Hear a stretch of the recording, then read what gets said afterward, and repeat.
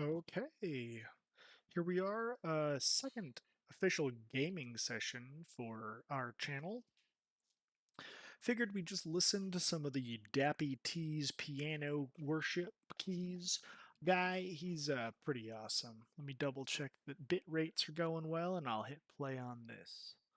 And then we'll get to going. I've got an unarmed challenge with the undead female warlock, but I mean, that's really just a stat decrease. But the reason is to showcase her ability to basically be like a ghoul, right?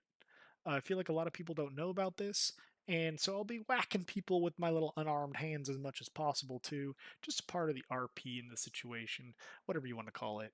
So it's kind of fun, actually, right? Being on all fours kind of reminds me of like a Warcraft 3 ghoul. It's very unique. Almost makes me want to do an official unarmed challenge for like a warrior or something like that. We'll see how that goes. I've got some plans. I've got some plans. So give me that like in YouTube, the follow in Twitch, whatever it is you got to do to support the channel. I'm brand new at this, and I really appreciate the support. So thank you very much, guys.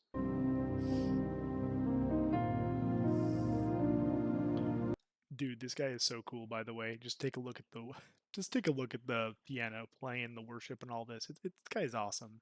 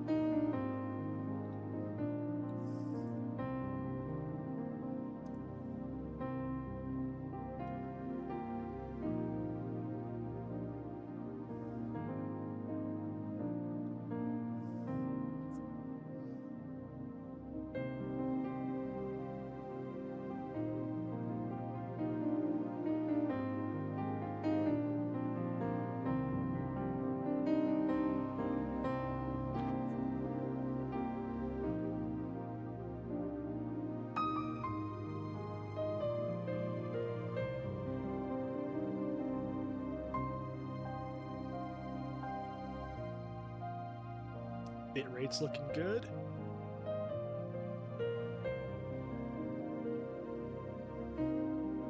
Muted here. Refresh.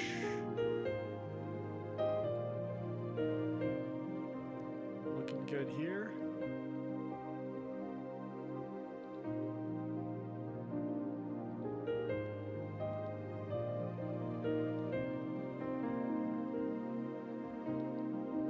Update this.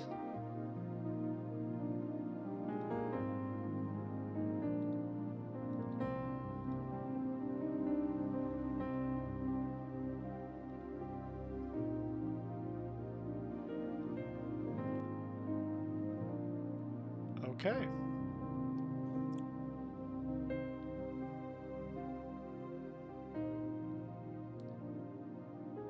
Well, in the final check, now that the first aid is done, let's take a look at the audio. And it's looking pretty good. Hopefully this will be a good audio check as well. And if people in chat say that my music is a little too loud, I'd like to know.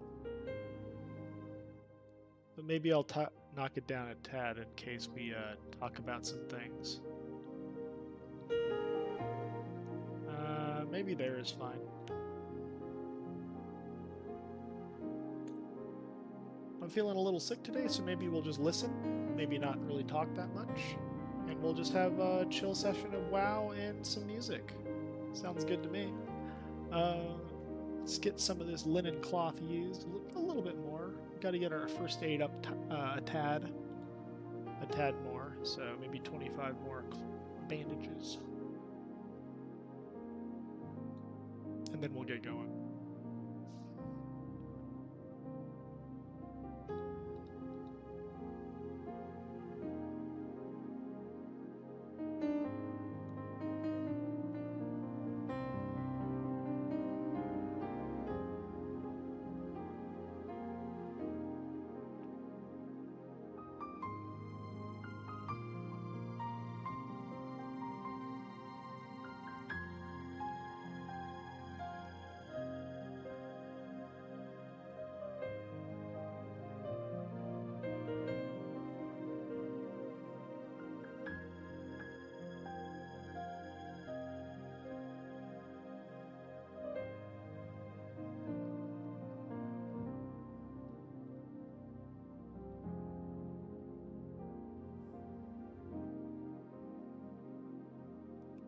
Okay, maybe we'll make a little bit of gear. Pearl cloak. I can always save that for later.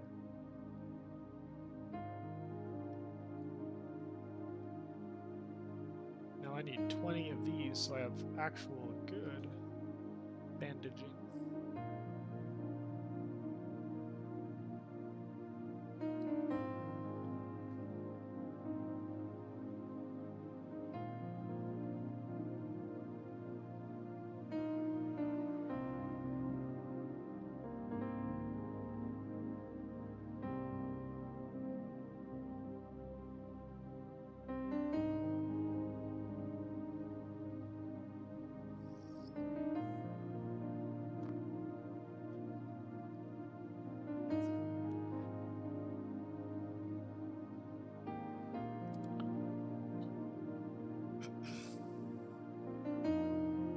Okay, so we're doing a little bit of professions. We've got the first aid being leveled up. It's so much cloth on this character. You've got tailoring, you've got first aid, but obviously we're going to be doing some skinning just to get some of that light leather, because it's used in cloth a little bit, and it is a bit overwhelming financially in the game if you're trying to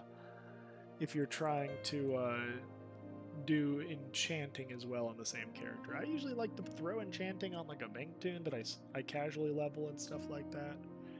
And sometimes it becomes one of my main characters. Do a lot of dungeon runs, get a lot of greens. You get a lot of them in quests too, actually. It's pretty nice. It levels not too bad. It feels like a second gathering, and then you can also do mining or something like that. That's a big tip that I have for people instead of feeling overwhelmed with like spending and money and all that kind of stuff. If you've ever struggled with it, that's kind of one of the things that I like to do. Now that we've got 20 bandages of heavy linen, that's going to really help in case I choose to life tap or something like that. We've also got cannibalize mixed in there as well. So let's sell the crappy bandages, and we might actually want to carry 2 stacks of these. So maybe we'll make a final 20 because we're going to be powering through these. Should I remember to use them? Ain't that just the way, right? You make all these bandages and then sometimes you just forget about them or forget to use them. A lot of these tailoring resources and other such things that I probably need to get rid of and get out of my bags.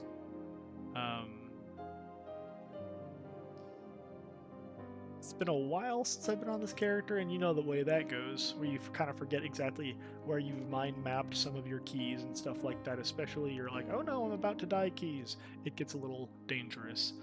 But we're almost done here, and the stream's about to get going. Will we do some level grinding?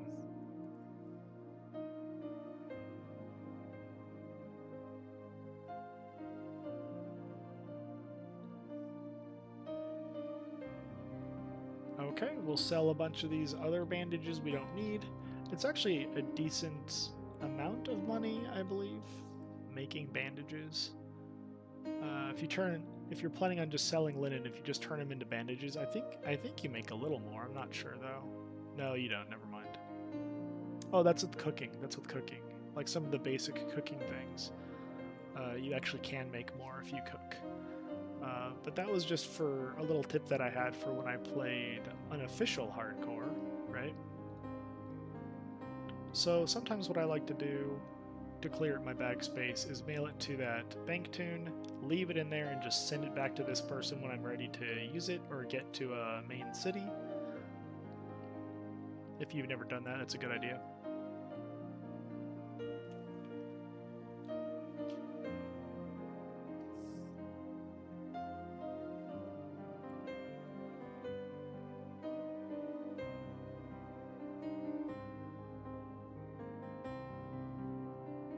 And how nice is that? Clean bags, ready to go.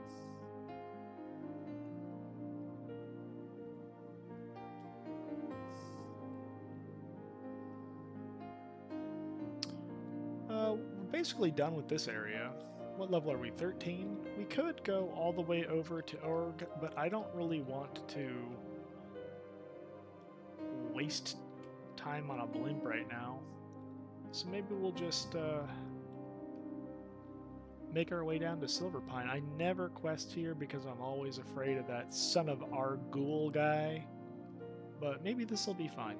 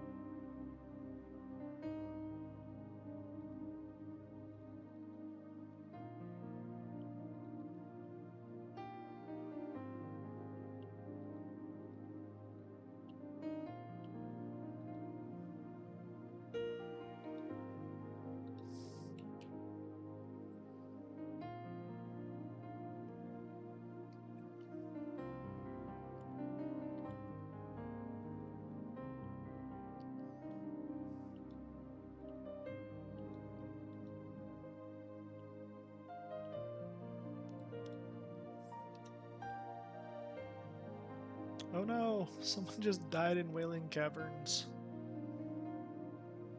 I bet it was a Deviate Creeper. I wonder if they got overwhelmed through, like, somebody fearing. That happened to me the other day. We didn't die. Guess what? I was the one that feared. It was pretty scary.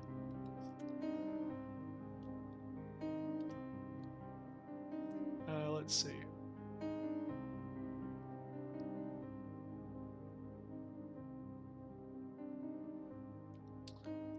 Oh, thank you, Rebel Rod.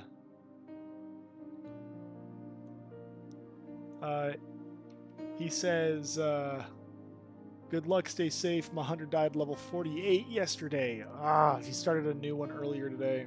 Gosh, dang it. That's rough, buddy. That's rough.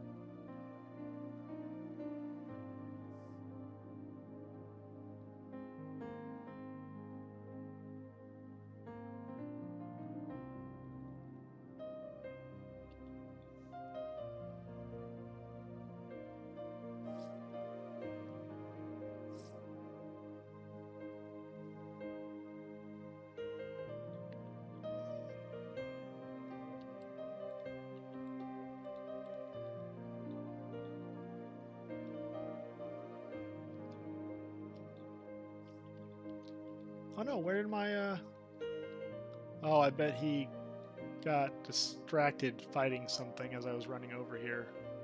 And this looks really bad. Okay, so I need to armor up. I need to drink. I need to summon Voidwalker and just deal with the fact that I'm going to be hit for a while. Oh shit. This other one over here is scaring me.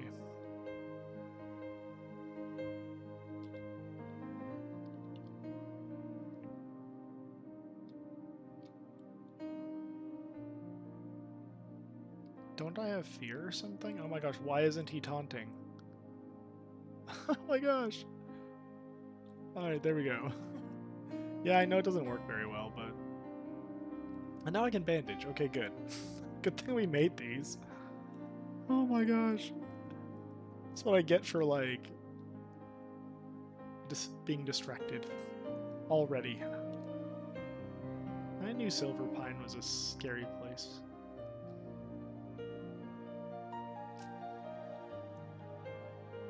Pardon my French.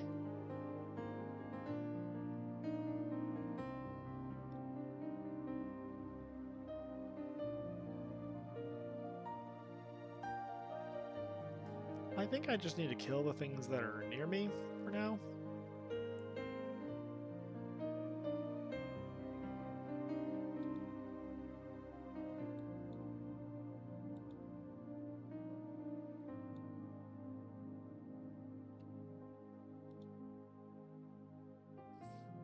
Man, that was a close call.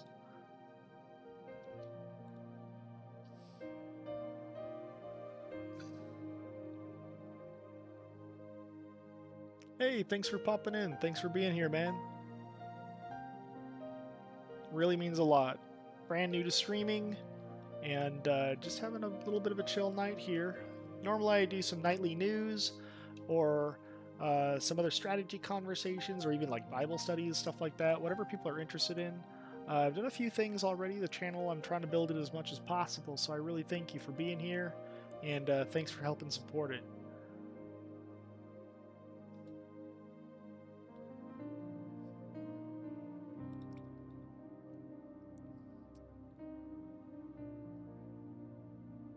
Let me know how the volume is, if it's too quiet on the music. I can't quite tell. It looks good to me. Thank you so much, Rebel Rod.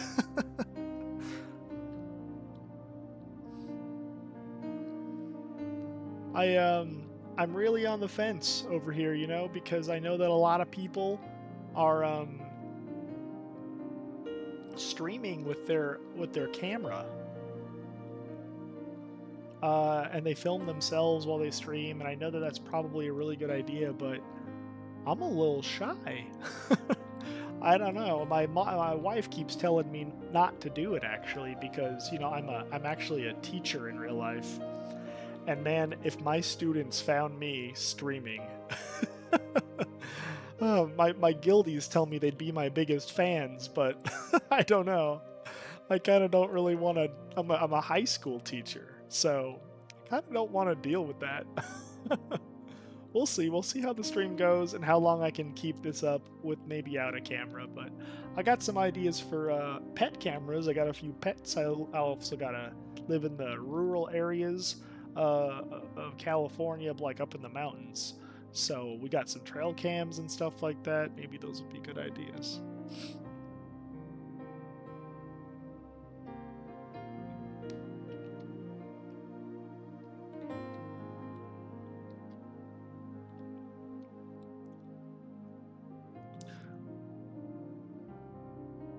Yeah, maybe someday. Oh, thanks. Okay, I did turn the volume up and down a tad. I wasn't really sure how it's going, but if it still sounds good, that's great. Thank you so much for letting me know. But yeah, I don't know what to do about the face cam. So yeah, usually I've been doing some sort of like news analysis, really, looking at news from both the right, the left, Forbes, which is pretty in the middle, and I think that's kind of awesome, and like trying to figure out what the truth is in this crazy world. So I've done that a little bit, but it's a little exhausting, and I St. Patrick's Day, man. I'm at work and I never accept like like candy or food or anything from my coworkers, but I was like, okay, it's St. Patrick's Day. They gave me one of them little gold coins. I ate one, and it tasted kind of funny.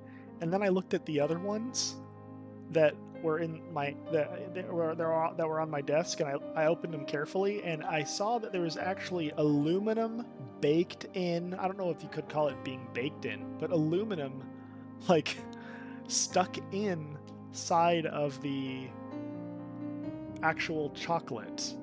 Lots of little like shards of aluminum. So I feel pretty nauseous today. I looked it up. Apparently, a little bit won't kill you, but it probably will make you nauseous. And I'm really hoping I don't throw up tonight. Gosh dang it! You break your personal rule one time, you know. I made this rule ages ago because of a potluck that made me really sick. Potlucks, man. I mean, those crock pots keeping food lukewarm for 5 hours. Yeah, it's probably gonna have some bad stuff growing in it. So. Yeah, yeah. It's just the way it is.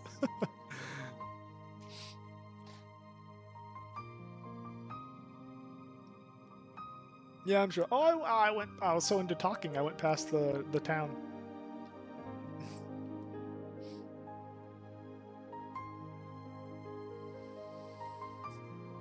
Let's get this down here.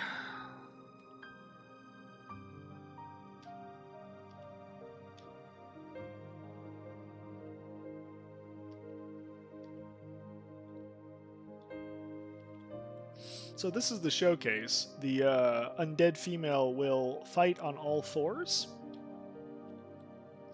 And I guess I should mix in it unnecessarily whacking them with my white damage, my unarmed white damage while I fight.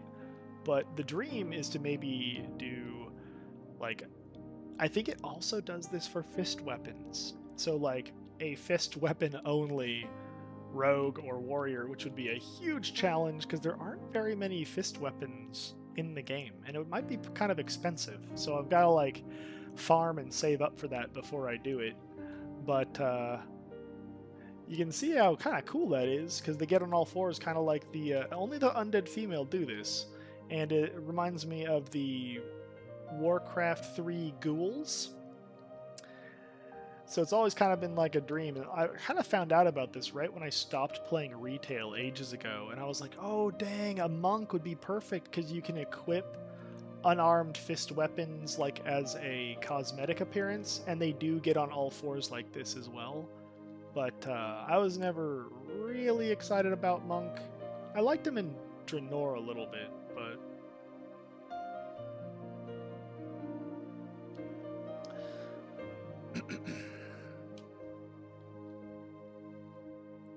yeah, so that's that.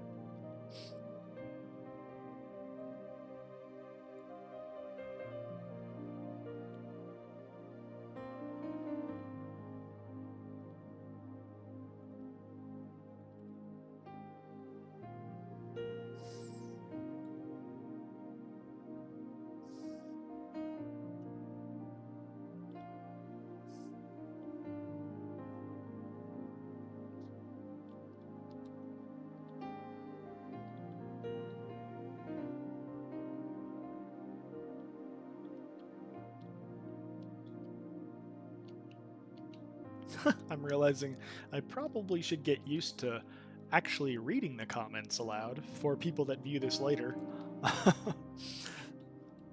Just those little things that you got to get used to doing as a new streamer.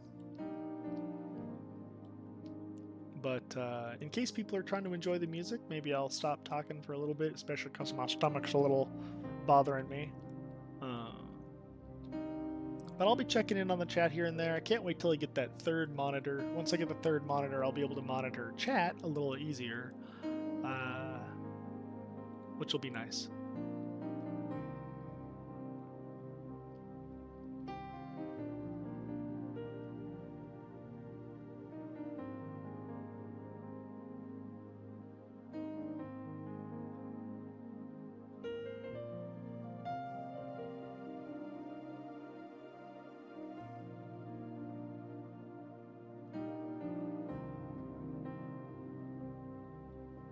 Oh. know an elite that patrols the area. Oh yeah, I've got hardcore. What's it called? Unit scan hardcore. So yeah, the son of Arugal or whatever, however you say it, Arugal. Yeah, he has given me a jump scare a few times. Once I was just kind of like AFKing on the road, and I turned around, and he was literally right behind me, probably like 1 pixel away from aggroing onto me. It was. I think my heart stopped.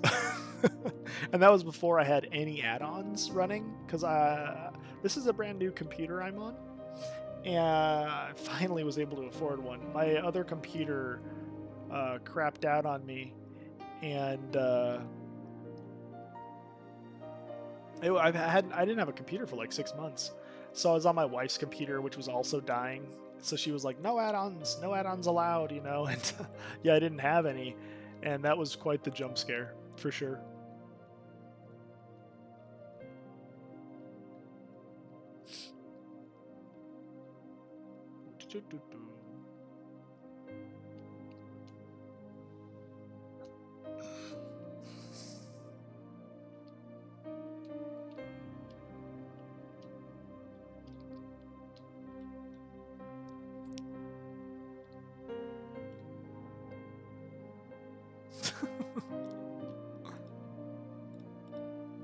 Man, I gotta find out how to do all these fun little settings in Twitch too, with like unique emojis and even like other fun little tools like stream starting soon thumbnails and stuff like that. I'm sure there's tons of videos to watch on all these little things that you can do. I'm just using OBS right now. Maybe some of this stuff is only available through Streamlabs. I hear it runs the CPU a lot harder though. So I'll have to take a look into that. I do have a pretty darn good CPU though with this new computer, right? That's the one thing I made sure I got. Like, in my eyes, it's pretty good at least. It came out like around Black Friday. It's Ryzen 9800, Ryzen 7 9800 X3D or something like that. But man, it is so hard to keep track of all these different like CPU names and numbers and stuff like that. I liked it because it was running about 6% cooler than other CPUs. Overheating issues is the one thing that I'm going to be hyper aware of with all computing options that are out there, because I've had a lot of overheating issues in the past with my old computers. That's actually why it crapped out on me and it stopped working.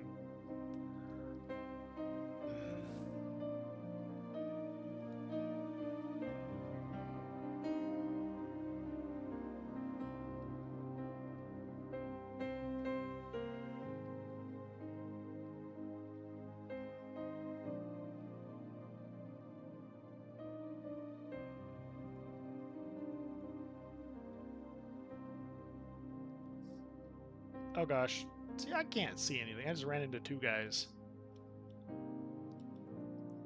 Alright, you get cursed.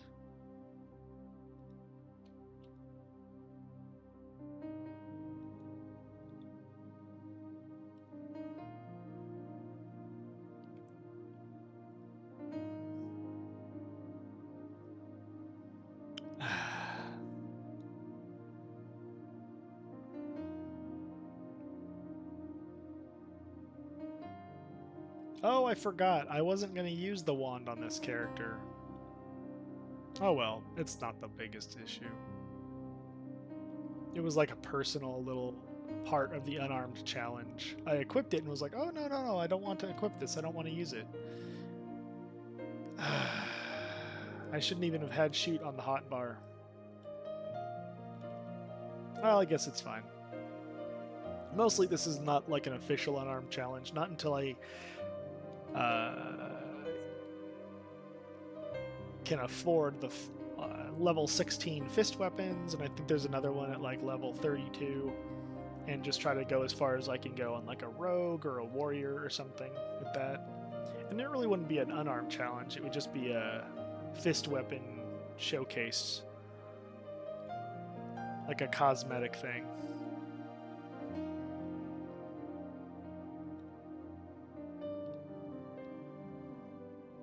Alright, wanding. I guess wanding's fine. I'm still basically unarmed with my main weapon. Huge stat decrease. The interesting thing is, I have a runic staff in the offhand. I thought that might be kind of neat if she held it in the offhand, but she won't even equip this in the offhand while she's on all fours, like she would normally do with like another weapon in her main hand. Interesting.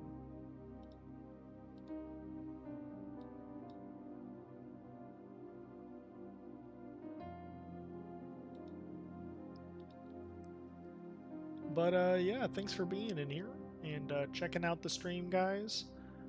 I've never really leveled in Silverpine, so I'm kind of just taking it. Well, I've definitely done it a little before, but not on hardcore. And I'm definitely a little afraid, so I'm a little distracted and not really paying attention too well.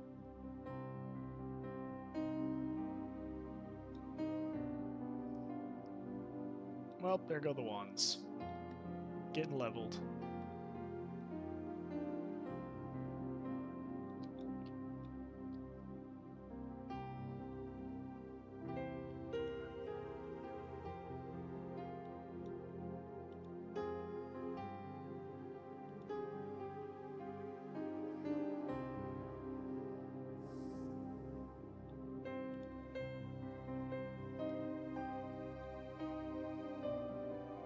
So there it is. This is the actual showcase of fighting with no arms. Or with unarmed. Yeah, they'll completely sit there, all fours, and as long as you're not moving, the whole time they're fighting on all fours. Oh wait!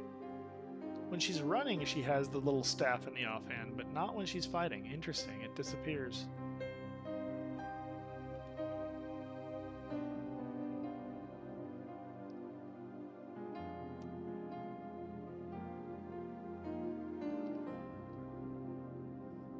Maybe I should just unequip this wand so I don't keep forgetting and using it by accident. I mean, it's not the worst. I've got little... How much wand has been skilled up? 40? I used it not at all until today by accident because I forgot, like, what I was doing. Gosh dang it. It feels like cheating. It feels so bad. It was fun only hitting with my little fists, and now it just feels like I ruined it. Well, I guess it was mostly just practice before I make my other character.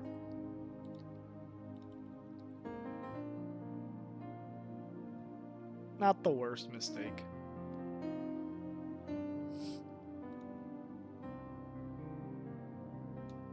And my hand has been hurting me recently. I don't know what's going on. I don't know if I hurt it lifting something or playing with my dog too rough. Or who knows what.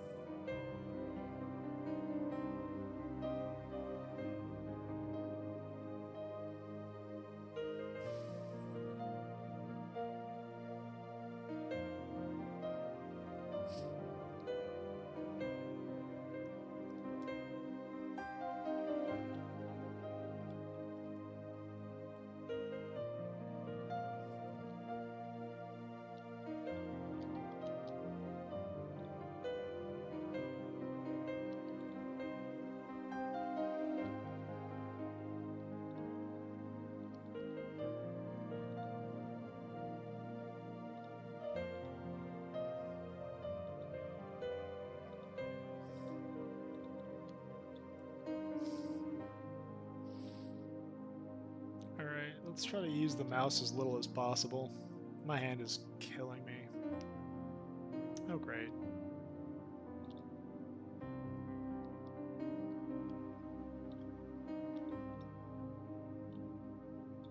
Okay.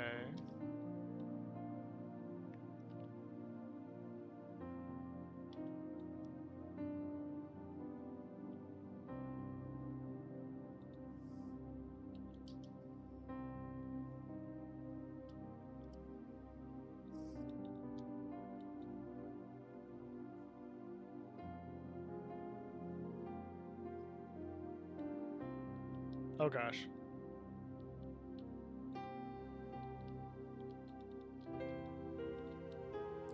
Goodbye, Fangak.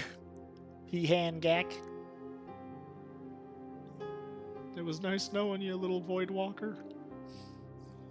I thought that might happen.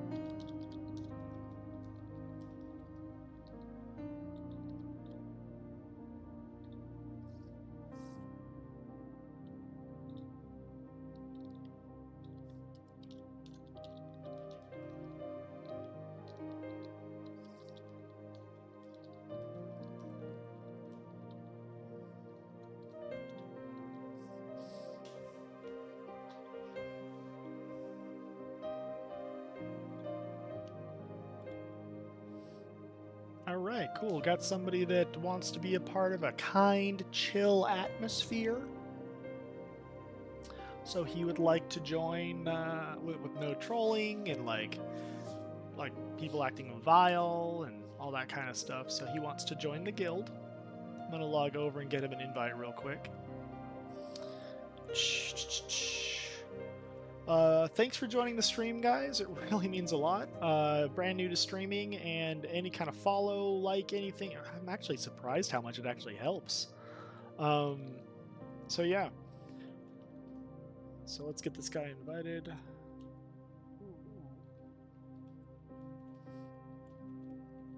If you are on the Doomhowl server and that kind of environment sounds nice to you, yeah, let me know. And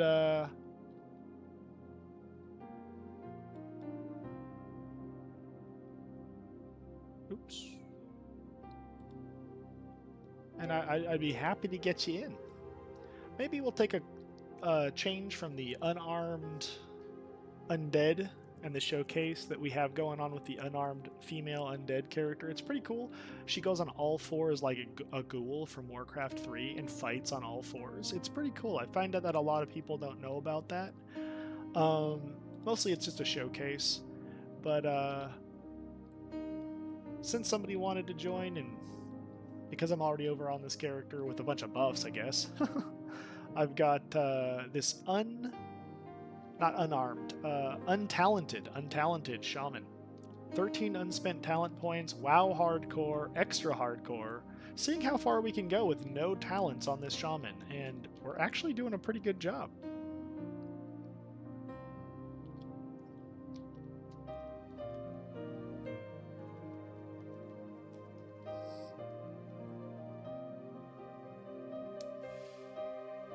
At one point in time, it might be really fun to actually just dump all the talent points into one of the specs that I've got that I'm interested in, which is technically any of them. But I've got some interesting builds planned. Um, Either obviously just going pure enhancement, but that's OP. But it might be kind of fun to see what that power spike really looks like once everything is spent all at once, to really see how great of an impact the talents make. Another idea is dumping them into some very unconventional talents in Resto that aren't built for Resto. That this is very non-meta, right? So it wouldn't really be very good, and it would still probably feel like I'm going untalented. But with totemic focus and some of the other things in here that are utility based might be kind of good, especially the hit chance.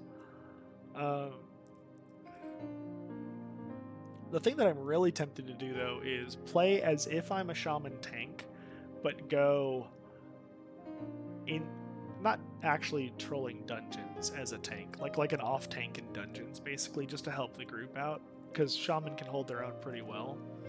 But there are some talents in here for instacast and other utilities that really help with that off tank role, and also with gaining tons of like gobs of aggro, so I could like save a healer if the warrior, for example, is struggling, which can happen sometimes on messy pulls.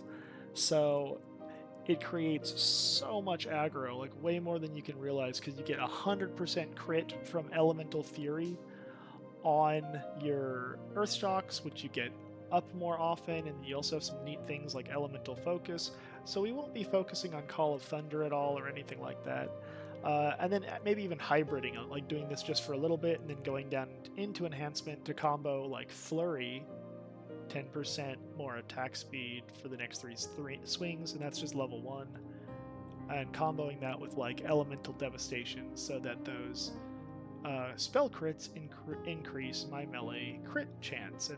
And there's a few other little things that kind of synergize that are kind of neat. So here we are in Crossroads. A good place to start, but it looks like I actually need to go down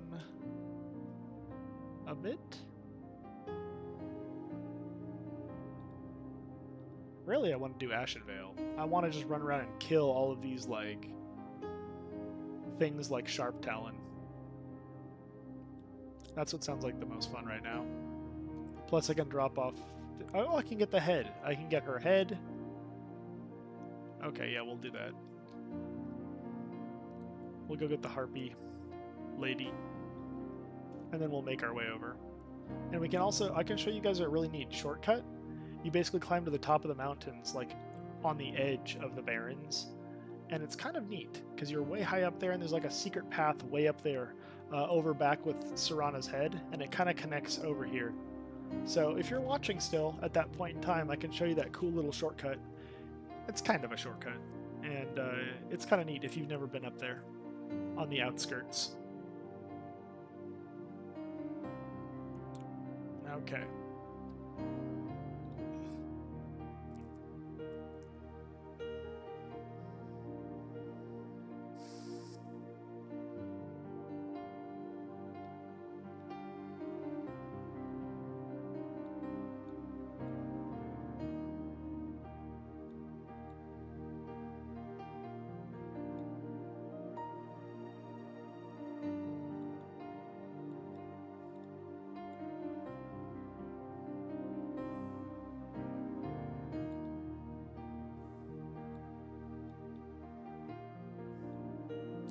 It is so nice being on this shaman with Ghost Wolf, because my level 28 druid that I also have another challenge with, it's 0 shapeshift.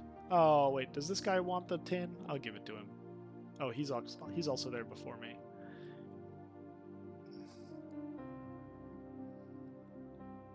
Surprised a level 15 has that much mining already. But it helps a lot, actually. Here's a really good tip. If you're leveling mining on multiple characters, which I do like I prefer to do mining over herbalism just because it's one node that I have to run to and I get multiple taps instead of like a flower here, here, here, here, which can also be fun if you're feeling that vibe. But on a lot of my characters, if I do mining second, I can just ship some ore to like the lower alts because I'm a huge altaholic. And then you just do smelting and it boosts the mining so fast. So if you are ever kind of struggling with like getting enough resources to get mining up enough if your character's leveling too fast, that actually helps a lot. I'm not big on buying from the auction house just because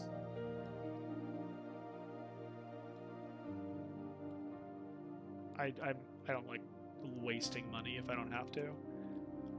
Because I don't really grind too much. I'm usually just playing around on alts, and the problem with hardcore is you die on one, you lose a lot of gold. I'm probably supposed to make sure that all the gold's on one character I never touch, but that's a little annoying. And sometimes I forget. I've only had one death on this server, and it was a murder. I was in a cave, rogue pulled a bunch, screams and wants me to help him or something, so I help, and then my fault, kinda. I hadn't played the Hunter in ages. I never play Hunter. I forgot about Feigned Death, so it is my fault, but they did grab a whole bunch, and then they grabbed a whole bunch more on purpose, and then vanished right on top of me, hoping that maybe like the Feigned Death wouldn't go through, maybe, or that it looked like they were trying to kill me. And the other hunter that was in the party panicked and just ran through a whole bunch of things. So that's what you don't want to do, especially in a cave. But yeah, his name was Vanishy, and then he vanished on top of us. So it felt pretty bad. But it was kind of my fault. I forgot about Feigned Death because I don't really use it that often. But hey, welcome. Thanks for joining on YouTube and taking a look at the video. I've got a lot of expertise in some of these areas. I'm about to show people a big shortcut, actually, that you can take. It's kind of a shortcut. After grabbing Serana's head and then skipping on over here to Ashenvale. So I'll be able to show you guys that in a second if you want to take a moment to chill out, listen to some piano music, and I'll be getting up there. It's so strange that people have like... I've been told that a level 54 killing, even if they're not partied, really reduces the experience, that they fixed that or they changed that. So it's strange that they're even doing it, but maybe whoever told me that was wrong.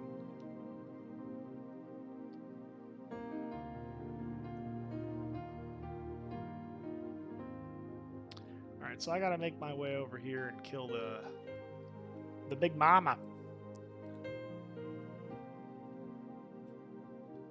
Dude, harpies, I got a love-hate relationship with harpies. It's kind of fun when you're here just killing a ton of them, getting a lot of linen. But they're also quite annoying. They give you that desire to annihilate, I guess.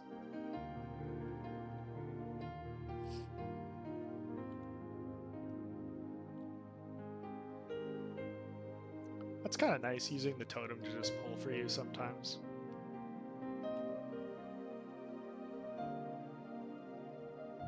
And then you pull aggro off the totem with Earthshock. Anyway, so we'll get up to the top up there. That's the first step. Hopping into Ghost Wolf so it goes fast. I think you can make it up this way. No, I'm gonna have to do the one on the side over here probably.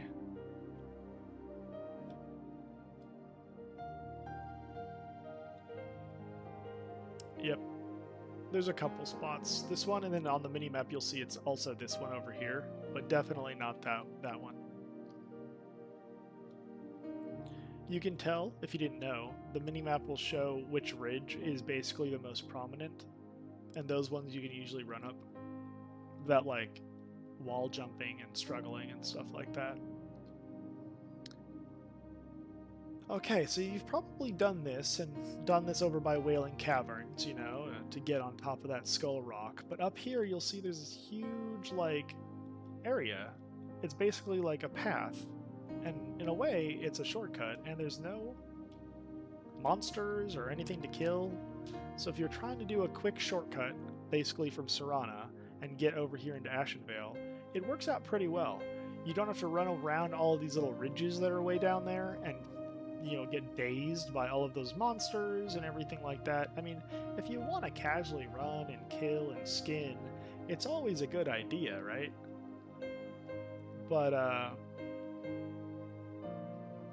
sorry, I wanted to check chat for a second. But, yeah.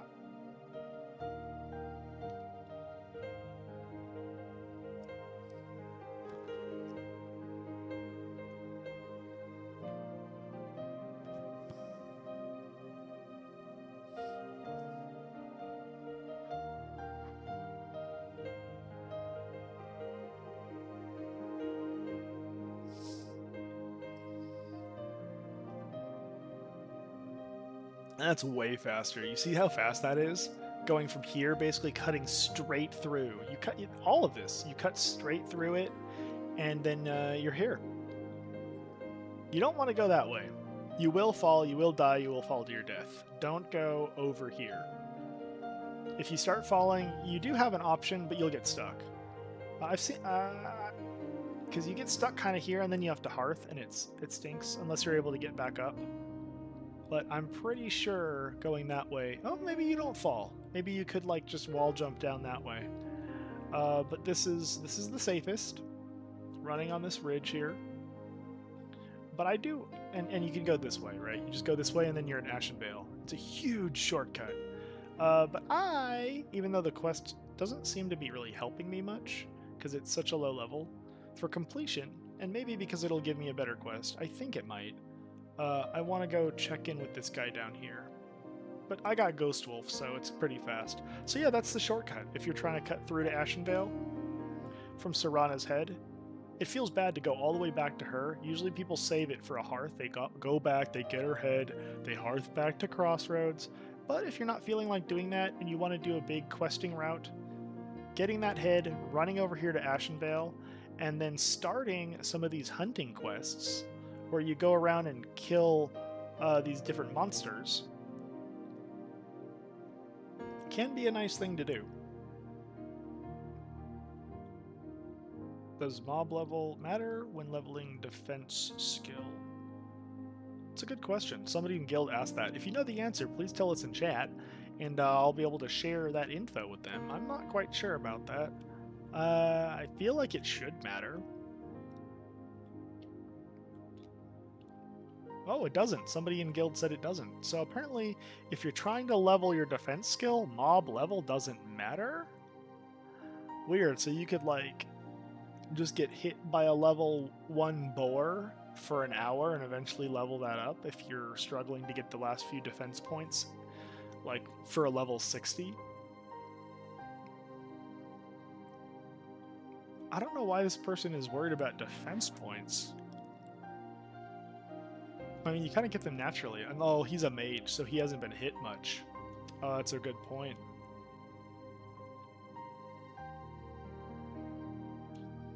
Oh, that quest was to go over here. Maybe I'll drop it.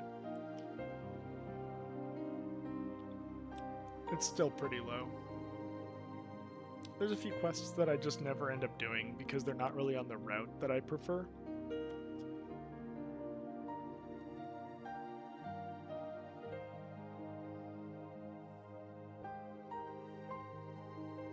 Oh, I've been here before. I could have flown. But I was at Serana, so it doesn't matter. Man, I'd like to use my War Chief's Blessing. Again, I am on my 0 talent shaman now, taking a break from the unarmed undead female character.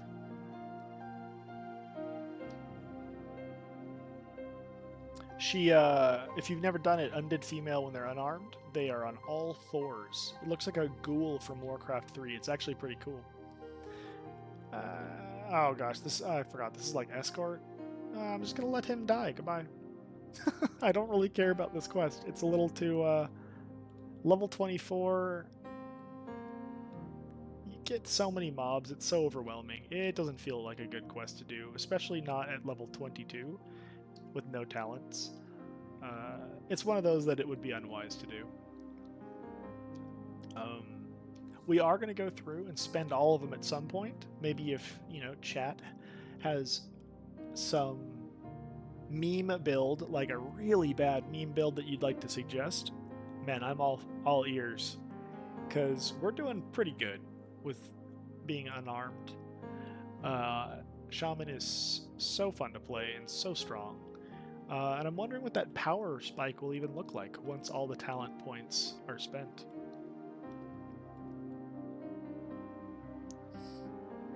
How many quests do I even have? Okay, I only have room for 2 more. Let's do the Outrunners, I guess.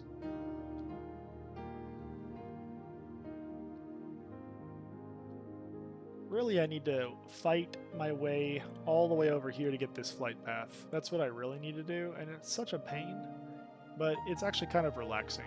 Ashenvale is a nice place. There's Sharp Talon. Okay, let's put a marker on him, and let's ask... Well, we kill the Night Elves. What I usually like to do is ask general chat, hey, does anyone want to kill Sharp Talon? And then we get this out of the way, and it's such a good thing for experience.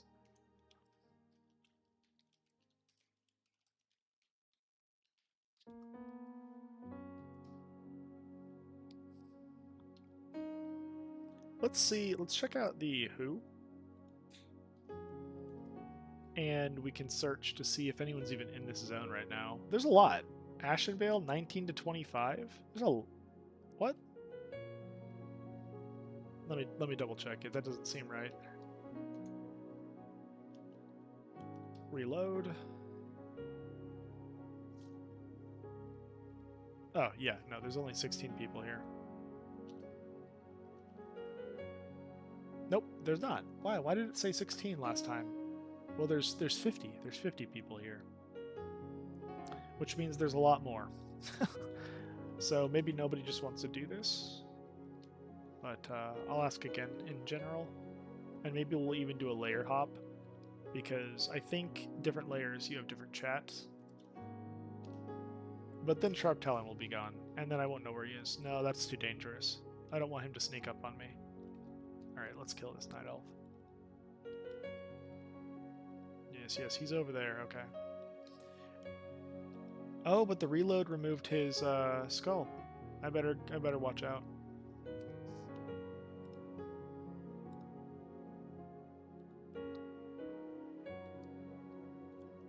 Zero talent shaman. Am I crazy for doing this? A little bit.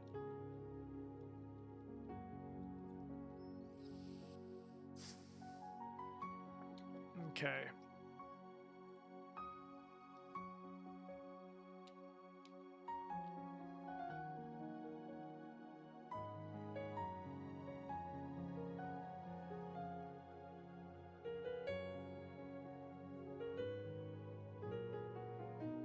Normally I don't do this with any buffs, so it feels a lot different with all these buffs.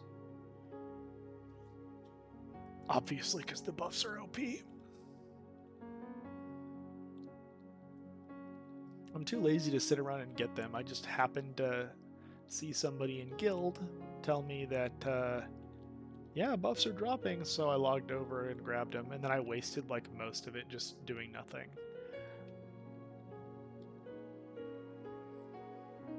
I think we started with like 15-ish minutes minus on Rend, and then we spent like the rest of the time up until now just kind of like in flight, and then going to the Harpies, and then getting over here.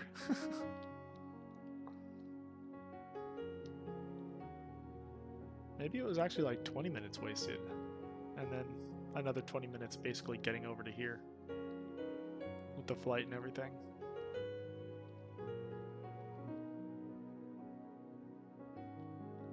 So here we are with the Untalented Shaman showcasing our brand new guild tabard. Huge shout out to a bank tune. I'm going to reload. I want to remember this guy's name. I got it in the guild message of the day. Rhythmists. Very cool guy. Gave us the money that we needed, essentially, to get the guild tabard. He found out that I was just like grinding as much as I could, struggling, gold, all that kind of stuff. And he was like, you know what? I have gobs of gold. How about I just give you, I think he gave me like 7 gold and a half in total. The last 650, he said, maybe that could be a loan, pay me back. Or don't, or pay it forward to someone else. And I was like, cool, wow, that's a really nice guy. So hopefully I will be able to get the money and pay him back. And I have a stream where I designed the guild tabard and I talked through a whole bunch of the other logos and icons, and we had a whole bunch of conversation on like symbolism and what we might want our tabard to represent and everything like that. So please check it out if you're curious. But mostly it's just an hour and a half of me like mumbling through like color choices and color design components and some of the gimmicks and the struggles and problems that you might come across in guild tabard creation. But the Anchor was the name of a church I went to up in San Jose. They have a new pastor now.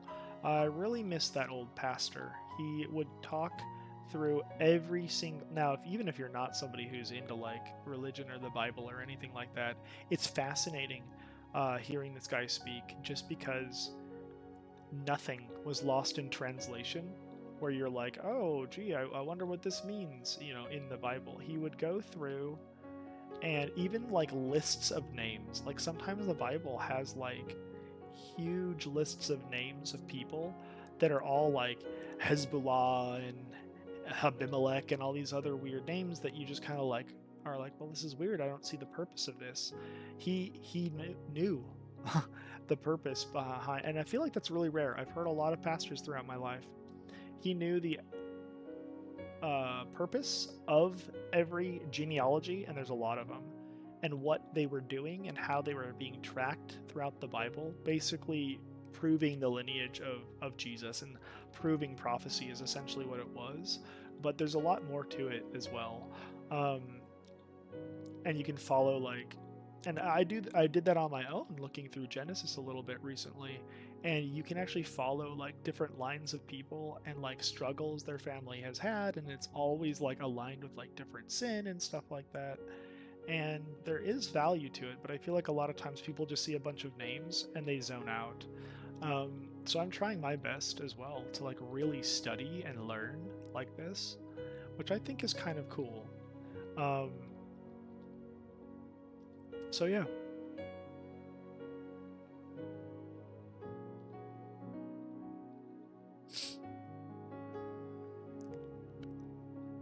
Anyway, the Anchor as an image itself was the image that that church used for a few reasons, but one of them has to do with like the history of the design of the anchor, this common anchor symbol. If you didn't know, it's actually a hidden cross, and it had to do with like shipping and Christians and stuff like that. But it's technically like a little hidden symbol of the cross within the anchor itself, and that's like a historical thing. So there you go. We are called the Redeemed, and you don't necessarily have to be a Christian to be in the guild or anything like that. You just have to be like a kind, open-minded like person and stuff like that. Oh wow, look at this guy. He is a night elf.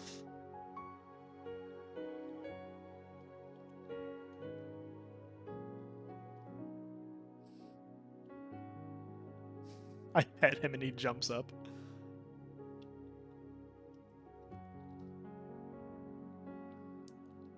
But yeah, if you're a kind person who is trying to find a way to just like have a chill environment and get away from some of the like vile trolls in uh, in the game, it's a little tiring. Um, or you're looking for a place where maybe people might be in Discord and not like cursing at each other and stuff like that. I find that not everybody has headsets or prefers to wear them, but they want to be a part of like guild chat. And throughout my years, making sure that we were able to tame our tongue and we have like that much self-control, like just as a guild, is always a good thing. Because I've seen like even casual cursing that's meant to be harmless from people, it's broken up guilds before, entire guilds that are like end game raiding guilds, stuff like that.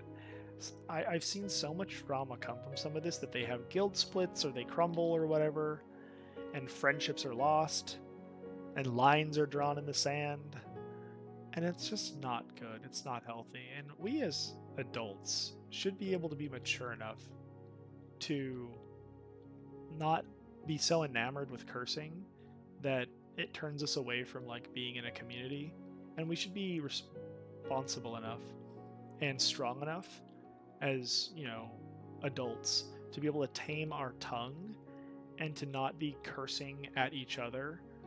Now, obviously, people slip up. Like earlier tonight, I thought I was gonna die, and I like slipped like a little sh word or whatever, you know, and it was bad. And I remember like as it was coming out, I was like, don't say it," but it like slipped out. And I'm like, gosh dang it, sorry guys, I did not mean to curse. But that's different than like a rampant cursing, which is what we're trying to avoid, and we're trying to be better. Nobody's perfect, right? But we're trying to be better. And as a whole, that's a good mentality to have. It's a brand new guild, so if you're on Doomhowl and you want to check us out, um, we're trying to be different. We're trying to make a difference. We're trying to be a good community. And I've run a lot of guilds like this in the past. Actually, I had a guild called the Secret Guild. It was named by my wife because apparently she just wanted us to have a guild just for ourselves called the Secret Guild. She thought it was funny. And then the next morning, she wakes up, and I have like 100 people in the guild that I don't like spam invite people usually to my guilds. I'm kind of doing it now just to like promote the channel a little bit, and I hope that's a okay thing. I've never done it before, um, but I would go use who and I just whisper tons of people, and I found a lot of people that wanted to join, especially because I was like a very well known tank on that server when we started the guild, I guess. So a lot of people just wanted to join. Um,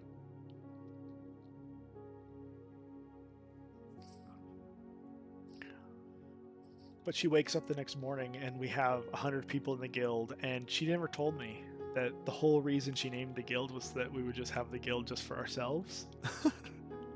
And then it was like years later, she finally told me, and I was like, "Oh, I'm so sorry, honey. I didn't know."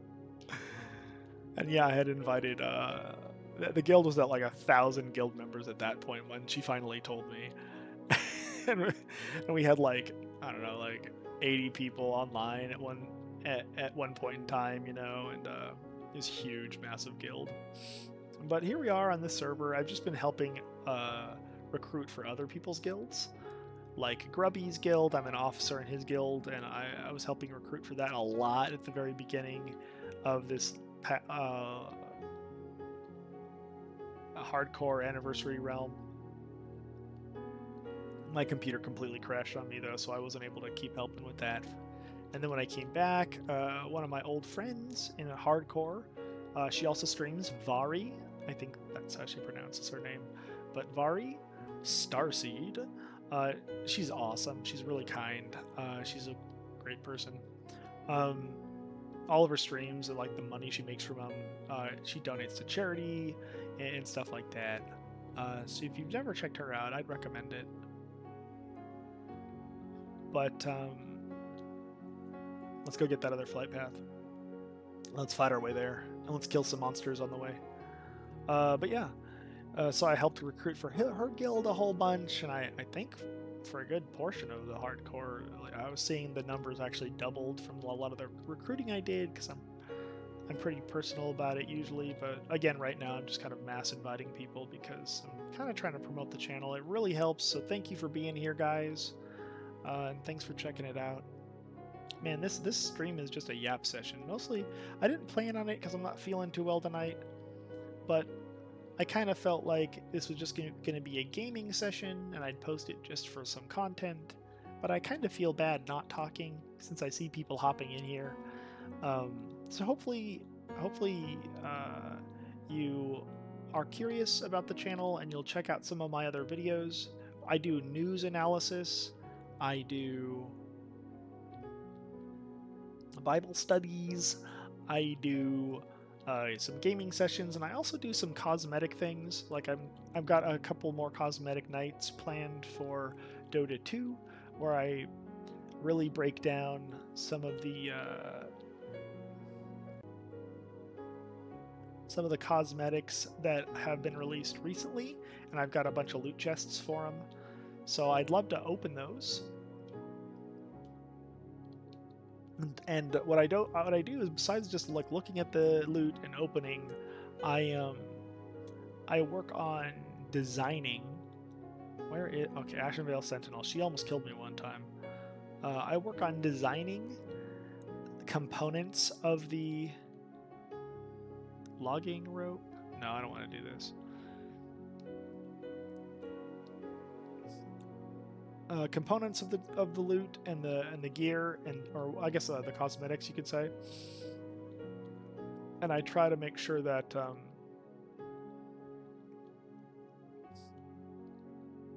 I take into consideration other loot and cosmetics and pieces of gear that are available, and I create like very unique looking skins using, the cosmetic pieces from multiple loot boxes or whatever. So if you've never checked Dota, if you've never seen it or played Dota, basically what you do is you get either a immortal, they call it, like a really spectacular looking piece of gear, and it might be like for the hands or the head or the armor or the back or the wings or the miscellaneous piece or whatever on your hero. And there's tons of heroes in Dota, and you can equip those individually, and you don't have to have like a full set equipped. You can mix and match. So there's tons of sets as well of gear that have different themes. But what I do is either I make an ugly mog,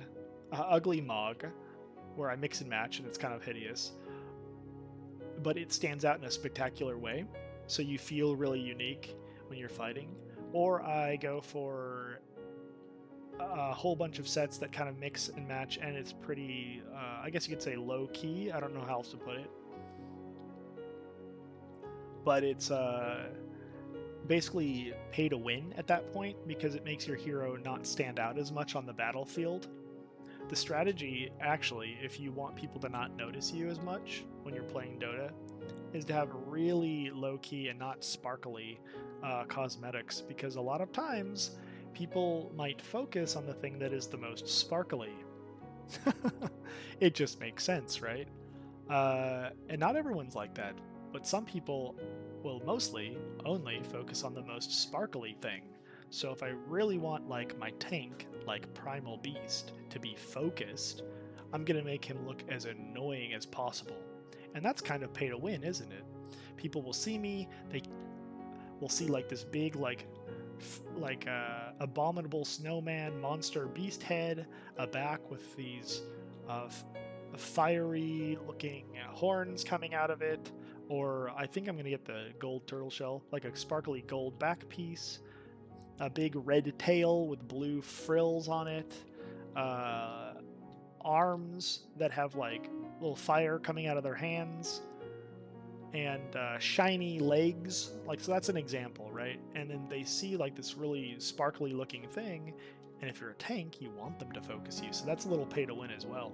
And it really mismatches, so it annoys people and it draws their eyes to you.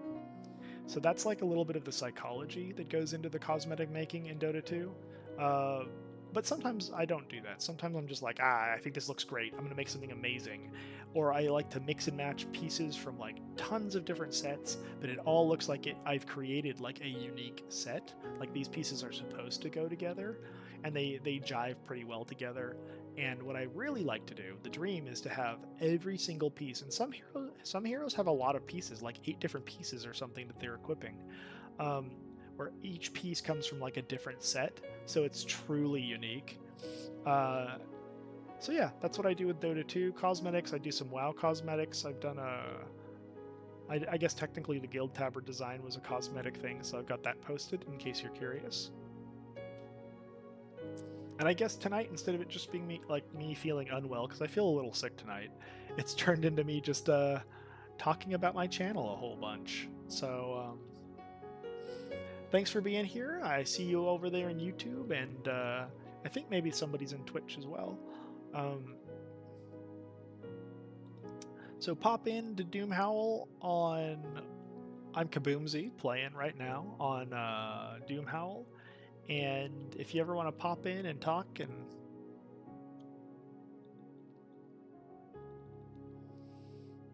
say hi or anything like that, I'll be here, or maybe even join the guild. We've got a wonderful guild that's brand new and just starting to be created, and a lot of very kind people are in it.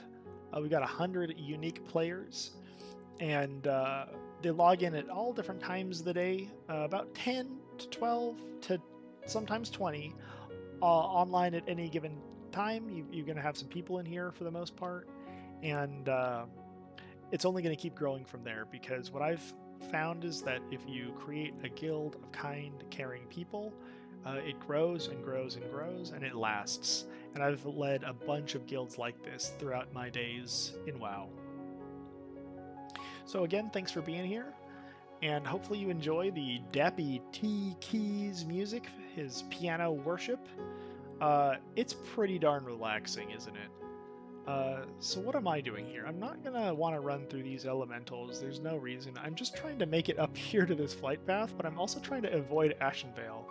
And this is one of those things where I really don't know the best way to do it. But I found throughout the years I really like just walking through the forest and killing a whole bunch of wolves and deer and stuff like that. It feels even better. Oh, there he is. Wandering Protector? Okay. How do I get past this? I got turned around somewhere here. But it feels better when you have skidding, right? Is Ashenvale up that way? I feel like I want to go over here, but that Wandering Protector is there. Oh well. We'll just kill a couple beasts and see if the path clears.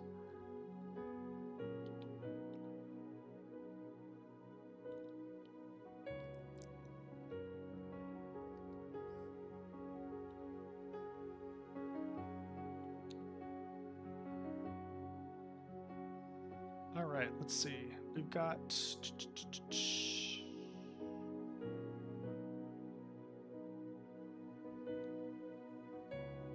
I want to see something. Anti-spam. Blacklist.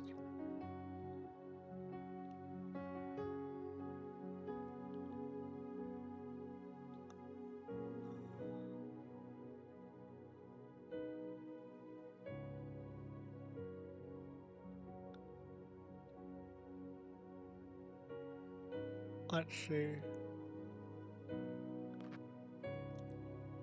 There's a person I'm trying to find.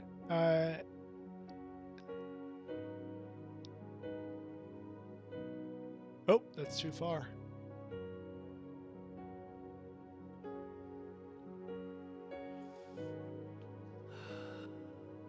I wish I could just like slowly scroll. I think their name started with a P.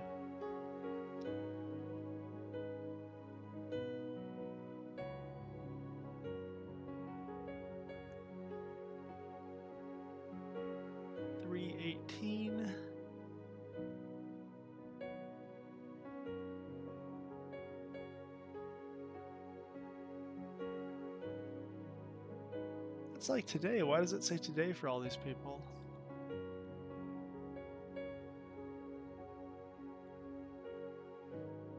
Or...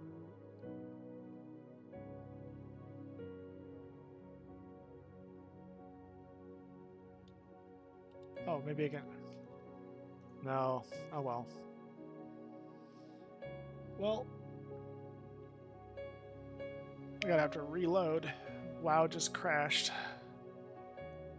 All because I searched in my add-on. Wait to respond? No. Oh, it did. Oh, cool. Options. Oh gosh. I'm like crashing in WoW Hardcore right now. This is scary. I don't want to be like attacked while I'm crashing.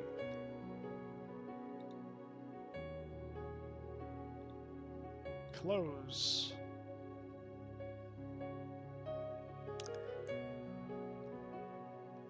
Oh, hello, Chloe. Good to see you. Thanks for joining. I can't wait till I get my third monitor. I'm going to be able to see chat a little better.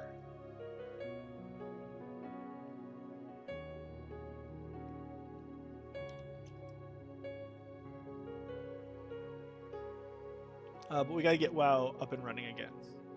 So 1 second.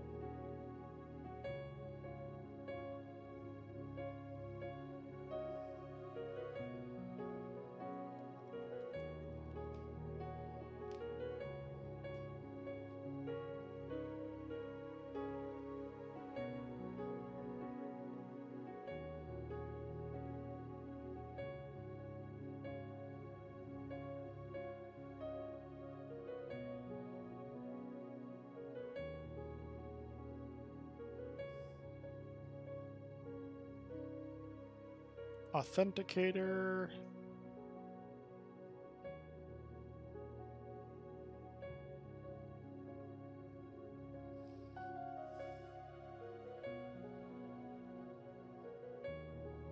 Approve. All right, let's make sure that the chats are going good.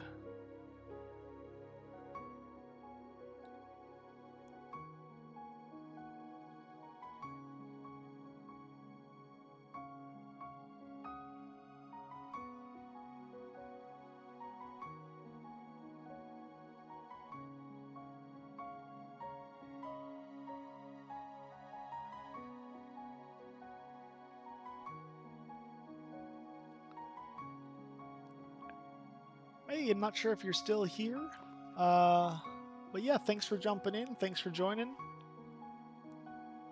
Our WoW, our classic WoW, our hardcore game just crashed, so hopefully we're not being killed inside of it. Let's see. Crossing the fingers. Hey, Lila. Good to see you. Thanks so much for being here. We're logging in right now, maybe taking a break from the unarmed undead. We're on our untalented shaman. Extra hardcore challenges going over here. No talents in any of the trees. And sure enough, we didn't die, even though the crash happened. So that's good. I don't know what caused the game to crash. I think it was an add-on, but everything froze. Scary, scary times. Let me know how the volume is, everyone. We've got some Dappy T piano keys playing over here. This guy's awesome. And figured I'd showcase him a little bit, let you guys see what he's all about. And he's always playing. Always. Like, his channel is enormous. So please check him out. I got it in the thumbnail. I'll link it as well, if you're curious. I'll link the video. It's his current live one, and I mean, I'm not really quite sure how live works on YouTube. I'm wondering if sometimes it's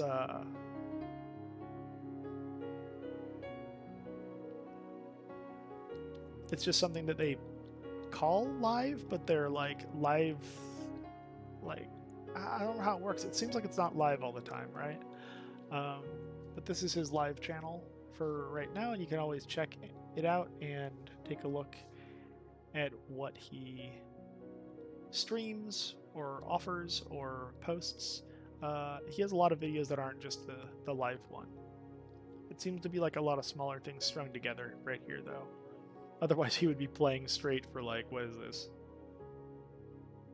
Like 13 plus hours? I think it's like 24 hours of playing. So it's like always running.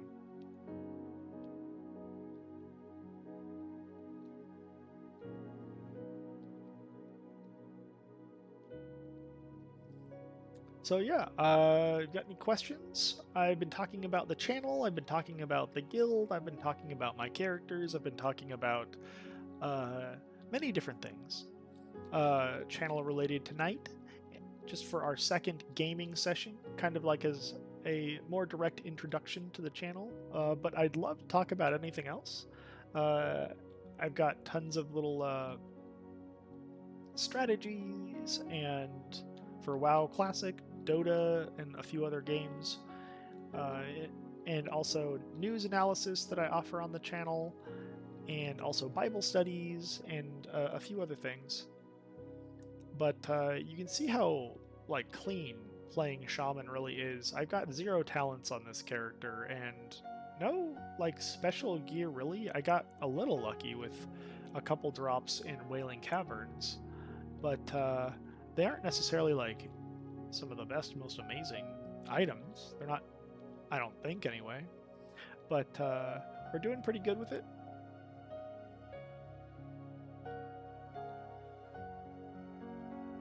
Stomp is so OP in hardcore. It even gets you buys some time for like healing and stuff like that. So I use it a little liberally instead of like conservatively, which is probably bad because then I can get into a bad situation, like a sticky situation. But yeah, thank you so much for being here, guys, and supporting the channel. I'm brand new to streaming. It means a lot. Man, I just keep following this wandering protector guy. I'm so scared he's just going to kill me. But I've been following him around Ashenvale as I kill things. Really, we're trying to get over here so that we can get the flight path and a lot of the quests that are over there. But I guess I'll kill some demons while we wait for this giant tree to make his way through the woods. Man, I remember that was like one of the most exciting things when Warcraft 3 first came out. I remember I was working at Baskin Robbins and I had this girl I was working with. Was kind of like a newer employee, and I guess she was trying to be like get to know me and be like, hey, what do you do for fun or something like that. And I was like, nothing, I play video games. And then I just started ranting about how excited I was for Warcraft 3, and it made her so interested that she started asking me about it like on different days. How's the game going that you're interested in or whatever? And I was like, I'm not even playing it yet, it's not out yet, you know. But the concept of like being able to attack from high ground in an RTS and Fog of War being affected in that really intrigued me as far as strategy goes. And just like other cool things like the buildings in Night Elf buildings can get up and move and walk around. I was so excited about that. My box set, oh gosh, there's 2. Alright, so what are we going to do? We're going to drop a taunting totem, buy a little time. Look at that. Now we're only fighting one at a time like we wanted.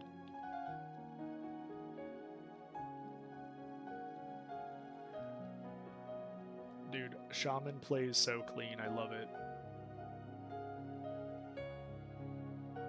And you know, I can't wait until we spend our talent points, though. It's going to be really fun.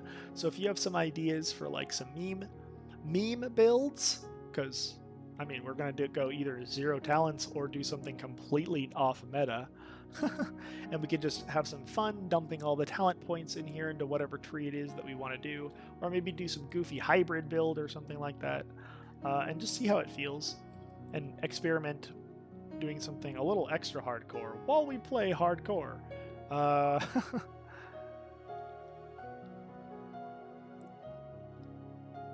But yeah, 14 unspent talent points at this point. Thanks for popping into the channel. Thanks for checking it out. Thanks for being here. Let me know if you have any questions.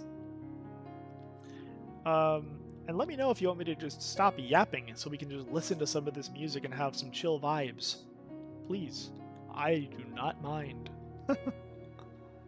But I feel a little bad not trying to engage and just like being lazy and sitting here and stuff like that, which is what I'm tempted to do because I'm not feeling very well today.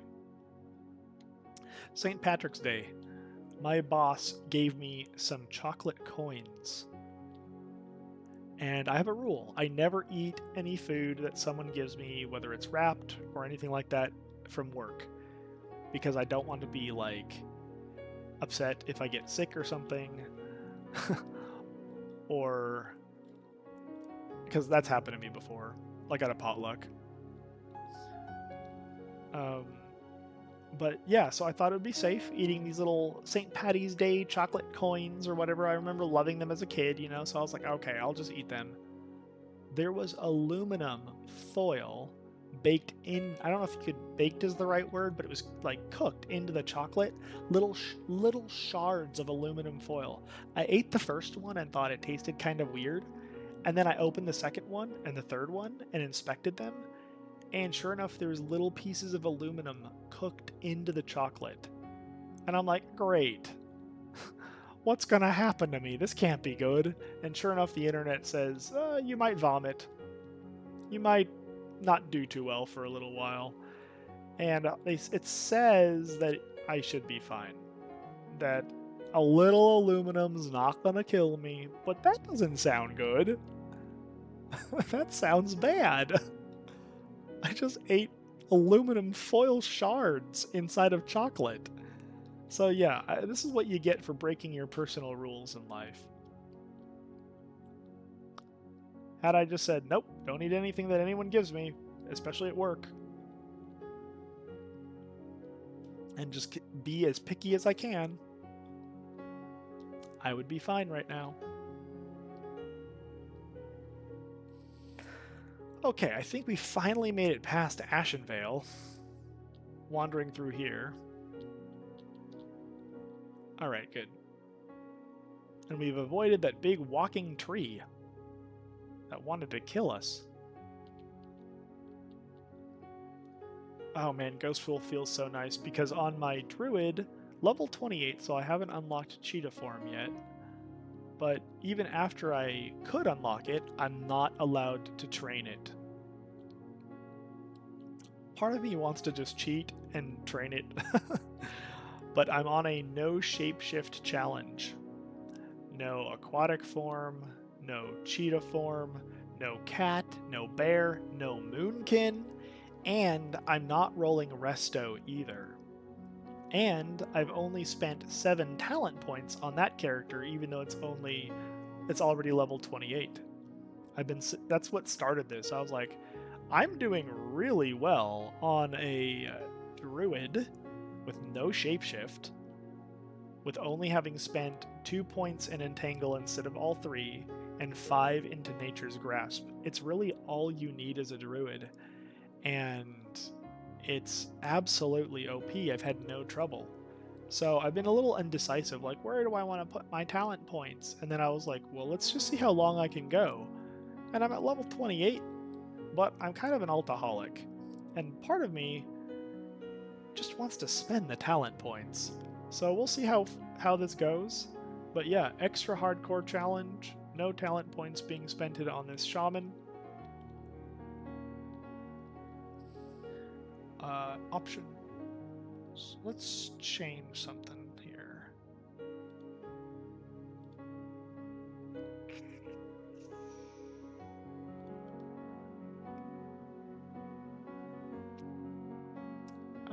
It's not really working. OBS.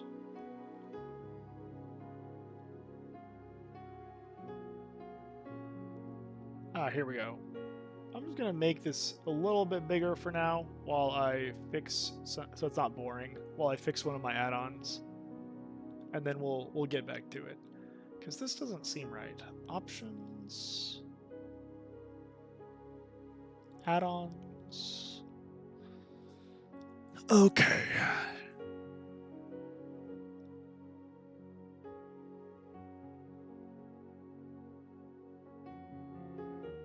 Uh-huh.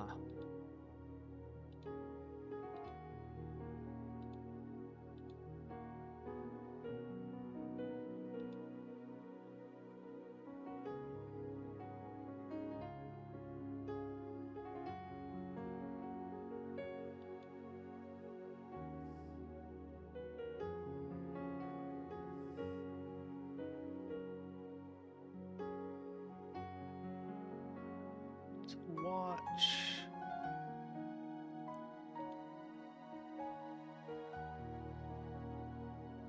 Settings. Why can't I find this setting?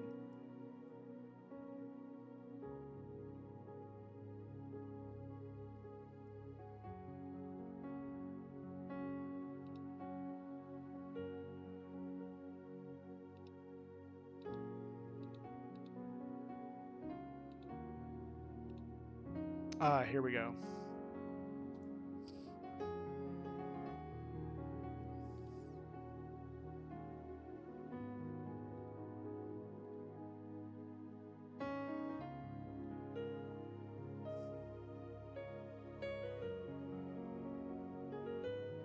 Thanks for bearing with me.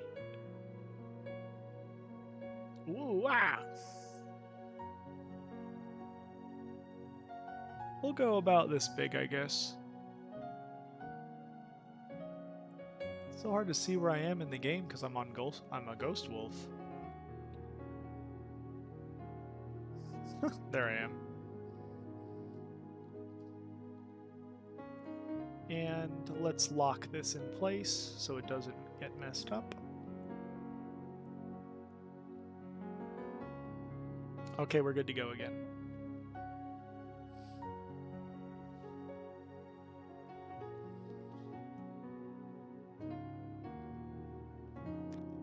So we're listening to Dappy T Piano Keys, or at Dappy T Keys, Dappy T Keys, if you want to look at him on Instagram or Twitter or Facebook.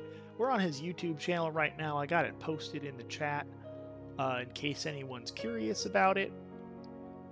But this guy is awesome. It's probably gonna be that's probably my favorite background music, just because it's wholesome, it's uplifting, and the man is truly passionate about worshiping God and stuff like that. But it's pretty cool. It's nice, it's relaxing, it checks all the boxes.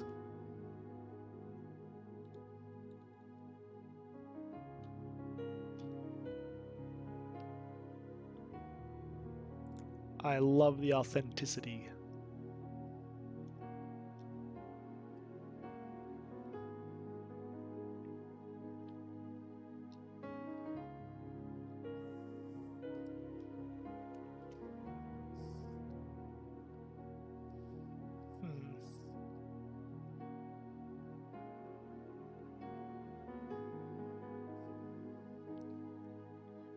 Isn't it just the worst when you're like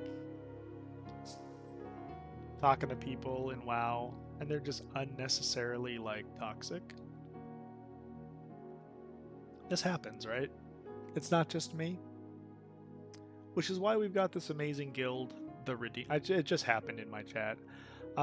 Which is why we have this amazing guild. And obviously this wasn't a guildie. This was some random guy. But we've got this amazing guild with people that are essentially committed to being wholesome and kind. I've run plenty of guild in the past, all kind of with the same mentality, on different servers and different modes of WoW and stuff like that. and we're brand new, but people tend to flock to us, to the this environment, because they're looking for something better as well. And if that sounds like you, and if you've come across this video and you want to check us out, and you'd like to be a part of a good environment, I mean, no pressure or anything like that, but it would be nice to have more people, and you'd be welcome. So we're on Doomhowl on the hardcore anniversary realm for WoW's 20th anniversary.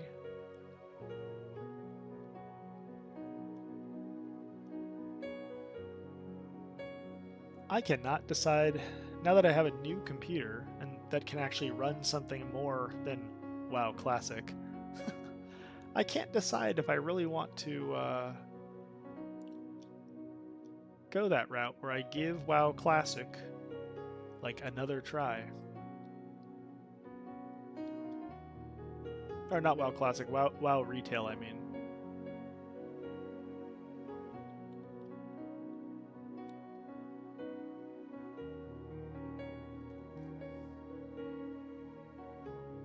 Oh gosh. A Hydra.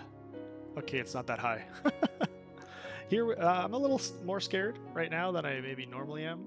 Oh, I forgot to sell. Okay, we'll go do that. Because I am on my 0 talent shaman. 0 talents.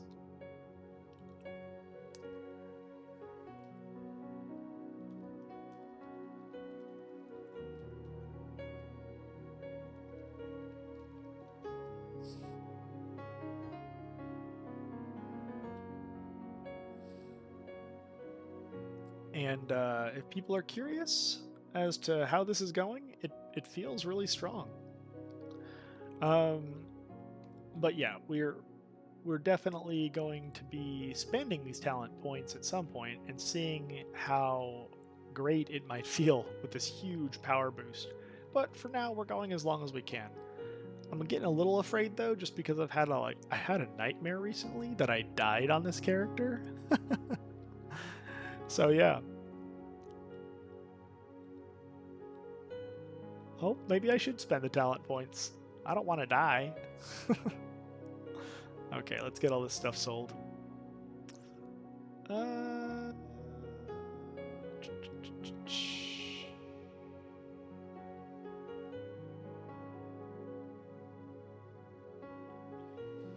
Well, that's not everything.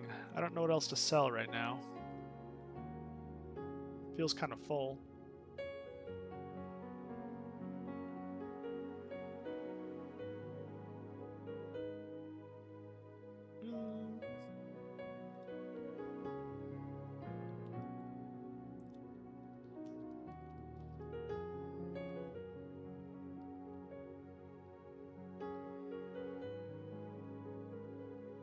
Oh, I just cast underwater breathing on this guy.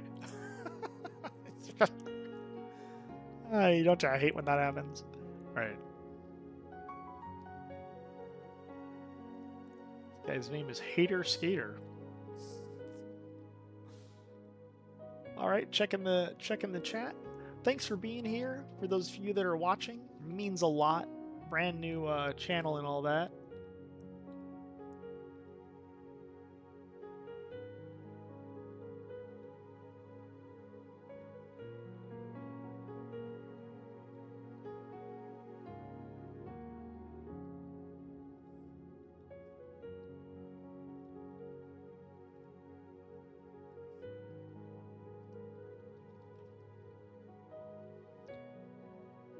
Oh, nice. I think this guy needs to do the quest too. I invited him because I had a feeling. But yeah.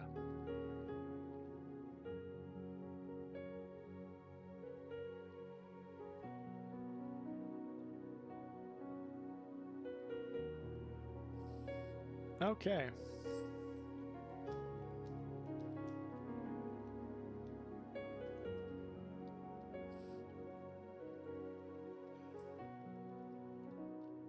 So this will be... Oh, Fangsley has joined us. This guy too. Hopefully he was in our party when I clicked start. You know, I've had somebody in Fangsley tell me that they wanted me to be in their guild. But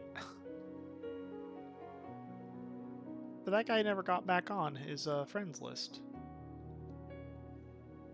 I used to be in Fangsley, and I used to be in OnlyFangs back when it was on its first server. On one of my characters, but it died.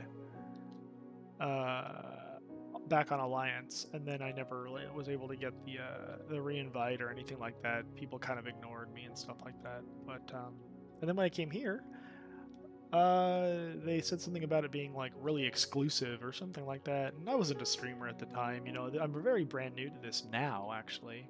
Um, but then somebody in Fangsley told me, no, that's not the case. We would have let you back in. And I'm like, oh gosh, dang it.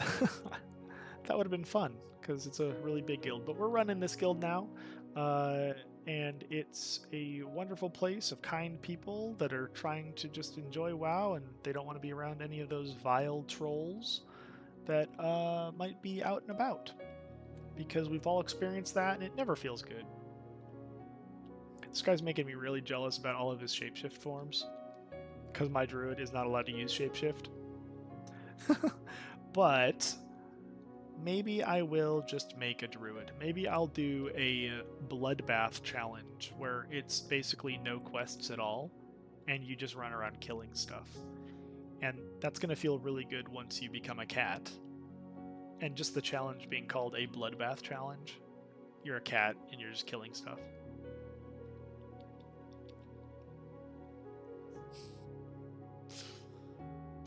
Okay.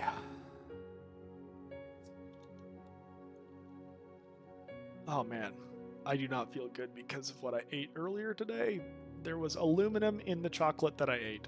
Like shards of aluminum. How terrible is that? My boss gave me some St. Patrick's Day little chocolate coins, and there was aluminum shards in it. And I ate it.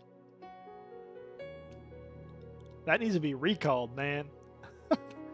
She probably got them at like the dollar store or something, to be honest.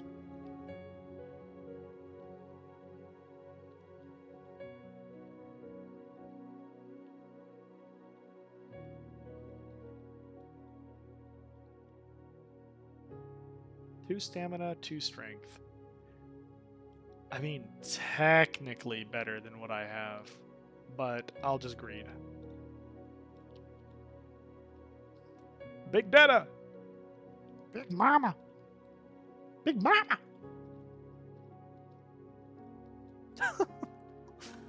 Alright, Big Mama's dead. Alright. Is it complete? Okay. Very nice.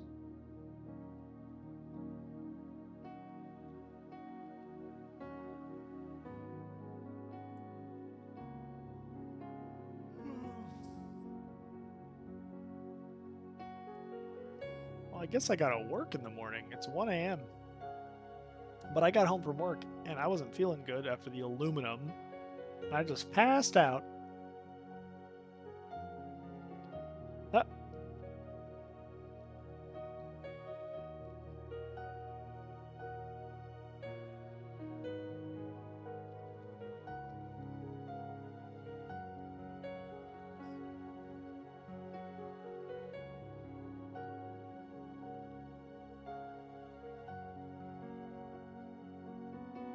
Enhancement's kind of neat. I mean, well, not enhancement, but like the enhancement spells, I mean, because you just enhance your character. But it's a little annoying that you always got to keep recasting them on yourself.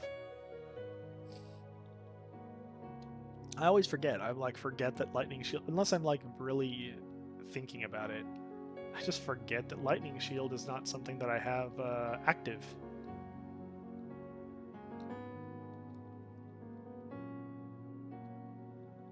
I mean, I got a big spirally ball going around my body. You think that that would help, but it doesn't.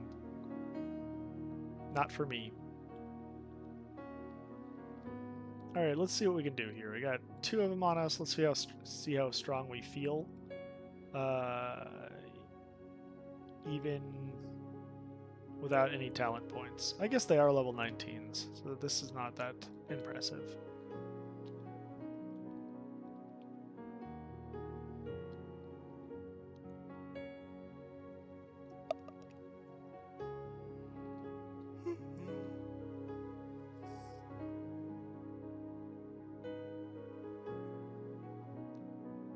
splat.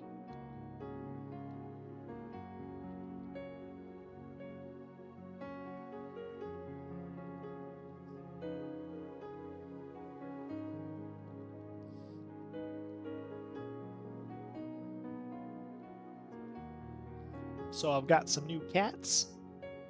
They're pretty young.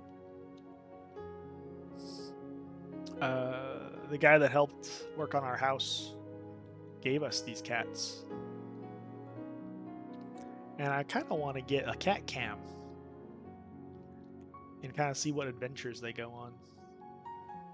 Usually they're just like lying on top of each other, licking each other though, which also might be kind of cute. But my dog loves them, and they love my dog. But every time they get close to each other, they like get too excited, or my dog gets too excited, and then they get all like angry and they start want to swipe at him and stuff, swipe at her. So I don't know what to do about this. But the problem is my wife's allergic to cats. So we were like, oh, okay, yeah, they can be like, we live on a lot of land, so they can be like farm cats, you know, like we got them all set up in the garage, cat door, everything. But we have a dog door too, and they like sneak into the house through the dog door. So it's not really working out. They are not really the farm cats we thought they'd be. They are loving little cuddle cats. So they it's gonna be a struggle for my wife being allergic to cats. We'll see what we gotta do.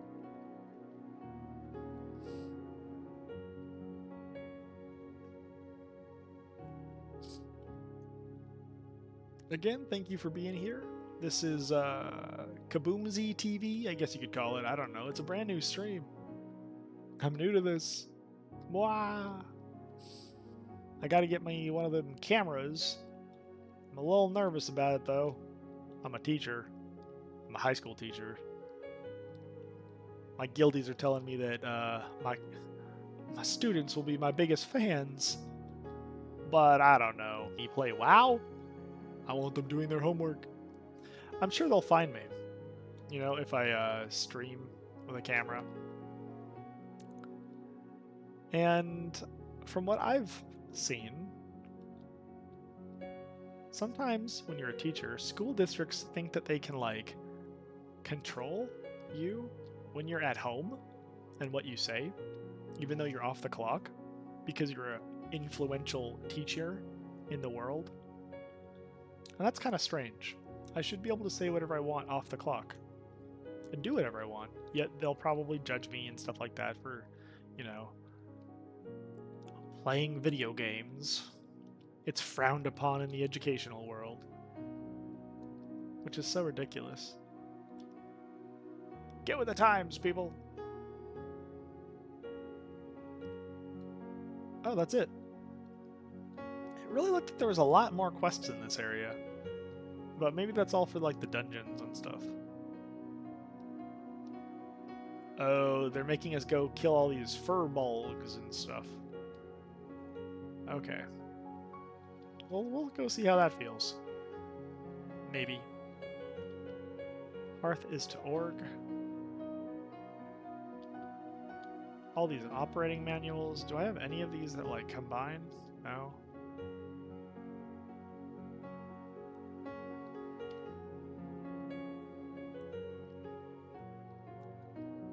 If the music is too quiet or too loud, please let me know. I'd love to alter it. I'm trying to find the sweet spot.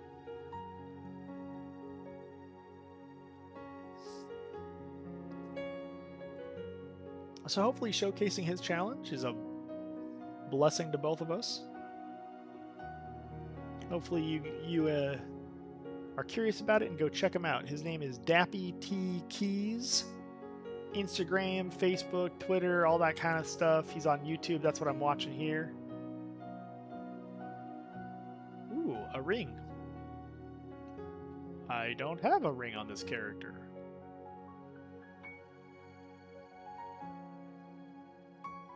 I got a report. It seems to be a repeatable quest. What do I do? Repeatable? I usually ignore these things. Where do I take it?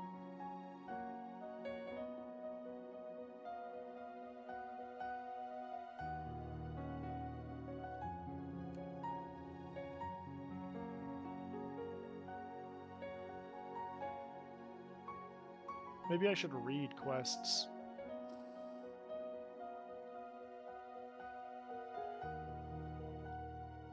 I gotta go to somebody named Cadrak. Cadrak, Meshach, Abednego. Just kidding, it's Shadrach. Well...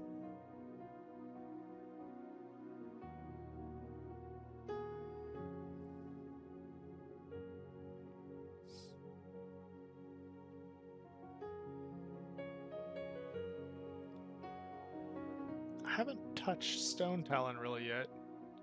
That's probably a good place to go. Can't I run through this? Yeah, but that's a pain. But I do need the paw. Bound elementals.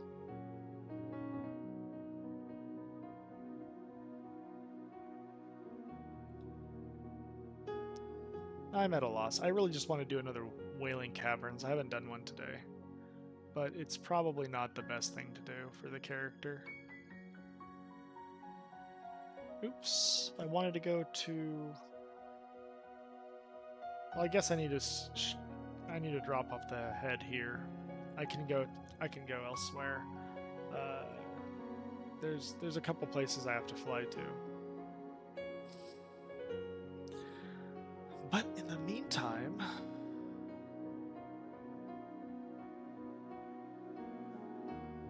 looking at these talents that we have not spent yet, 14 unspent talent points.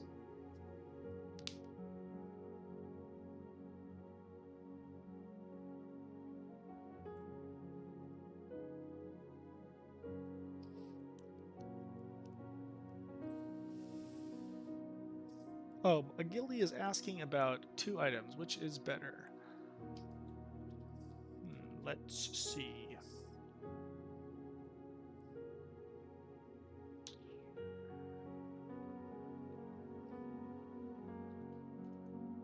I'd say cuffs.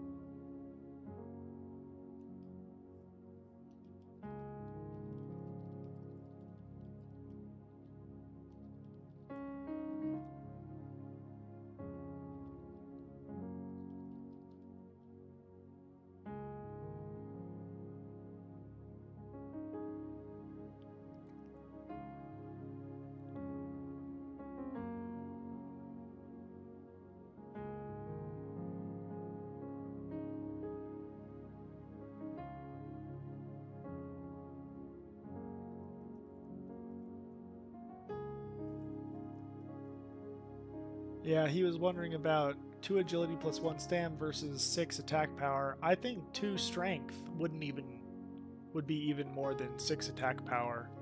So I think that his Prospector's Cuff is going to be way better than Feral Bindings of Power.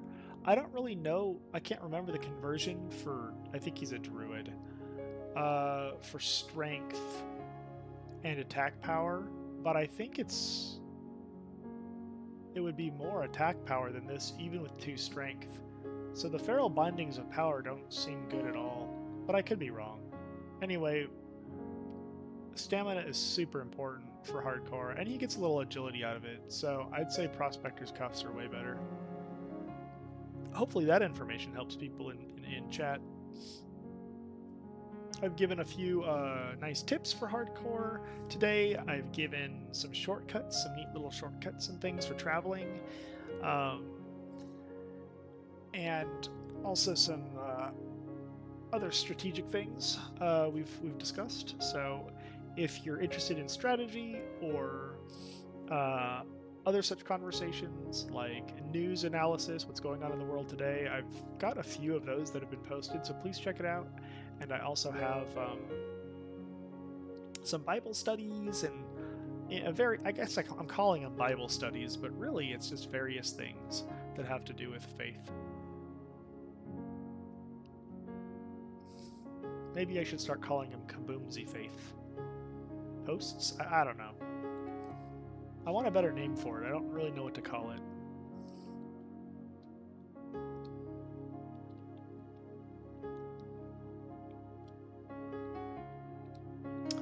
Oh, cool. Jane Doe 1. Thanks for joining the stream. Brand new stream, so it really means a lot to have people check it out and follow and stuff like that. I'm actually really surprised how much following matters. But here we are, listening to some pretty chill music. This is Dappy T Keys, so please check him out. He's on YouTube, Instagram, Twitter, Facebook, all these places. He's a pretty cool guy. He's really passionate about what he does. This person was asking if they have to be religious to join the guild. Not necessarily. I mean, it's just a place for... I mean, a lot of us are, but it's just a place for really kind people that kind of want to get away from some of the noise and the vileness that's, you know, in WoW and in video games, where people can come together and just be kind. So I've led a lot of guilds like this. This is a brand new guild. I've just decided to like actually jump back into guild leadership. I've been helping out other guilds, like as an officer. Like I'm an officer in Grubby's guild on this server. But I've been and also a couple others, to be honest, where I help with recruiting and stuff like that. But now I'm jumping back into my own guild leadership, and here we are. So yeah, you're definitely welcome. Let me get you that invite. As long as that sounds good.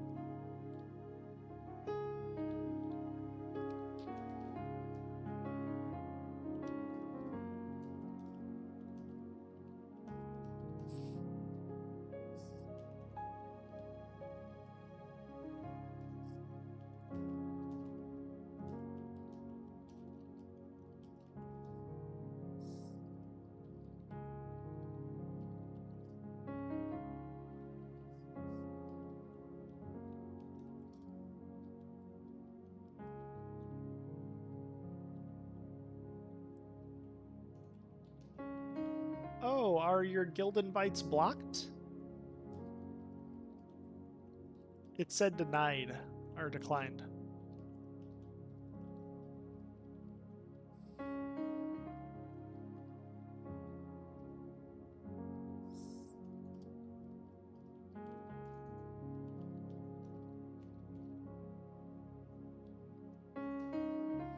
Okay, so we've got one more quest to turn in, and maybe we'll go south down here and risk some of this stuff.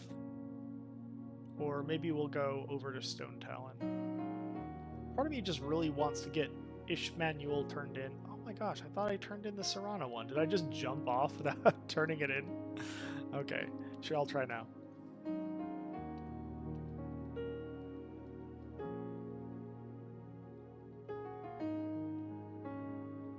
Did it go through? It says already in a guild? Oh, you got in. Okay, perfect. That's why. Okay. I was in a different chat window that didn't have guild chat. I see it now, though.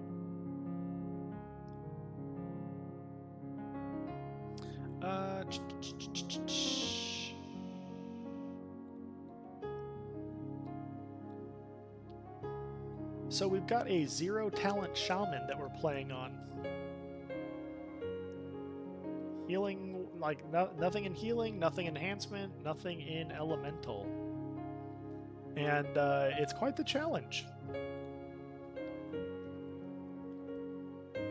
I'll have to send some message. Where am I going to send all this stuff? Got to clear out my bags here a little bit, so I usually like to send it all out to one of my alts, and then I can always just send it back to this character later. if you don't do this, that's a huge tip. It really helps with bag management. Then you never have to really worry about having bags. I find that some people who play don't even realize that they can do this. It's pretty cheap just sending some mail to another character.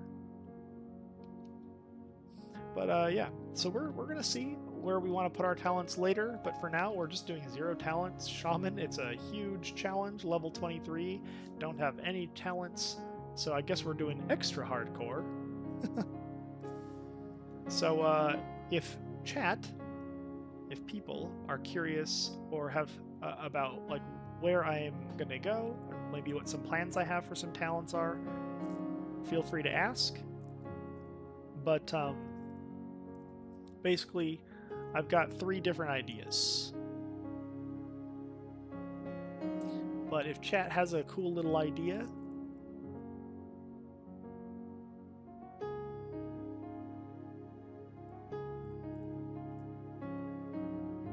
oh no!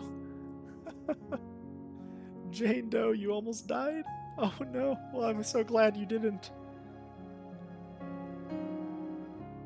Yeah, I've had a few Alliance pats. I've been attacked by some like skulls that are like these sentinel, like night elf girls in Ashenvale. It's so scary. Son of Arugul, or however you say his name. Man, it has so many close calls. Really makes your heart stop, doesn't it, when you look up and see something like this? Oh, man. So yeah, thank you so much for being here, brand new to the streaming. I'm mostly just kind of yapping away about like the channel tonight and some other things that I'm going through in life and stuff like that, even like St. Patrick's Day. My boss gave me some chocolate, some of those gold coins, and guess what? There was some aluminum caked into it. And I ate it, and I didn't realize it until after I ate one, that there was little aluminum shards in the chocolate. How terrible is that?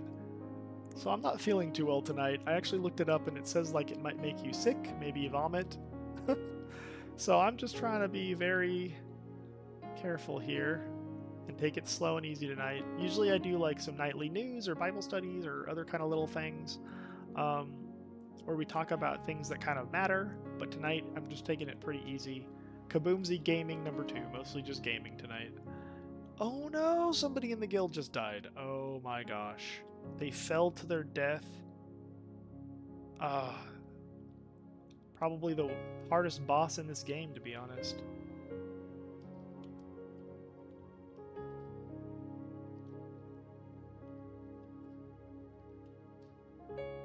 Oh man. That's a hard one.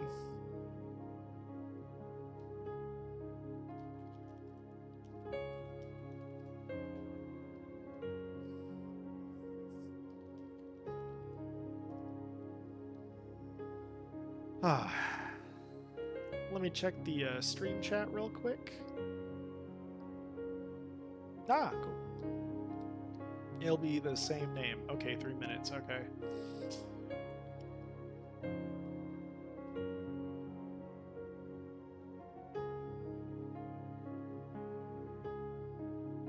Well, I better start actually playing here. Been a little distracted with some add-on things and guild deaths and stuff like that. But we'll get back to it.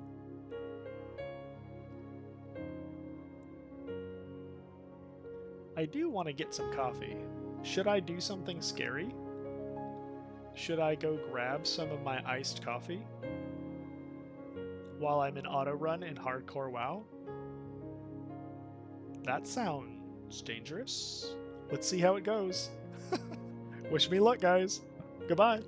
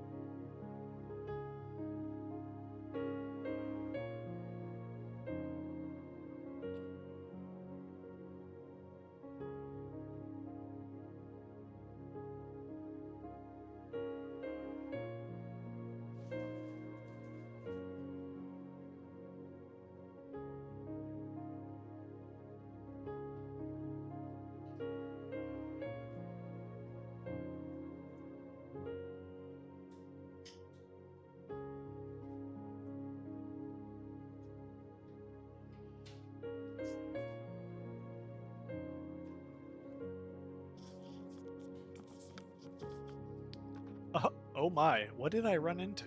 What is this? Oh my gosh. Oh my gosh. I honestly, I really thought that I was running in like in a safe trajectory. But if you don't know, I basically was running through this stinking like zone where they have a lot of spawns, right? This quest spawns tons of centaur. I could be dead right now. Well, that was really foolish of me. Oh my gosh. If that quest was live, if that centaur boss was here, man, this might be a completely different story. My goodness. Oh gosh. Anyone make bags? I can do 6. This person needs 2 8 slaughters. Guild, invite Vasilios. Let's see if they're here. They're remaking their same character.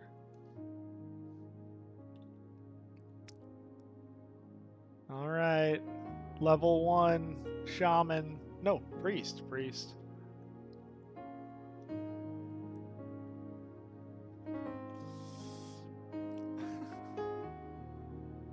Okay.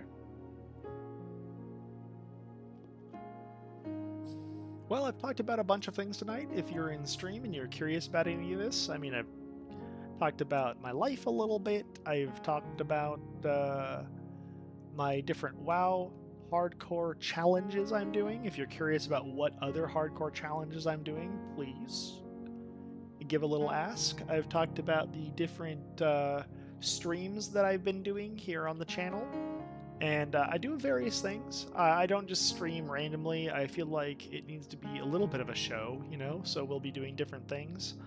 And I've got some nightly news, I've got some Bible studies, I've got some just gaming sessions, I've got some cosmetic exploration streams, and I'm getting a little better at it as I go along. I'm brand new to streaming, so thank you for being here. Any little follow, any little like, I'm surprised how much it helps. So yeah, thank you very much. And again, if you're new and you're just finding me on like YouTube, or if you're finding me on Twitch randomly at a later date, we are on the hardcore anniversary server Doomhowl, and we've got this guild called the Redeemed, and it's just a bunch of really kind people who are trying to find a wholesome environment away from some of the vile trolls that might seep their way into these games and stuff like that. So thanks for being here. Our latest cosmetic stream, actually, here I'll stop being in ghost form, was creating our guild tabard.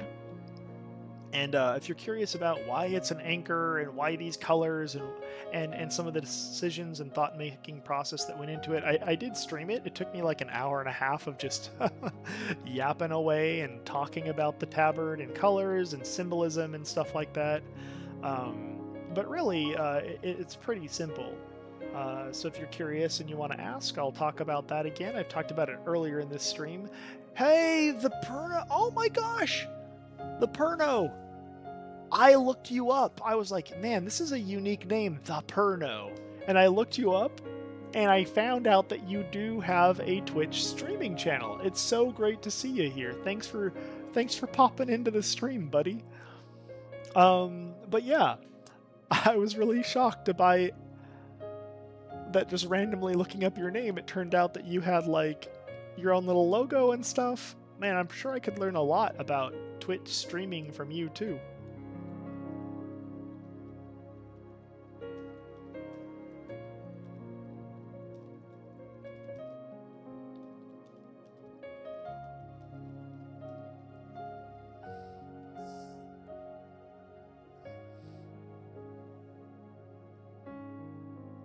I haven't streamed in 2 years. Yeah, I know. Yeah, I know you're in my guild. Yeah, when I saw your name in the guild, and I was like, this is such a unique name, and I thought maybe it was a reference to something.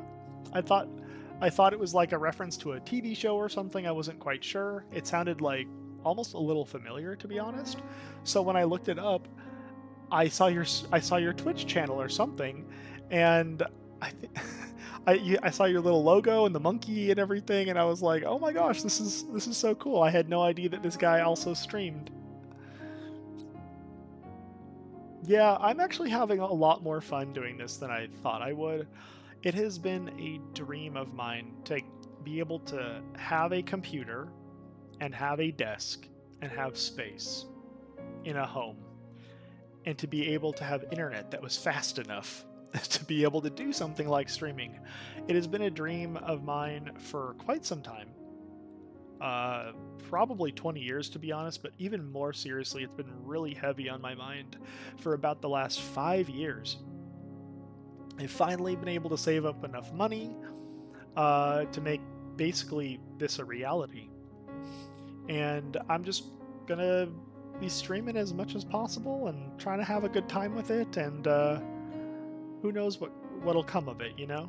But yeah, thank you so much for being here. It was so it was so shocking when I found your info when I was like, "Oh wow. I didn't know this guy streamed." But yeah, you haven't done it for a couple years, you said. Yeah. Uh I did kind of notice that it seemed like there was a little bit of either like things weren't getting posted or maybe things are getting deleted. Like, I don't really know how it works on Twitch.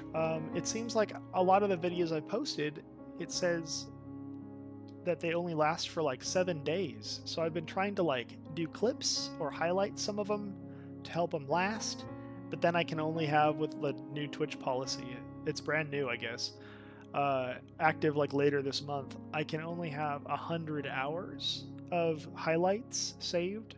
So it seems pretty restrictive. Um, but yeah, that's the situation.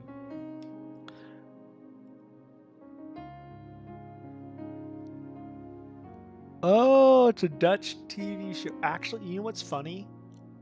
I wanted to name I like my character, my persona. I just wanted it to be called like, I think Kaboom TV or something like that. And it might have been Dutch, it might have been Swedish, but it was like also like a kids TV show, and I was like, oh, I can't pick that. So my name is now instead just Kahboomzie, which I've got reasons for that. There's references to why there's the ZIE at the end and why my name even has Kaboom in it and stuff like that. But basically, you know, that's kind of interesting that like your name is also kind of connected to like a kids show, and inadvertently mine was as well. I didn't mean for it to be, but yeah. It's a kids show. Oh, it's for kids, but it's exactly not for kids. Like, it's for kids, but it's like enjoyed by adults or something. Is that what you mean by it? For kids. Yeah, that's definitely gonna take some. You know, that's the thing. My wife and I, we want kids. She can't have kids. She's worried about her health. Um, so we want to adopt. But in America, man, it is so expensive and hard, and there's so much legal stuff involved. So we've been looking at adopting overseas a little bit. Hopefully, like maybe this summer, we can really get focused on that. We're both teachers, so, but then we're going to teach summer school, so I don't know, it's hard. We'd like to adopt. We've heard from somebody that we work with that maybe the best country to adopt from now is actually like South Korea. So we're kind of looking into that. It would be great if we could find time to look into it a little more together, you know, sit down. But man, we wake up to leave for work at 5 a.m. and we get home and we feed the dog, we feed the cat, we do a couple chores. We probably have to do a little errand on the way home usually anyway, like go to the mailbox and the post office, you know, or what have you, because adulting. But man, teachers, we get off work and we are home with the different little trainings and meetings with parents and things that we have to do. We don't get home till like 6:30 at night usually. And that gives us like enough time to like make food, eat, have about an hour of downtime, and then go to bed. Uh, but obviously I'm up really late tonight. I got home and just passed out. I was so tired. So then I woke up like much later in the night, and I was just wired and awake and not feeling well. And it was because I ate some chocolate today that my boss gave me for St. Patrick's Day, but there was shards of aluminum in it. Anyway, I read that it makes you really nauseous, so I woke up in like a sweat and felt really nauseous. I was worried I was going to throw up. Thank goodness I have not. But yeah. Oh, your wife's a teacher too? 2 days a week. Oh yeah, teaching part-time is pretty good. There was a 5th grade teacher, and she split it with another 5th grade teacher. So they would switch off 1 week.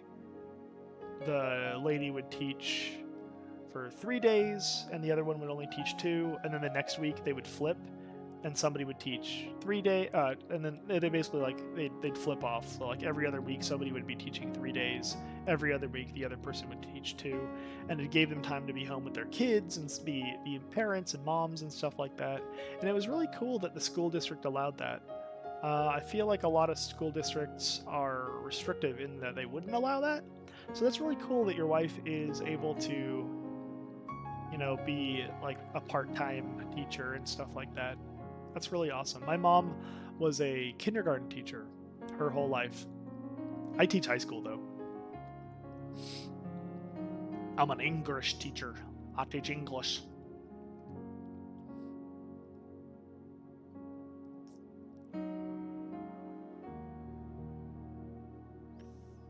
Oh, I wonder. I'm curious as to the reason why they would only want people teaching part-time in the Netherlands.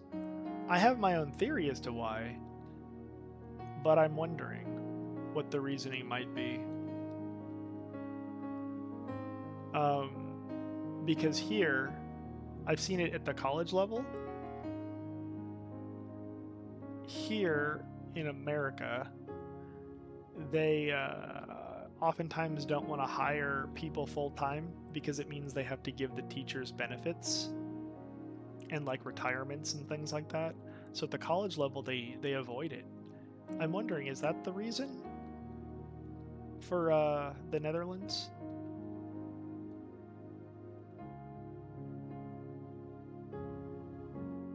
Oh, it's what the teachers want. Oh, I see. So that's good. That's good that it's not like a shady thing, because that happens in America. It's pretty shady for the college teachers.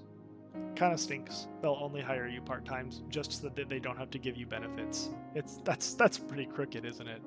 But yeah, that's good. That's good that the teachers are able to do that, and they can be their choice and everything. I love that.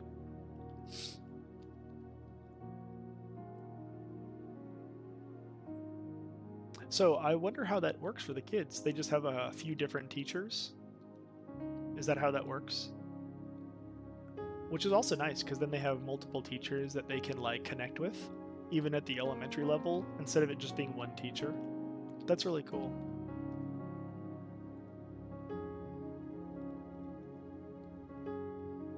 But yeah, I'd love to hear more about that.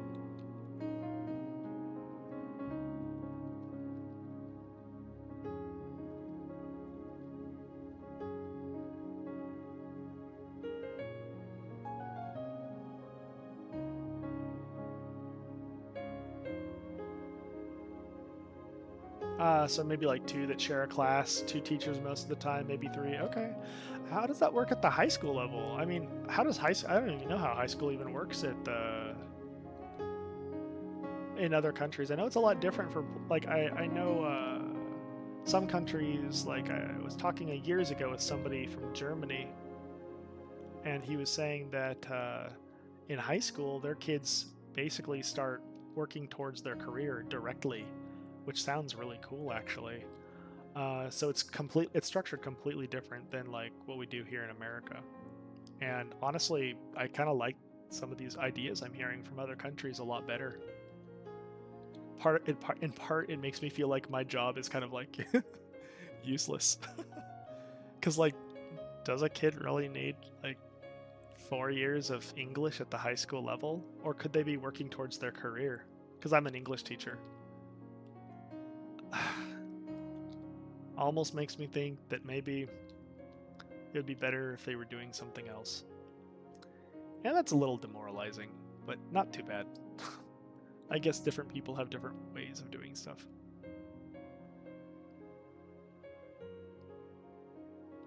So they got some mandatory classes, but they start working towards career. See, that's so cool. Because when I see the kids, there's so many kids, right? In America, where it's like, okay, you're a sophomore, a junior, and a senior, and really, we're just teaching the same skills in English. Again, just pushing them even more to be at a higher level, an even higher level of critical thinking and stuff like that. And a lot of times it's you see growth, and that's great for the kids and stuff like that. It's just interesting though, because it's like we're forcing people to be masters at a ton of different subject areas, which is good for critical thinking and brain health and stuff like that. But at the same time, I feel like I look at these kids and I'm like, they could be working towards career. They could be working. Is what we're doing really best for them, you know? And it makes me wonder. And I tend to question everything anyway, you know, because it's probably not good to have assumptions in life.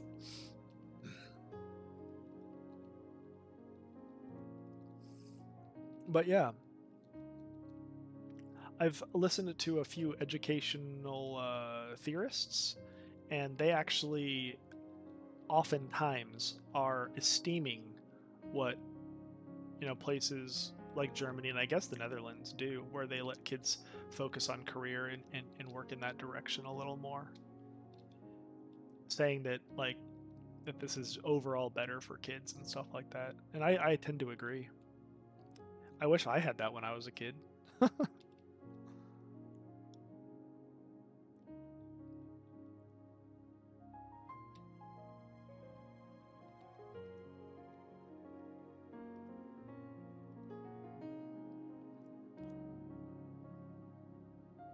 English, math, and Dutch mandatory. Ah, okay. That's good.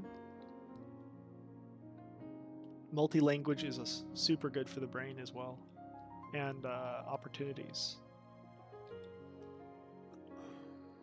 Um, but math too, yeah. Problem here is that kids have to choose too early what career they want to work towards when they have no idea yet.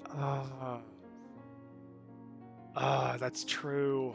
Yeah, the dreamer in me hopes that maybe wasn't the case in other countries, that maybe there is more guidance that leads kids to realize this. But yeah, if that's still a struggle, I'm sure it is, because I mean, a lot of people that I know in my country, they are 24 and they still have no idea what they want to do, right? And they're still like playing with the ideas.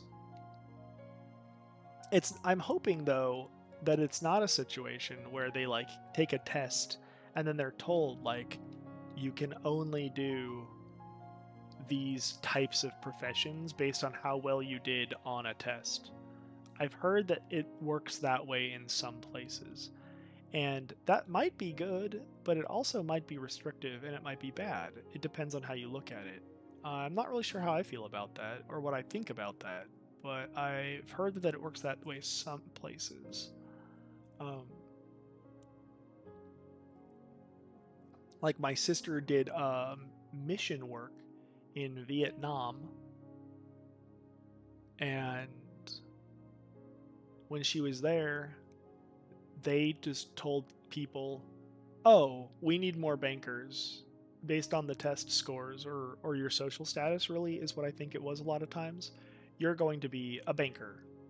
And they would just pick those jobs for people. And they gave them an opportunity to do something different, but it was only if you had enough money to pay for, like, to pay for the college or whatever it is out of pocket.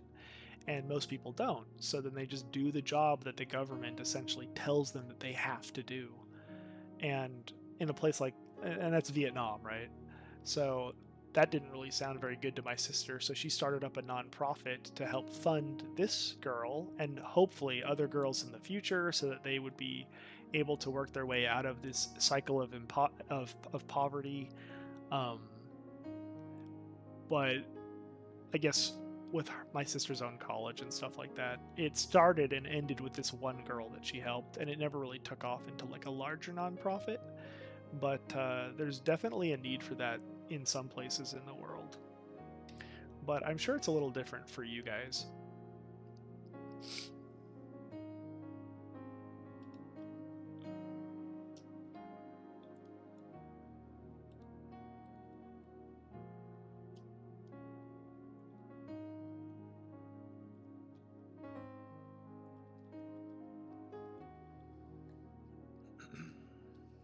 Well, we're listening to Dappy T Keys. He plays the piano, and he's inspired by his relationship with God when he plays and stuff like that.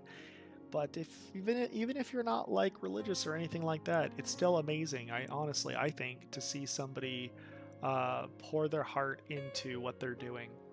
So this guy, he's a pretty cool guy. If you're curious about his channel or maybe some of the other music that he composes, he plays a lot. He's constantly composing, and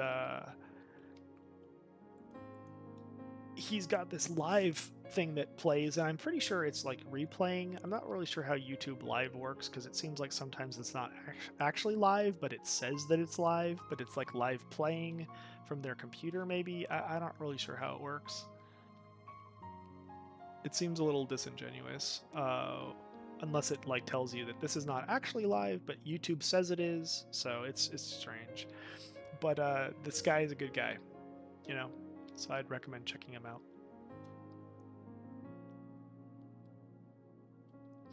We're playing here classic WoW. I've got my hardcore character, Kahboomzie, the shaman, and he's got 0 talents, 14 unspent talent points. You can see that there are no talent points spent in any of the trees. I would really be curious to see what chat wants me to spend the points on, but I'm going to keep going for a while here without spending them. But it might feel pretty cool to dump them all at once, you know, and maybe get super OP with like the enhancement, because enhancement's OP, or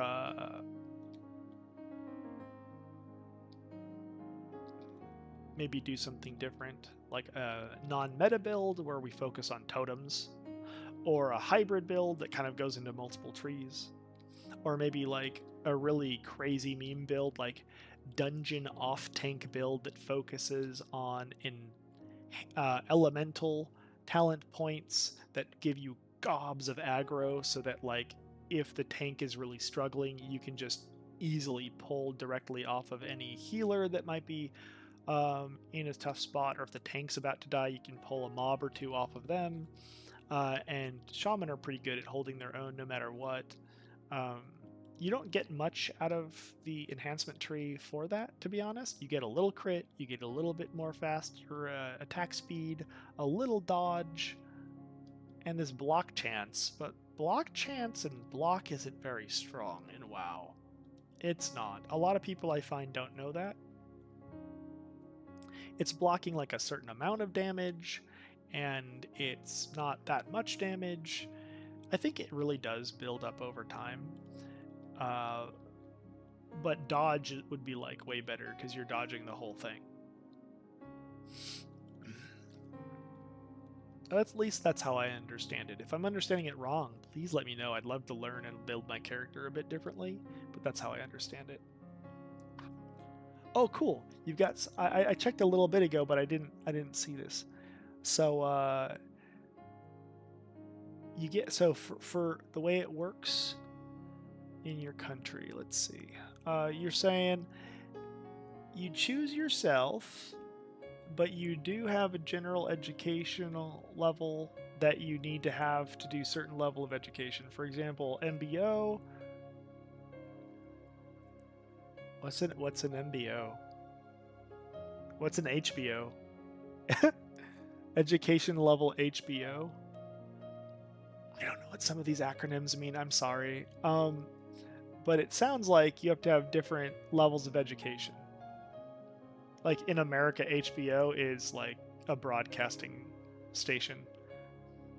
Like they have like HBO specials of comedy and stuff like that.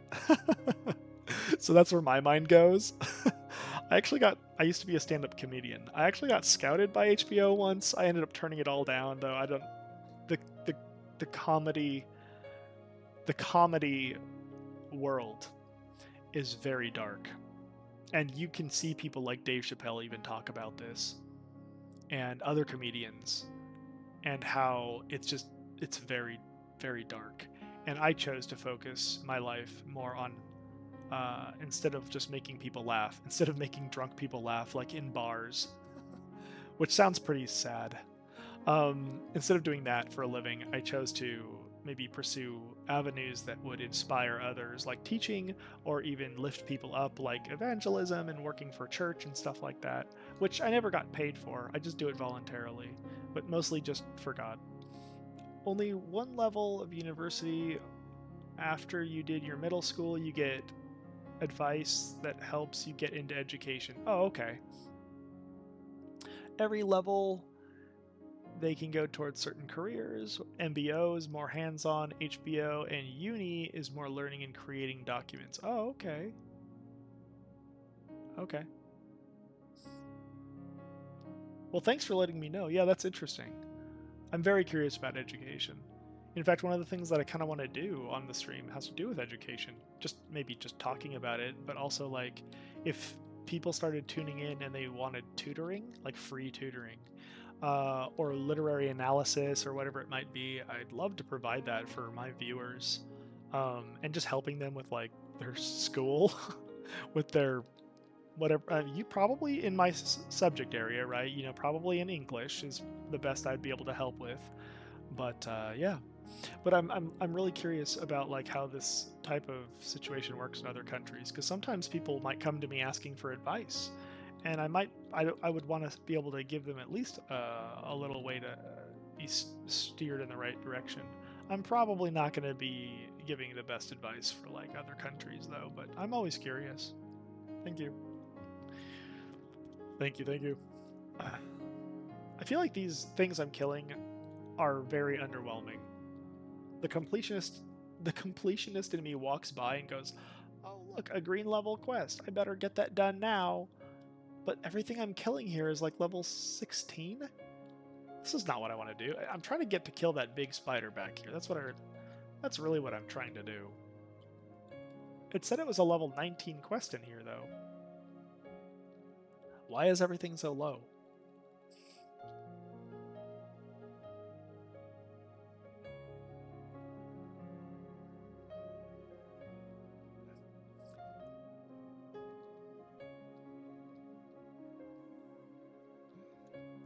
Anyway, so yeah, I don't just teach. I also like in person. I teach online, so I have two jobs, and I'm doing this streaming thing. So I'm going to be working as many streams in as possible.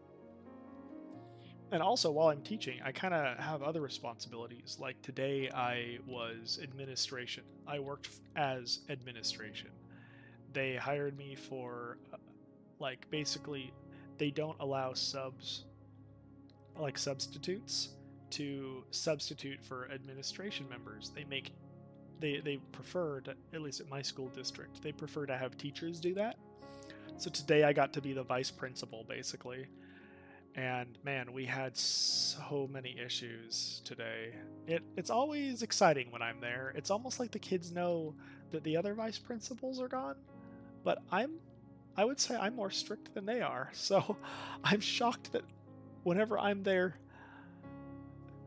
exciting stuff happens. Like a kid got paint like sprayed in her eye because she was being bullied by somebody else. Another kid was hospitalized because like he was caught with drugs on him. Other little minor things throughout the day, but like man, it was quite the busy day. And then it ends with me feeling like I'm going to be throwing up because the chocolate that I ate had aluminum in it. Shards of aluminum. I cannot even believe it. It's so terrible. Anyway, hopefully I don't throw up, but honestly it might be good for me. I don't know. Hopefully it gets out of my body somehow.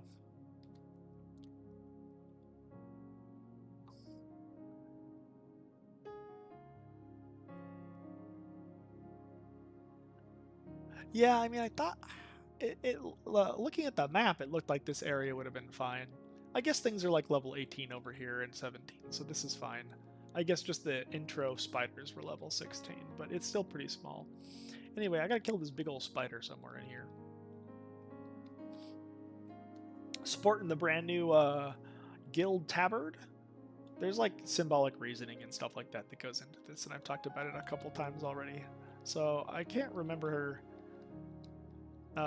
really what the video is called. I think it's called Kahboomzie Cosmetics number 2 or 3. I think it's 3. And that's where I made the guild tabard and I posted that. So if people are curious, you can look. It's just an hour and a half of me yapping though, so you might not want to go look at that.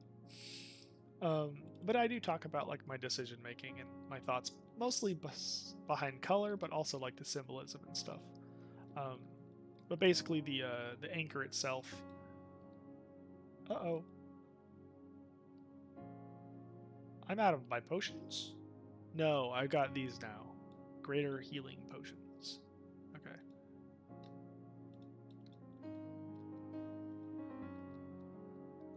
I can't remember what I was saying. I saw the red flashing because I was low on health and I got scared.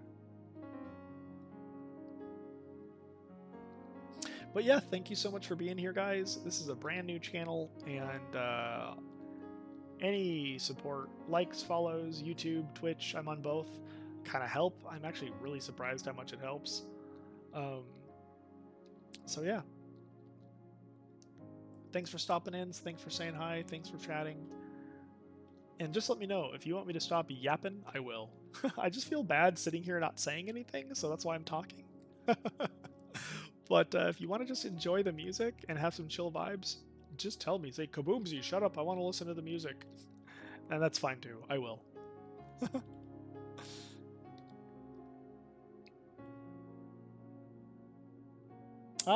Thanks for lurking. I appreciate that too. Oh, respawns.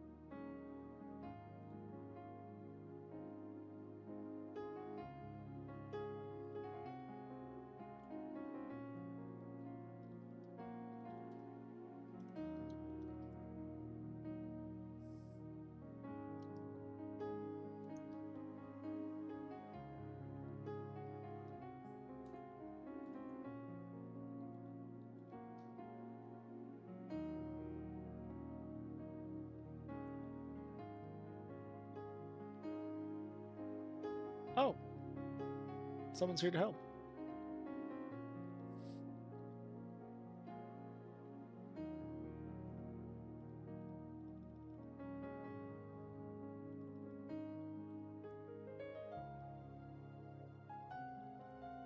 I miss my hunter so much.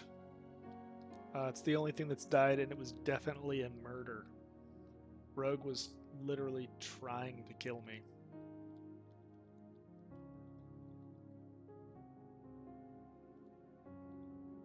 Oh gosh. Well, I'll just keep healing myself while I heal/tank this.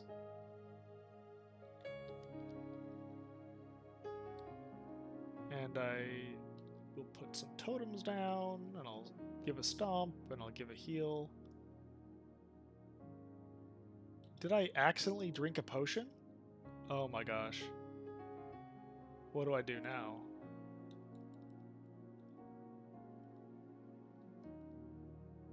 Alright, I got this. A couple heals.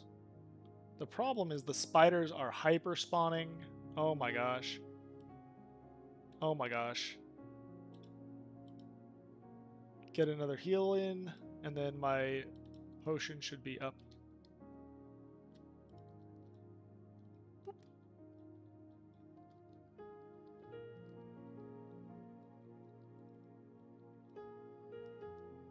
Man, these hyper spawns. Are you kidding me? Like 4? Oh my gosh, this was almost a death. Oh no, this guy that just joined the kill died. Oh no, I think, wait, did this guy just join?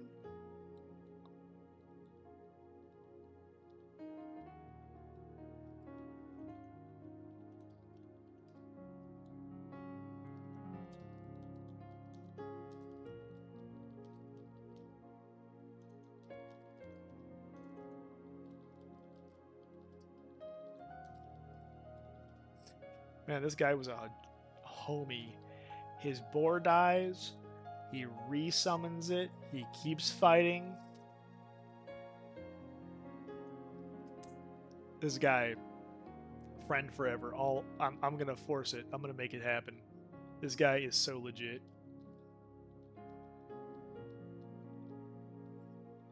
Add battle tag friend.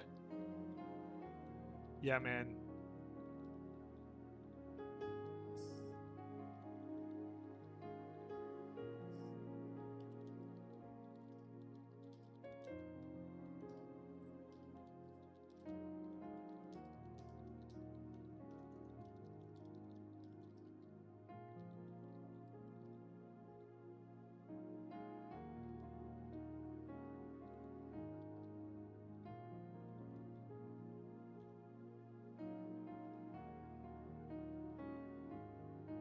Set notes.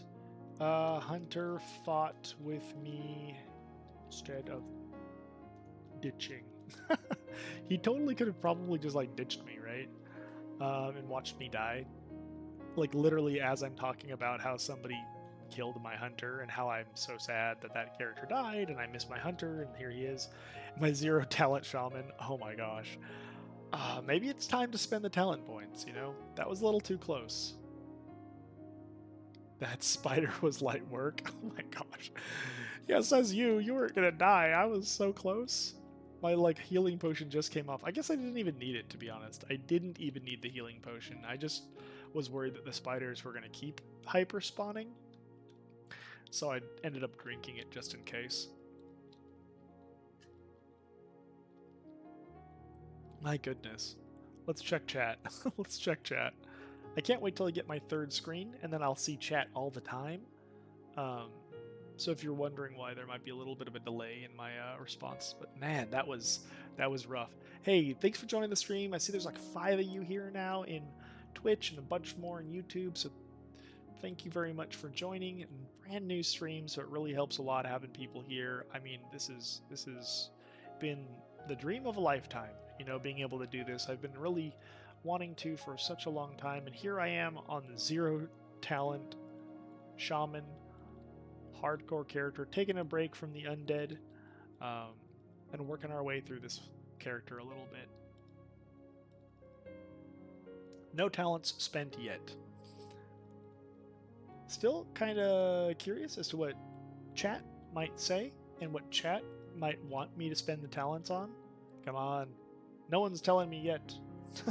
Should I go down resto and just focus on like weird little meme builds like totems and get some other utility like hit chance and just kind of see how that feels and plays, like basically builds that people never do? Should I do the OP enhancement build? Or should I do some weird hybrid? Part of me wants to do instacast elemental. Only instacast elemental, avoiding like the lightning and everything like that. Make it feel more like an enhancement play, just with like huge crits on my like earth shocks and stuff like that. Yeah, we'll see. We'll see where I spend the points. But I'm open for feedback. I feel like I'm missing a quest. Like these spiders. I'm missing it.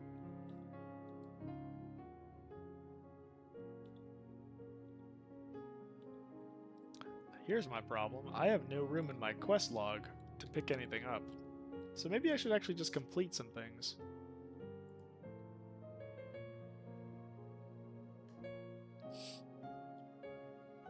Seems so boring just flying around completing quests, though. That's why my friend Bari, she loves playing.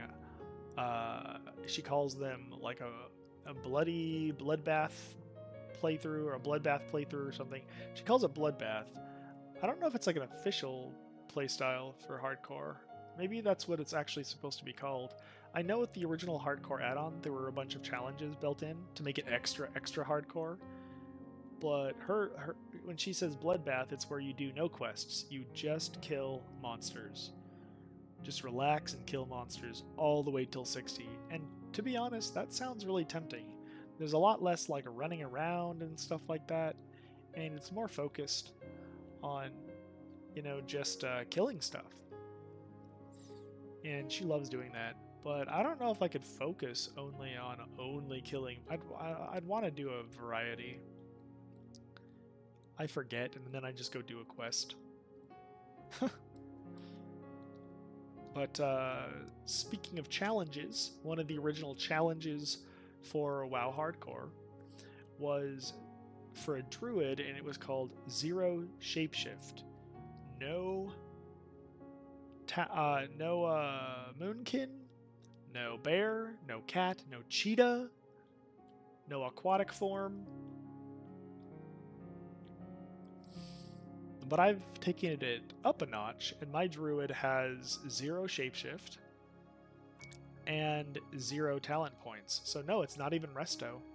The 7, well, it's not 0. I have 7 points built into balance utility for like Nature's Grasp, and like only 2 points put into entangle, so that like there's, if I needed to entangle something else, I could.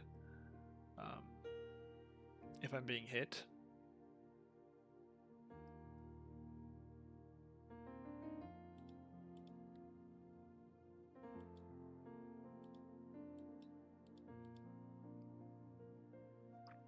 Deliver a letter to somebody in the Barrens. Well, what can I drop? Warsong supplies? Okay. So yeah, my druid is level 28, and I'm probably going to hit 30 and then decide like if I want to actually spend talent points. But I'm having fun on that one. It's been no problems.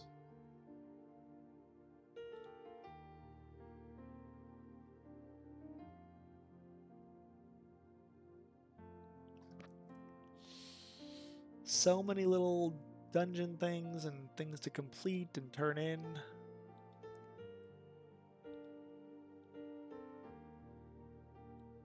Well, we're not going to do that one yet. Cycle of Rebirth. Elemental War. That's the one. I think that's the one I need. Because I think it brings me into Ashenvale, and then I think I get to kill these elementals next. I can't remember, though. But we got the flight path, so that's really what we're here for.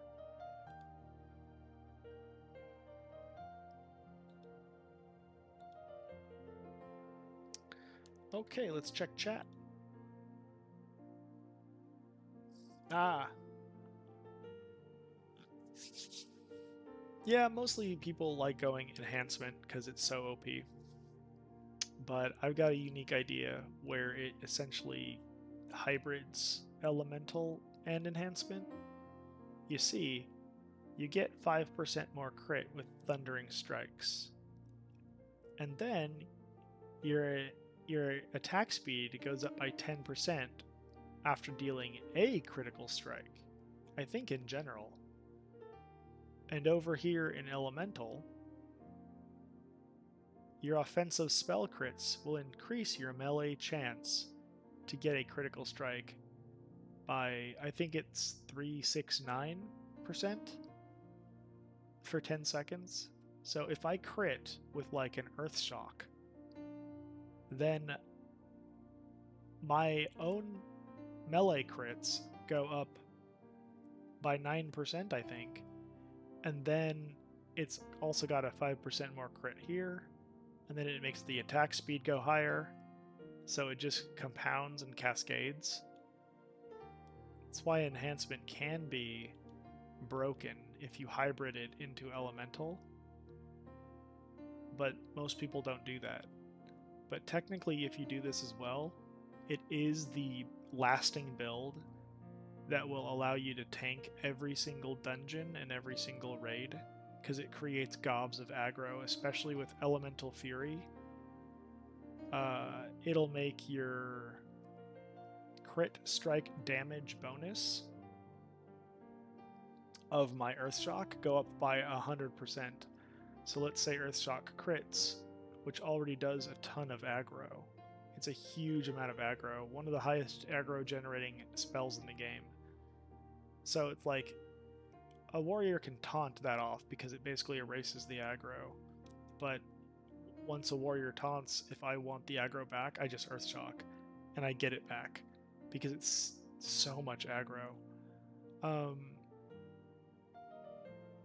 But towards the end with raiding, the one challenge is nature resist, so it doesn't actually work, especially for hardcore.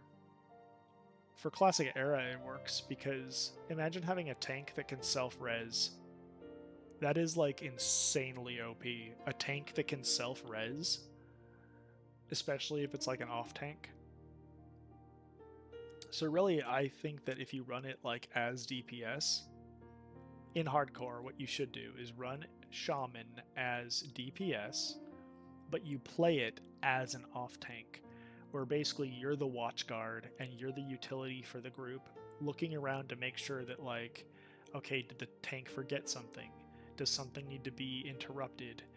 Can we buff somebody? Can I save a healer? Can I grab the aggro if I see somebody starting to pull aggro, like a warlock is starting to pull aggro?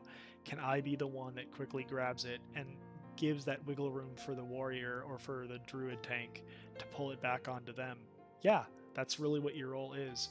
As an enhancement slash elemental shaman, if you hybrid it, you have so much strength as far as DPS, and you have everything you need to be like a quick little off tank and provide that utility for your groups. And you alone will be the thing that kind of is the backbone that really helps save everyone in those sticky moments that will happen.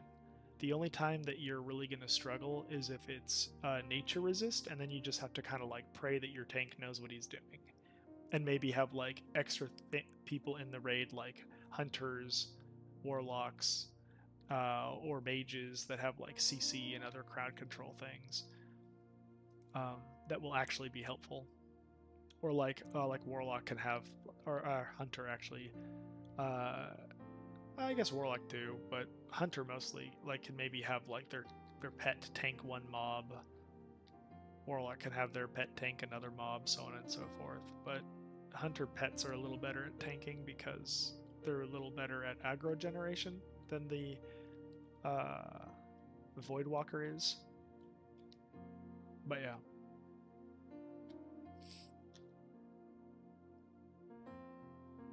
The Runed Scroll. Huh. Okay.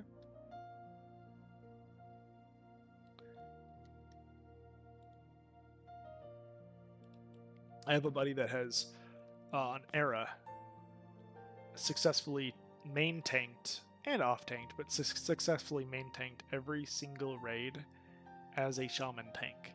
And his guild was like totally supportive of it and everything. And he had to do a lot of weird little things with his character and buffs and stuff like that to really make it happen. But he did all that research and he made sure he was able to actually do this. It was really interesting watching his journey.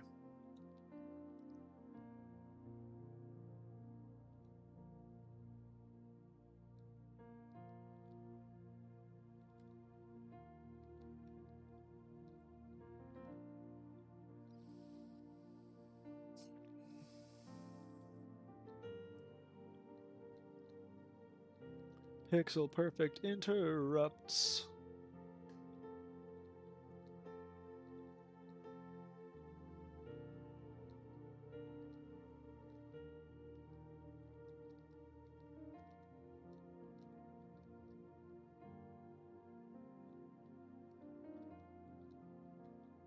And there are a lot of these thunderhead lizards out here. There's a lot of them.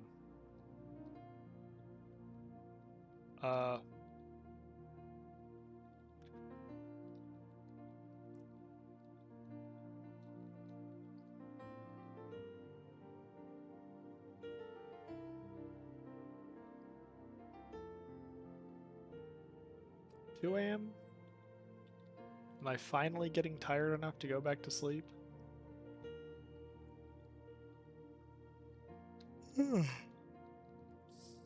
Yawns do not mean you're tired. I don't care who you are. I've denied this ever since I was a child. Do men ever stop being children, though? I heard we don't grow up until we're like 50. But maybe that's just an American thing. Little scamps. Little scallywags we are.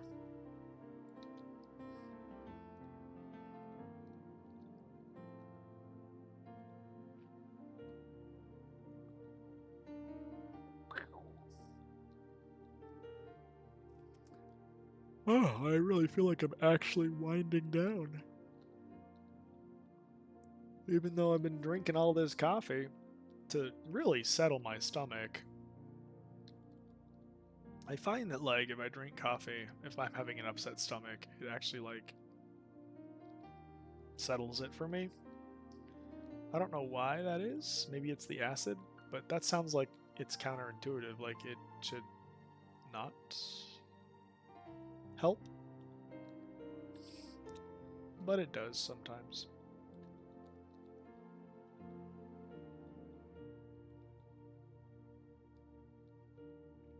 I am a coffee and tea enthusiast. My sister currently works in the coffee industry. She has most of her life.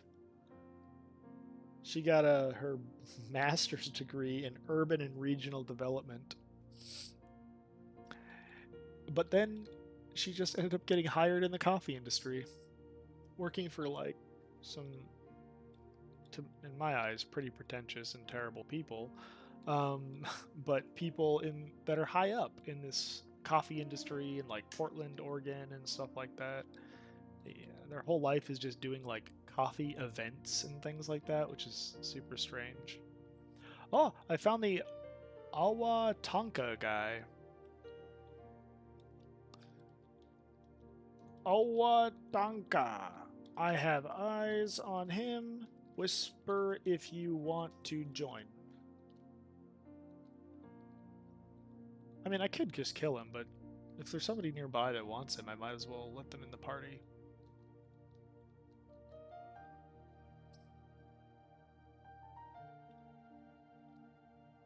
Invite.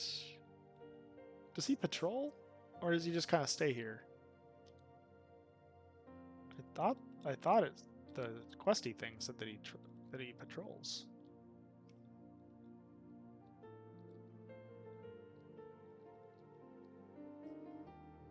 Oh, poor little orc warrior. So slow, running over. As fast as he can. He's only level 19 though. Let's see if he can actually make it. I didn't really pay attention when I checked the map to see really where he is. Oh, don't want to hit that. Don't want to hit that guy. Good. You don't want to hit him, obviously, because then the totem taunts it.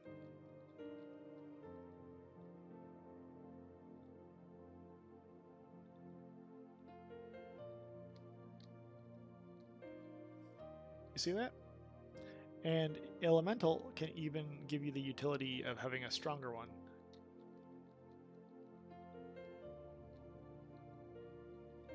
Okay, he's attacking my fire totem now. Now he's attacking me. Now I'm going to give him the totem. Now I'm going to heal myself.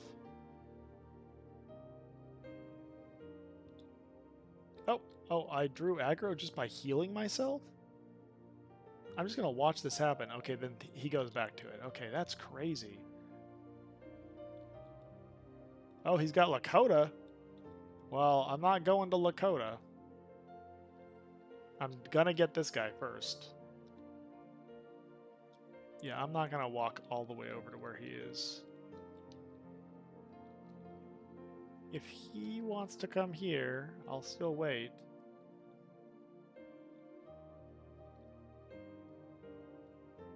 But I'm not going to abandon this.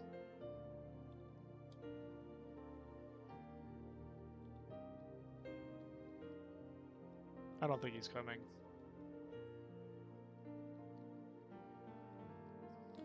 Enhancement, man, I never remember.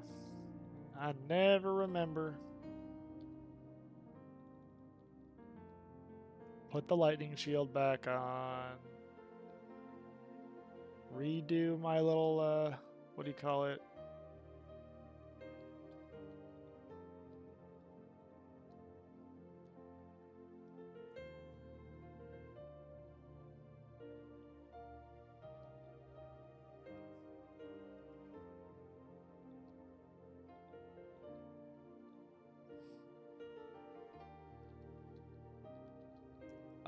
Rock biter weapon. Well, I was definitely more lively earlier tonight.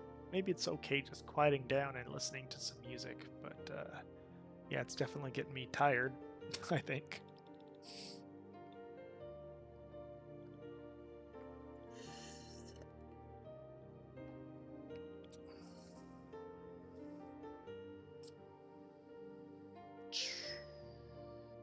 I'm so tempted to just spend these talent points.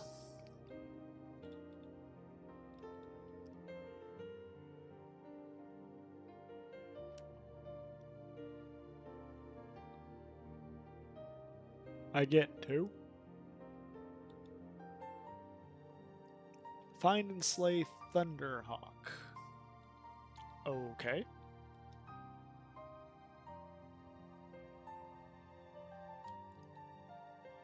I don't think I've ever... Have I never done this quest? I don't remember doing this and getting these weapons.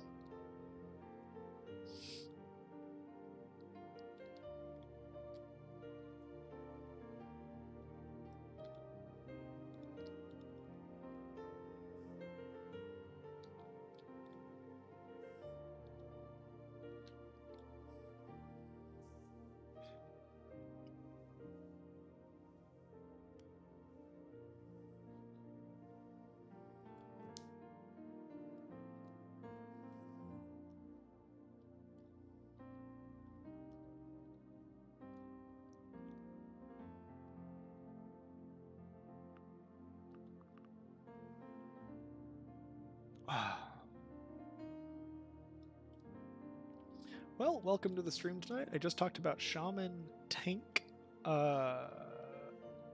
strategies with talents and how you can build it and stuff like that.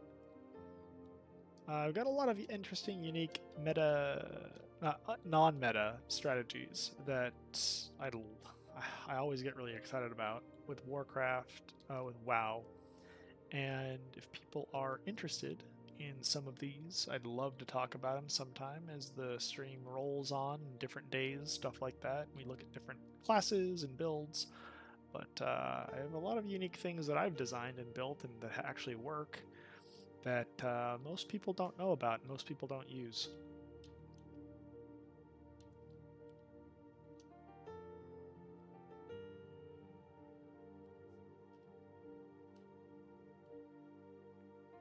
Ah, that was the warrior that wanted to kill Lakota instead.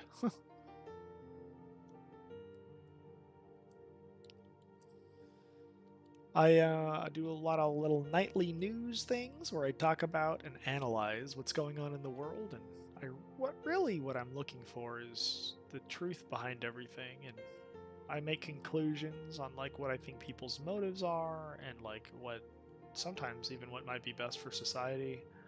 Um, but those kind of opinions usually change day in and day out because it's based on new information that I get. I'll do Bible studies. I don't know what else to call them. It's really just like looking at different evangelism things or pastors or messages. For now, at least that's what it is. I do different little gaming things and cosmetic streams and stuff like that. I've done something with DotA a couple times quite recently.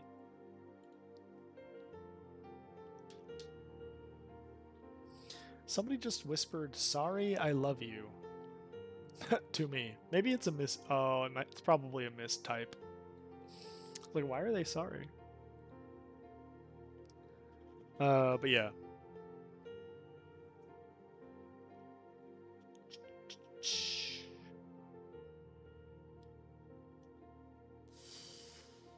Well, I guess. Oh, is that why?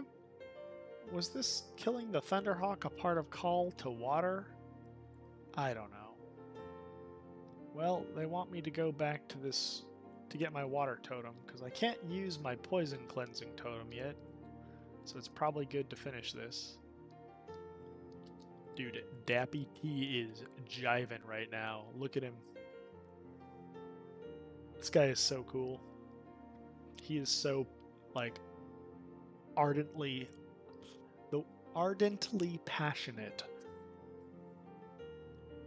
His heart is wholly, fully into it, you know?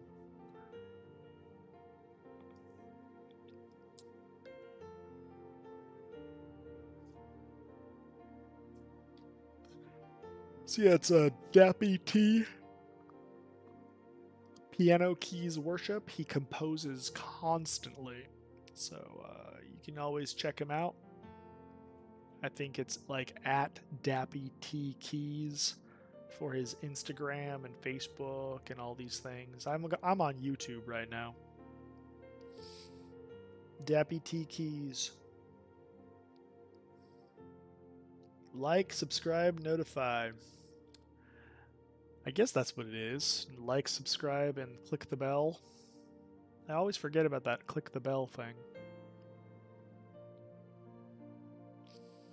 But this is just a casual gaming session for tonight, especially because I'm not feeling very well. Feeling a bit under the weather, I guess you could say.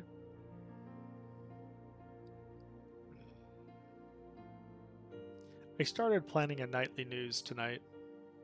I had some things on the books. And as soon as I started making the thumbnail for it, I was like, no. So tonight's thumbnail, if you're looking at the YouTube one, it's very simplistic. I didn't make it as like busy and involved as I had in the past, but honestly, maybe it's better this way, being more simple for the thumbnail. I don't know. I'm really new at all of this. This is a brand new channel. Ooh, man, my voice. Sorry. It's a brand new channel. I really appreciate any of the support. Any of these little follows and likes and subscribes, especially for a new channel. I am surprised at how far it actually goes. It goes pretty far as far as helping. Why does he want me to talk to him about the glowing shard twice? Is this a bug on my character?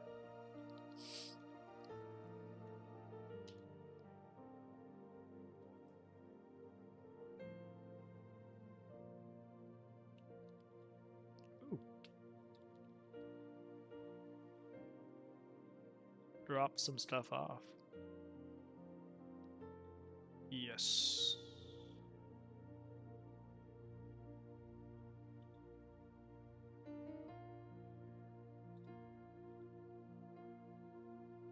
Okay.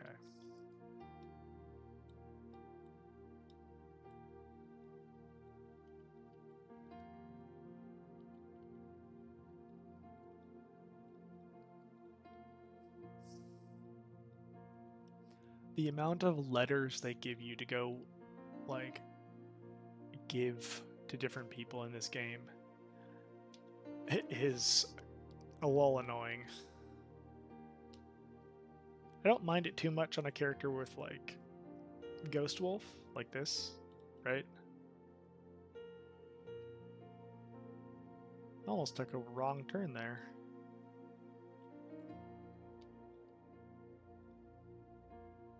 Okay, let's take a look at the stream. So yeah, thanks for being here, guys. It really means a lot.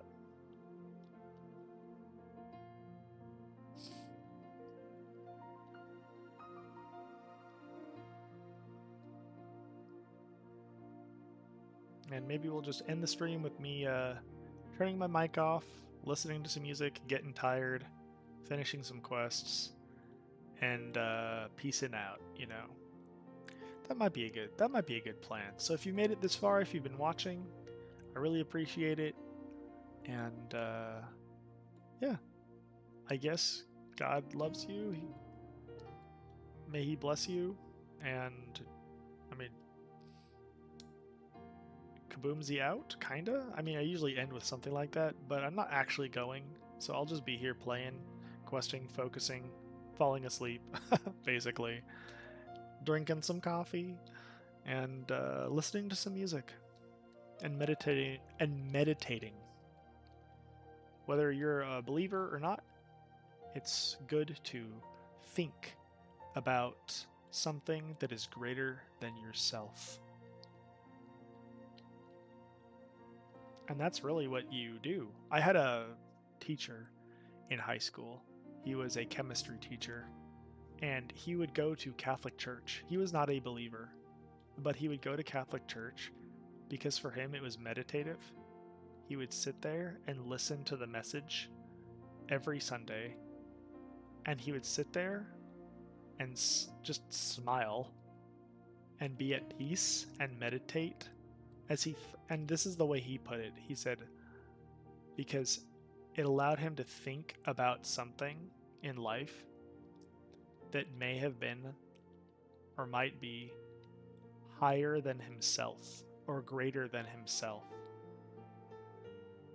And I think he was saying that he wasn't even a believer, but he would do this, which is interesting.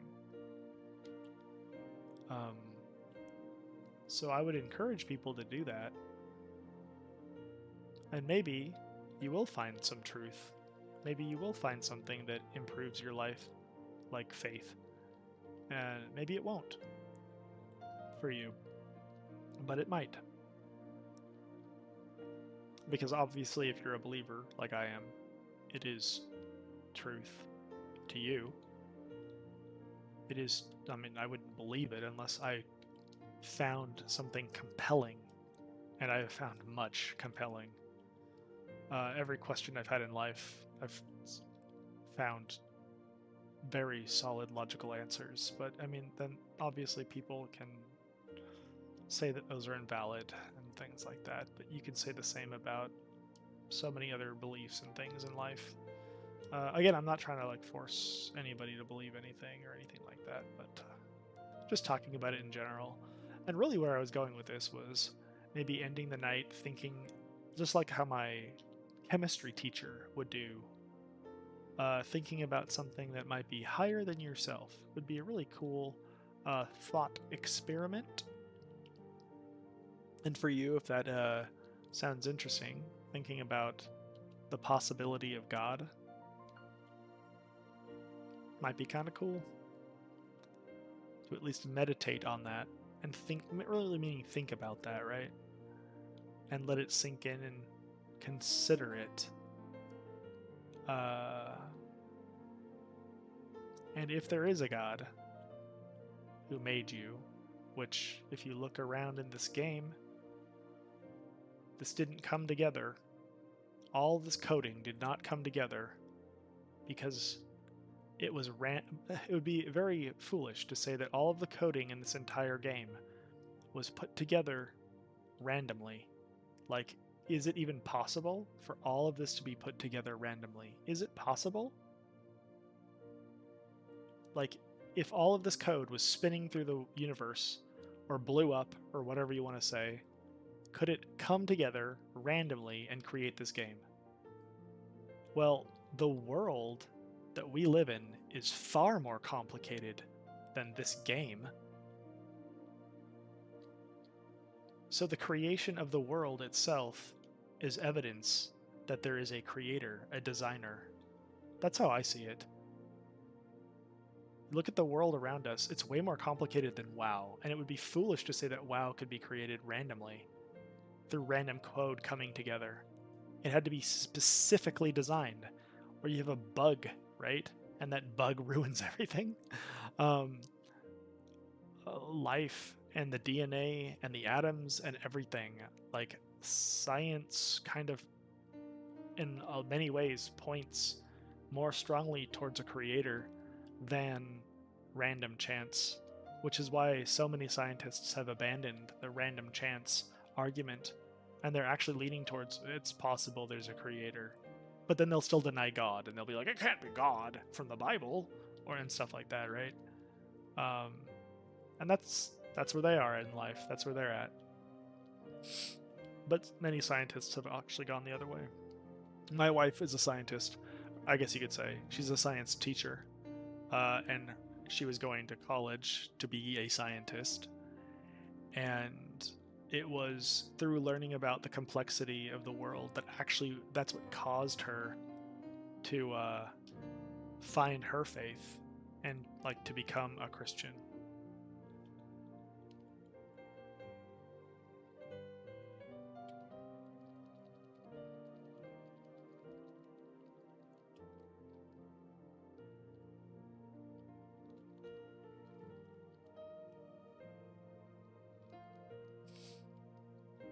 That's just a little bit of the like testimony stuff. I didn't mean to get into that. Sorry if that offends you. I didn't mean to. It's just hard not to talk about like something as important as faith.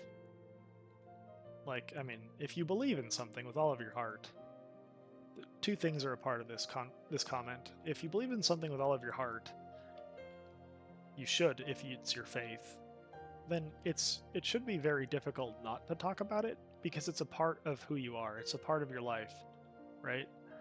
But the other side of it is if like for Christianity, right? If you truly believe that there is a heaven and a hell, and if you truly believe in all of this stuff, it would have to be the greatest act of hate to not tell people about Jesus, because then you're essentially, if you truly believe in heaven and hell and all this, then if you don't tell people about God and the gospel and everything, then isn't that very hateful? Because you believe that they're going to die. You believe that they're going to die eternally. So even if I wasn't a Christian, I've heard atheists say this, right? They say like, I'd rather somebody like tell me about God because it shows that they love me, even though they don't believe it. It shows at least that they're not numb inside. It shows that these people actually care. And I've heard even atheists like streamers and personalities and influencers say like, I mean, like they there's two sides of it, right? There's the ones that like hate God and you mention it and they just get so angry. But then there's the other ones that like realize what's actually happening. The level-headed people, the common sense people that aren't emotionally drawn, that go, yeah, I know why they're doing this, and it's because they care. Oh gosh. I have to kill this thing called Isha Awak? Oh gosh. Well, let's see how this goes. No talent shaman, level 27, orange, whatever this is. Resist. What should I be casting right now?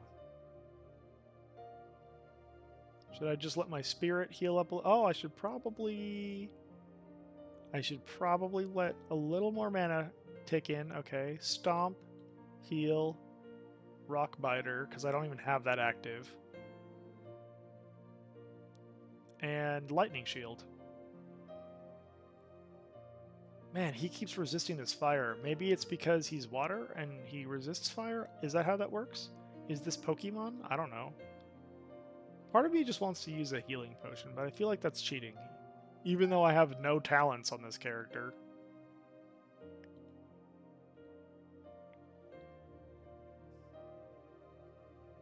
Okay, Earthshock went through, but it barely did any damage for some reason.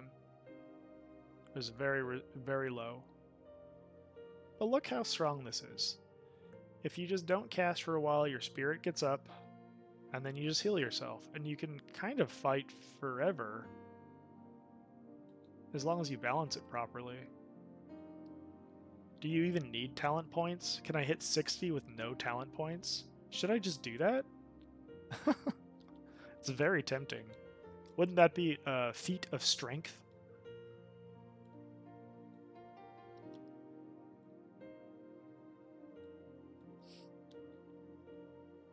Well, he's dead. Was that my shaman quest? That was my shaman quest. Now I have... Oh, okay, that was Call of Water. Look at all this, like, fishing, though. So tempting. I should go learn fishing. 3 pools right here. I love fishing up the deviate fish. You can sell it, you can make some money, but also you can make the potions that transform you. I used to be an addict to that in WoW. I loved carrying... Well, actually, Noggin Fogger was my big thing. I was a Noggin Fogger enjoyer for quite some time because I loved making my gnome small. So I'd drink a ton until I got small, and then I'd uncheck the skeleton, and then my gnome would just be a super tiny mage that would cast these huge firebolts. Not firebolts, frost bolts mostly, and then depending on the part of Wrath of the Lich King, because that's the expansion I mostly did this in. Depended on the patch, actually. Sometimes you wanted to be arcane, sometimes fire, sometimes frost, and plus with the dual spec you swapped pretty easily.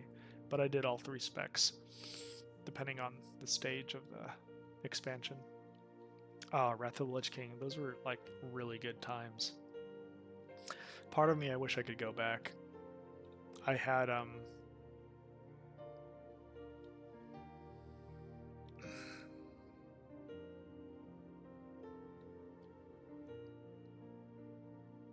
I had been this first time living on my own, basically, kind of.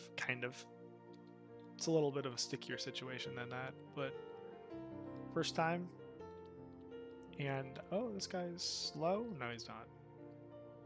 I was gonna heal him, but yeah, just I was in college and I'd go to a local boba tea shop and I'd get some food because they had food.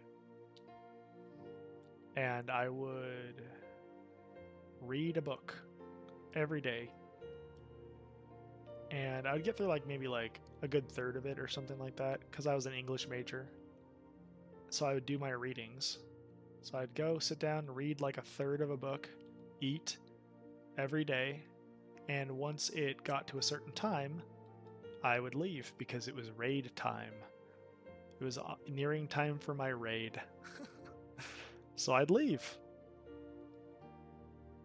And I'd join my raid.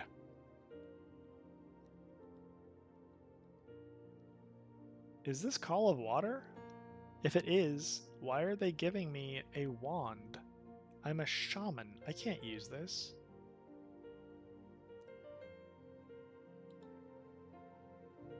Maybe this isn't part of Call of Water. 5 agility, 5 stamina. That's better than what I have.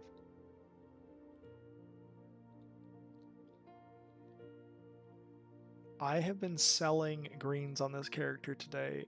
Oops. I should have been disenchanting. What was I doing? Oh my gosh.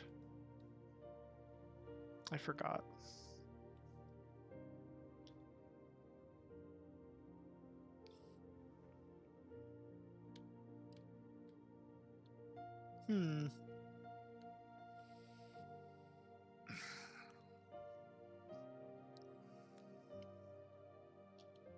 I gotta say though, I am loving this new keyboard I got. I got a Steel Series keyboard. I did not even get like their top of the line. They seem too complicated. I got their little like waterproof one because I figured, hey, that's nice. And then the new monitor I have, it's really heavy, the stand, and it actually like cut. I accidentally had it on top of the cord, and it cut the cord a little bit. So I haven't noticed anything like delays or bad response time or anything like that, but I'm sure the laceration in the cord will get worse over time, and I'll have to get a new keyboard. But I would recommend it. It seems very like a very good option. It's their waterproof one, basically. SteelSeries.gg. I'd recommend it. Hashtag not sponsored. Definitely not. I'm a brand new streamer. Not sponsored by anybody. Can't even. I make no revenue on YouTube or Twitch. None, because it's so new.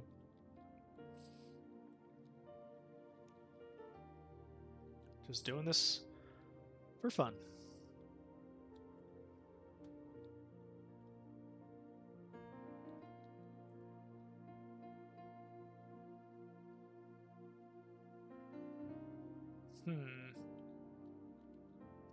I want to. This is like a quarter of a gold. The branding rod. I just really want to sell it, even though I should be disenchanting it.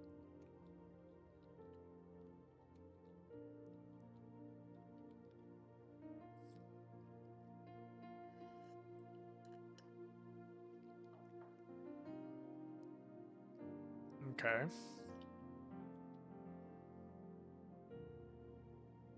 I need to remember that I even bought these. Swiftness potions? Prairie dog whistle? My poor little nasty little prairie dog. Look at him. He's been stuck in the box this whole time. Look how sad he is. It's so disgusting. It's gross.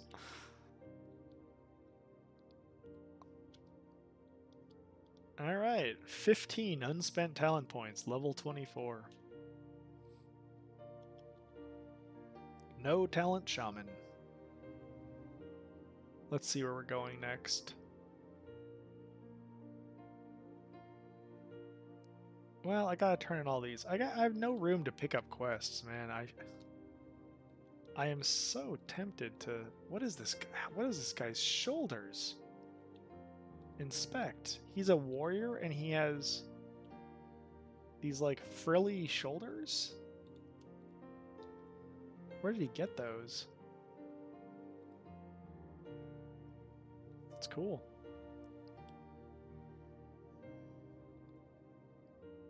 Did he get like something from RFK that was like, I didn't even know those drop. That didn't even look like a drop that I know exists. Not at this level. Not leather. He was level 20 even. Yeah, this does not come from any dungeons, I don't think.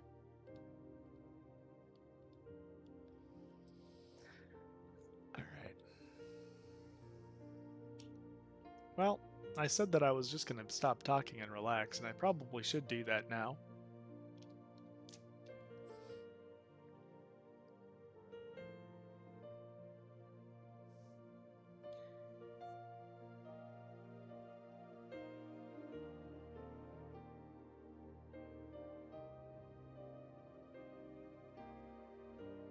Let's see what the guild is looking like.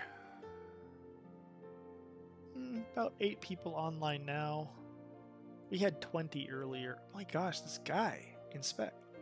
Inspect. What is this? Grunts, pauldrons of stamina? But look how they look. Are you kidding me? I had no idea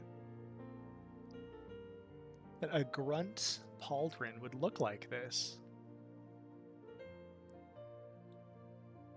This guy is decked out. He is buying this gear to look cool. He's got this loincloth.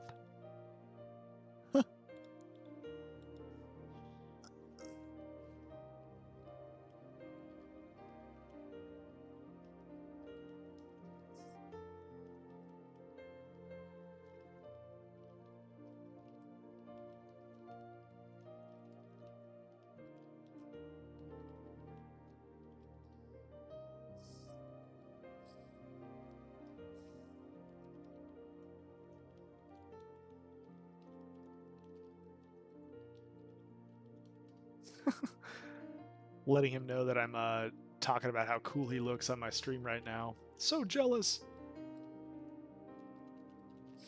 So I think what I probably should do on one of these characters is just try to find a way how to get like as much gold as possible so that I can make my fist weapon rogue a reality. Only fist weapons on like a female undead rogue, which brings me back to the challenge I was on earlier today. Some dudes I died.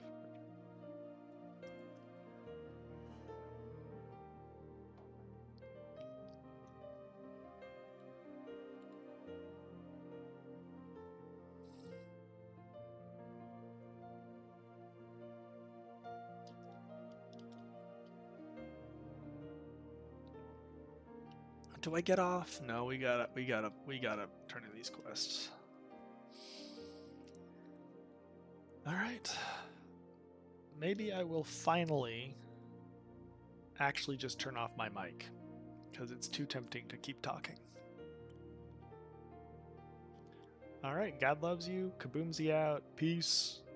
I might come back and say that again later, but we're gonna just like have some chill play session at this point.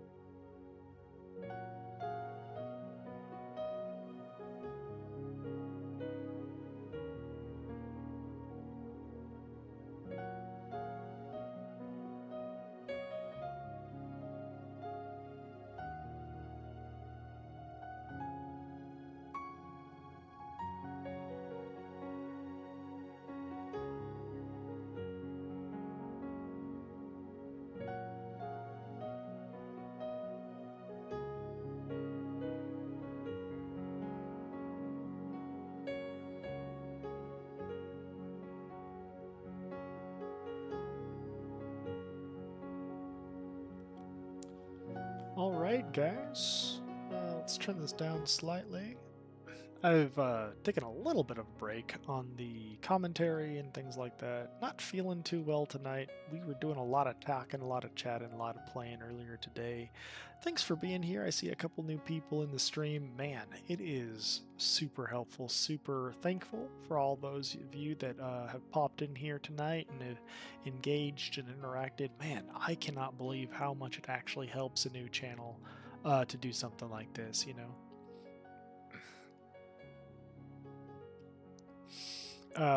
Little likes and follows and things like that really actually go a long way. I had no idea, but I've been learning a little bit about it. Anyway, thank you again for showing up and taking a look at the stream. We've got our no talent shaman Kahboomzie over here, and I've got a few other challenges that I have cooking that are, you know, similar in complexity. Abandon this quest. I'm never going back in Wailing Caverns. I might as well abandon this one too. Okay. Clear up the quest log here.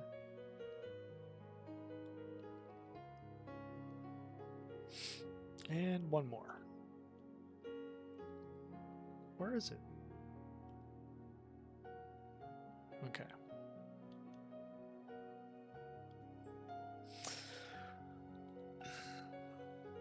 So it's going to be really fun spending all 15 of these talent points at one point in time. I'm really tempted to go down Elemental and get some like fun utility in here that'll basically help me create gobs of aggro so that I can basically in dungeons be kind of like a DPS that really rolls as an off tank that can grab aggro really easily and quickly, going the instacast build instead of like Thunder, but maybe also combining it with enhancement. That'll give us a lot of synergy with talents like Flurry, Elemental Devastation, Elemental Fury, and then this and some of the crit that goes in here as well. But it is super tempting to just see how long we can go without spending talents. I mean, Resto also seems like it's got some neat stuff down here, where we could do like a really big meme build. Totally doing things like focusing only on mana cost of totems and other such strange utilities on talents that people never pick up. But yeah. So we've got some ideas for where we can go with this, but for now we've got 0 talents spent. I've had a dream recently that I died on this character. So I'm getting kind of nervous just because of that. And maybe if I get in a sticky situation, I end up just talking myself through the situation because I'm getting a little nervous here. But it is an extra hardcore challenge going with 0 talent points. My druid is even more hardcore, I guess you could say, because not only is it basically 0 talent points spent, I say basically because we've got a slight utility with 5 into Nature's Grasp and just a couple into the Entangle to reduce some pushback, but not all of it. But the rest, no talent points, and we're up to level 28, and no shapeshift on the druid, none at all. So 0. I'm not even resto. Can't be 0 talent points, right? So it's just a big challenge on these couple of characters. Level 24 on the shaman, level 28 on the druid, and we've got some other small little challenges here and there on our other characters. And the one that I'm looking forward to the most is fist weapon only on a rogue. And there's a reason for that, and it's basically going to showcase a unique attack and animation style for one of the characters that is fist weapon only.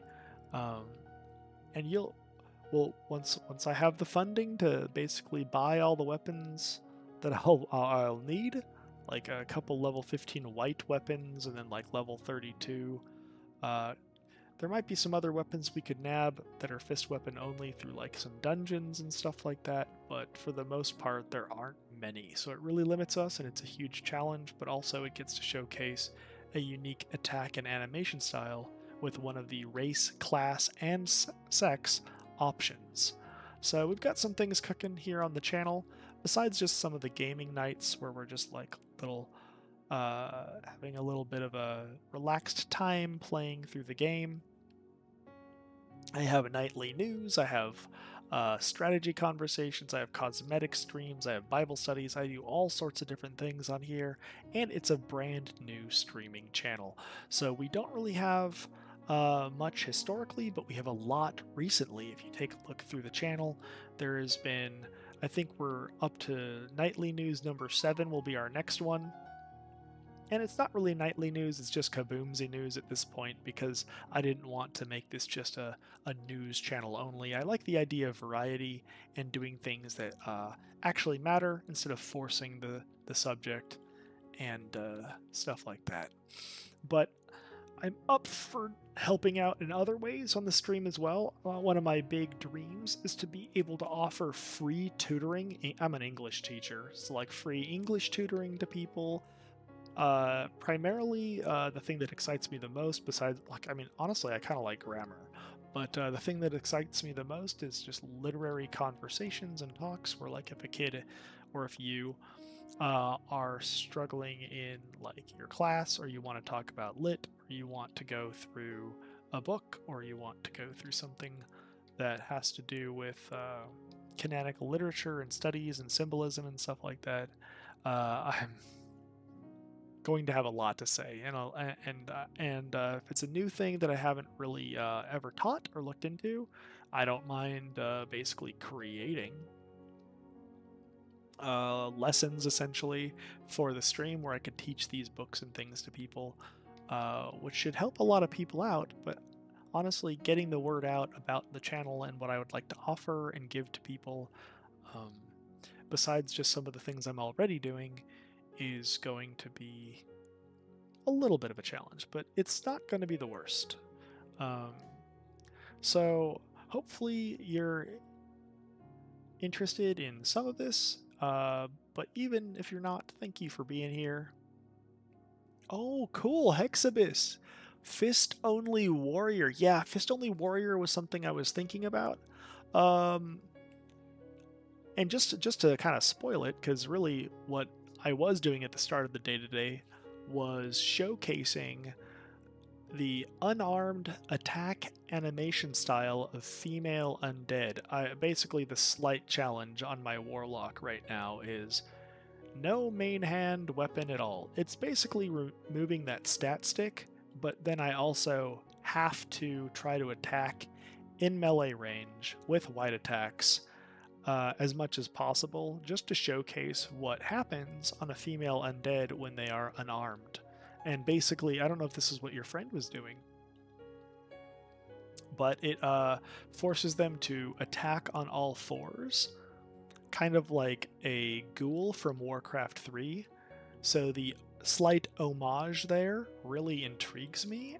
I think it's a super cool, unique little Easter egg. And it's strange that they only made it available to the female undead characters, where they go on all fours like that. I thought it was pretty cool. So that's kind of what I'd like to... I'm kind of showcasing a little bit on the Undead Warlock right now, but once I'm able to essentially fund the character, I'd love to do that for like a rogue or a, like you said, like a warrior. I'm not really sure what the best would be, but I do like that also the character does a lot of backflips while they're attacking, so it's kind of just like a fun character overall to play through, the female undead, when you're doing something like that. So that's really what the plan is for that character. But yeah.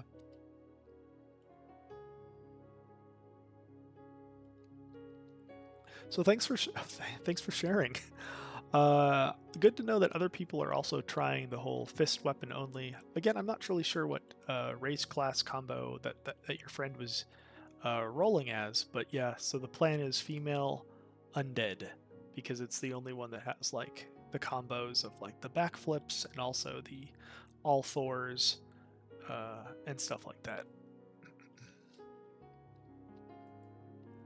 We are playing on Doomhowl on the hardcore anniversary server, and if you are on this server and you're looking to be a part of like a kind, friendly, and unique experience in a guild, I've run many guilds like it in the past where basically people are focusing just on like kindness and being wholesome and stuff like that, instead of like vile trolling and the annoyance that comes with that and rampant cursing and all this kind of stuff. It creates a much better environment. I've run many guilds like it, and I've been helping out with some other guilds on this server. My friend Vari, you know, she's got her guild, Atirum, and I've been doing a lot of recruiting for her, and also I'm an officer in Grubby's guild. I'm one of the founding members of Club Grub, and I've done a lot of work helping out with that when I could. But I didn't really have a computer for a while. I was just kind of playing on my wife's as much as I could at the start of this, because my computer went kaput, and I am now playing finally on my own computer again 6 months later.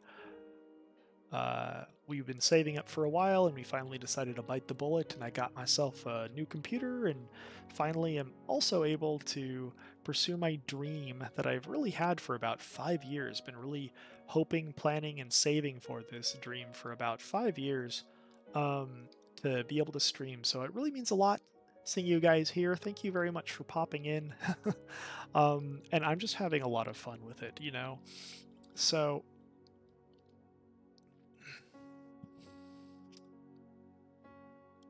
tonight we've got Dappy T Keys playing. I don't have a camera yet.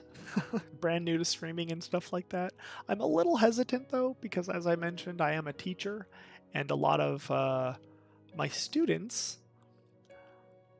you know, are probably kids that go on Twitch, you know, and at some point, if I have my high school students say, Mr. Gabber, I was watching your stream last night.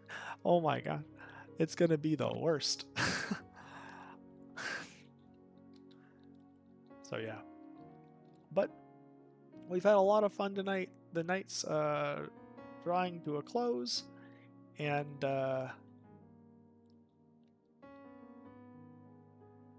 just for fun, I pushed my character as far as I could on this one. Didn't drink the potion, but as the poison ticks away, I'm still not dead on my 0 talent shaman here. So.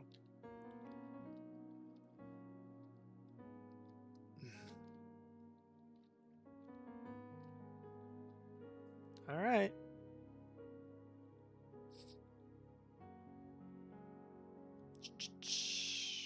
Maybe I should heal.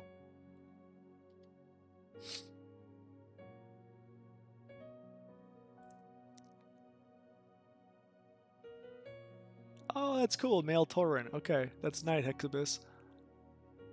Yeah. It's the female undead. It'll do that all fours thing if it's unarmed, but also with fist weapons as well. So, since you said you want to see it, I mean, that's what we started with tonight. We can kind of end with it as well. We'll just hearth, to be honest. I don't really need to be out here.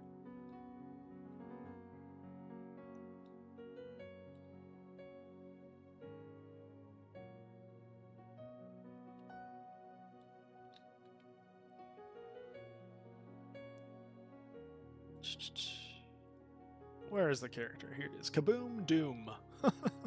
It's a fun name. My first character was Kaboom Boom, and then on this server, and then, you know. So here it is. Let's just...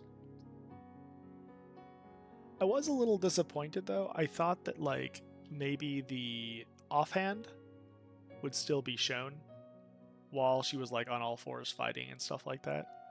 But it doesn't. The offhand disappears. But yeah, here it is.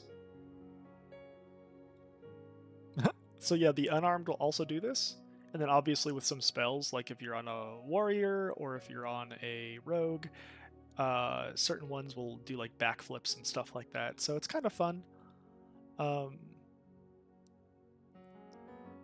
but yeah, I try to get as many little auto attacks in to kind of showcase it and maybe prep for the fist weapon only undead female rogue or warrior or whatever. I don't have a rogue yet. I have a warrior already, so it might end up just becoming a rogue.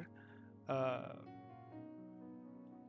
but I do like the idea of warrior because they, with revenge, can basically constantly backflip the whole time. Um, in classic era, I did that once, but right now my warrior is a Tauren as well, just like your friend. But it's doing prot just because, sure, it's a little slower, but I mean, I don't mind going a little slower leveling as prot if it means you never die. You know what really is slow? Dying. You gotta do it all over again. So yeah. But yeah, it's pretty cool. All fours. It's kind of sad that the male undead is not given the same feature, and also like obviously when you're moving, it's no longer on all fours. It would have been cool if they crawled though. Crawling in combat. So yeah, sometimes on this character I'll weave that in. You know, I'll be just getting as much white damage in as I can, but I will be casting spells and some insta-cast things as well. Um, it just feels nice, and it kind of showcases it a little bit, so it's kind of neat.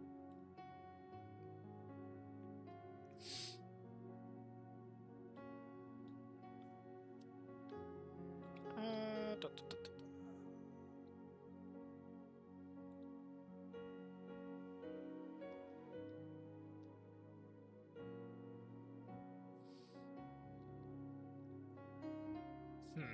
I have a cast sequence macro button that's supposed to kind of weave it in. It wasn't quite working properly there.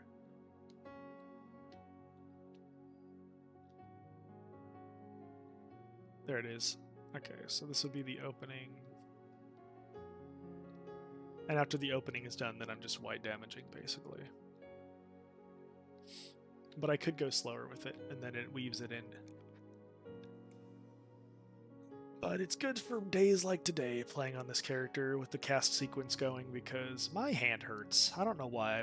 I think I like lifted something too heavy, and it was really cold out and rainy and stuff like that, and I kind of hurt it. I don't know what I did to it, but it's like really stiff feeling, and it feels like I pulled something like in my thumb. It's strange. But yeah, I'm also not feeling very well tonight, so I'm taking it a little slow. Instead of doing something like a nightly news, I'm just kind of having a gaming session with some Dappy teas, piano keys, music.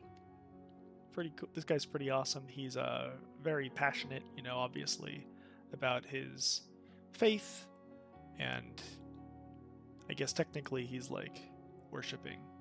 Um,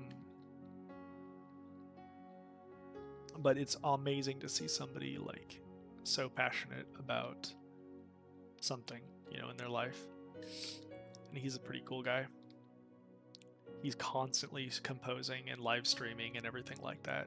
And whether you're of faith or not, you probably can't shake the fact that that's respectable. Somebody that's that fully immersed, captured, and raptured by something.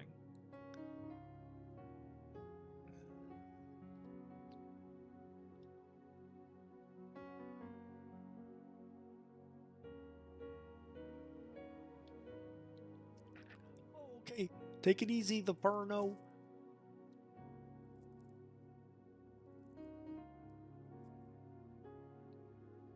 So Hexabus, are you in the guild? I don't know who your character might be.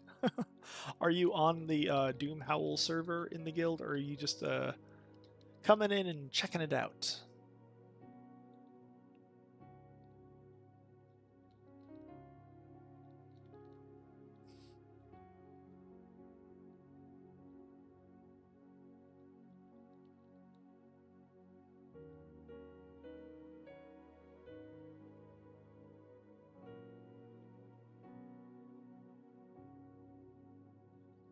Either way, I appreciate you being here, and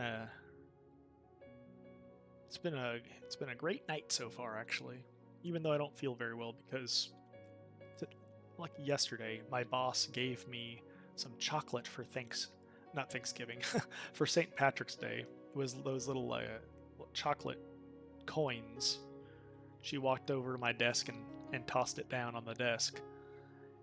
And I was like, oh, this is nice. I usually don't eat things that people give me at work because I'm worried about, like, maybe it's spoiled, but I was like, oh, it's just like a little chocolate. It should be fine. I have a rule where I don't eat, like, things that are given to me just because I've had bad experiences, like at potlucks and stuff like that. Where the potluck food is definitely, like, spoiled because it's been kept at lukewarm temperatures for like 6 hours, and then everybody gets sick. So I've kind of avoided, like, ever accepting food. But I was like, oh, it's just some candy. Well, sure enough, the candy had, like, aluminum shavings that was probably supposed to be a part of the wrapper, cooked into the chocolate. And the first one that I opened, I didn't notice, and I just ate it. And I was like, huh, it kind of tastes a little funny, like aluminum. And then I opened up the second one and the third one and looked at it, and sure enough, there was there was aluminum baked into the chocolate. And I was like, oh no, am I gonna, like, have to go to the hospital? What does this mean? I looked it up on the internet and it said that maybe I might vomit or something, and I was like, oh gosh. So I ended up waking up in the middle of the night with a cold sweat, feeling like I was gonna vomit. So here I am playing WoW. I don't feel very well, but nothing bad yet. I think I'll be fine. I tend to drink coffee when my stomach is upset, so I've been drinking some coffee, and I'm feeling a little better now. But yeah. Oh, you're Zai? Oh, cool. Well, hey. Oh, I was about to whisper you and say hello or something like that.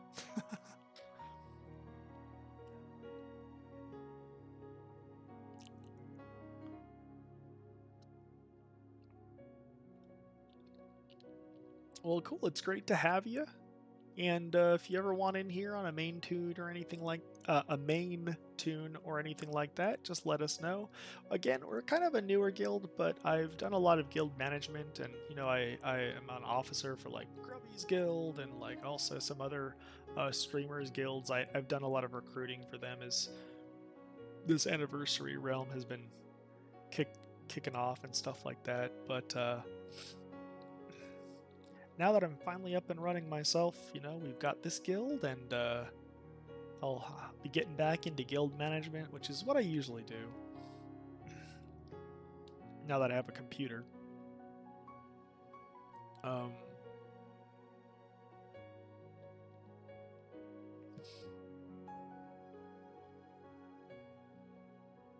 So yeah, we'll be every day. The guild's getting bigger and bigger, and we're building it and stuff like that. So we'll be finding all those great people in the world of Warcraft that want a good, kind, different vibe environment than the traditional let's troll and be jerks to each other and stuff like that, which is kind of how my guilds are usually run, where people aren't like that. So we're hoping for the best. Every once in a while, like, someone sneaks in, and they're a little weird, and then we just have to kick them, but that's how you stop it from happening in the future.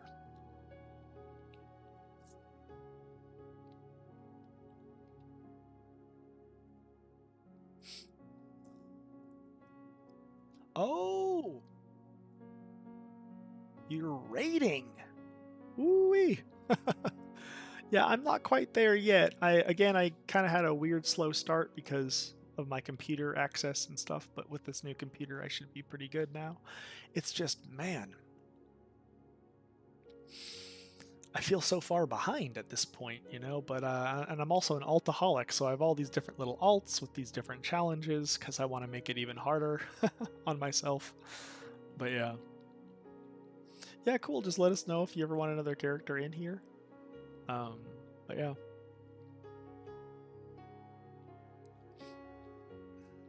Not sure if you're somebody of faith either, if you're a Christian or whatever.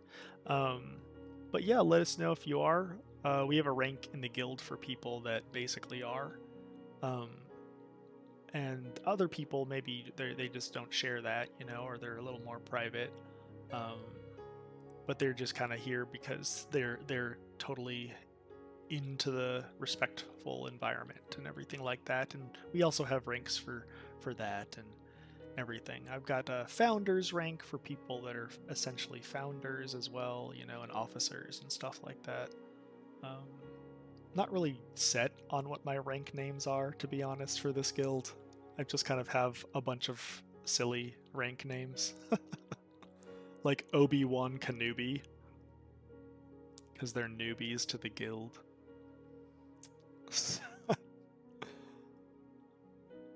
And Kanubi, because my name's Kahboomzie, but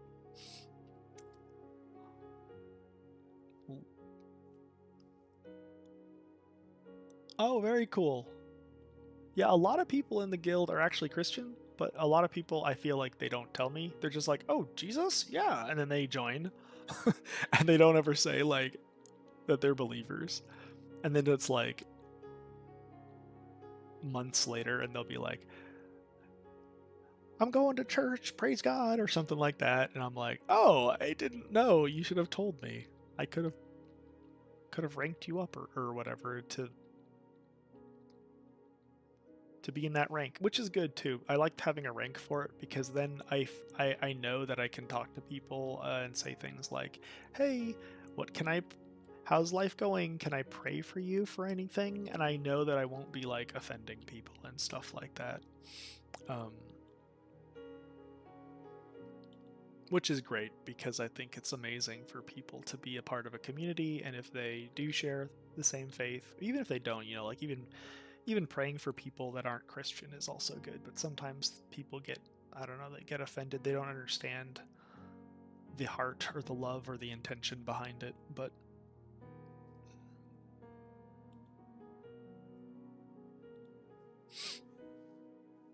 how do I have this new guild add-on. How do I promote? I want to put you in the redeemed rank. My gosh. I used to go to here. I can't do that anymore. So I got to go to here now? Offline member, that's why. Okay.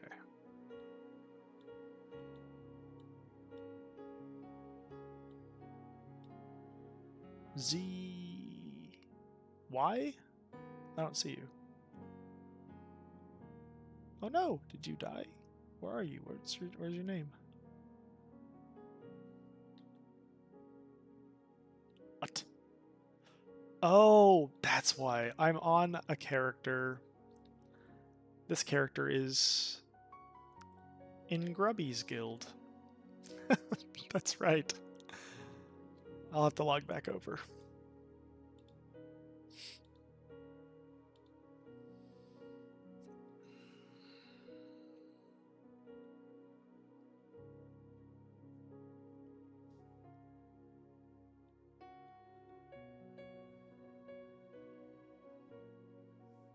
Oh, okay. Thank you, the real Rue.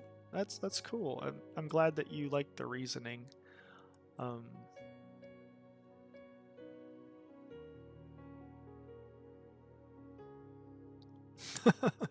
who I don't know who you are in the guild.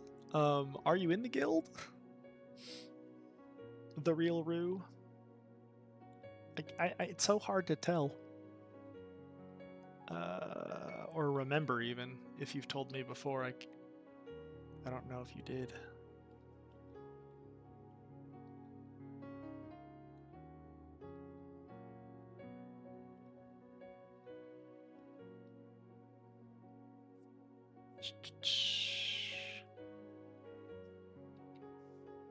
Hey. Hey, Vasily.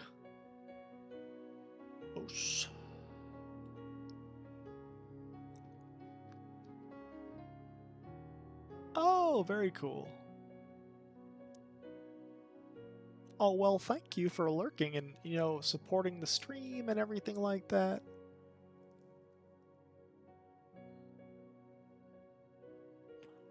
Again, I'm very new to all this. One of these days, maybe I'll get a camera. But, I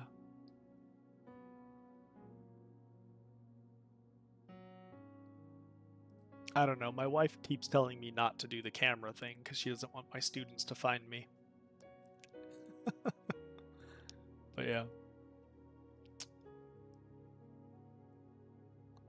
Let's see. But yeah, I've only been streaming for about a week. Something like that. Alright, so let's see. Oh. Well, we'd love to have you, the real Roo.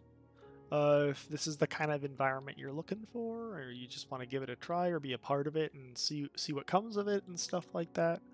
I mean, it's... Where is it? There? Okay.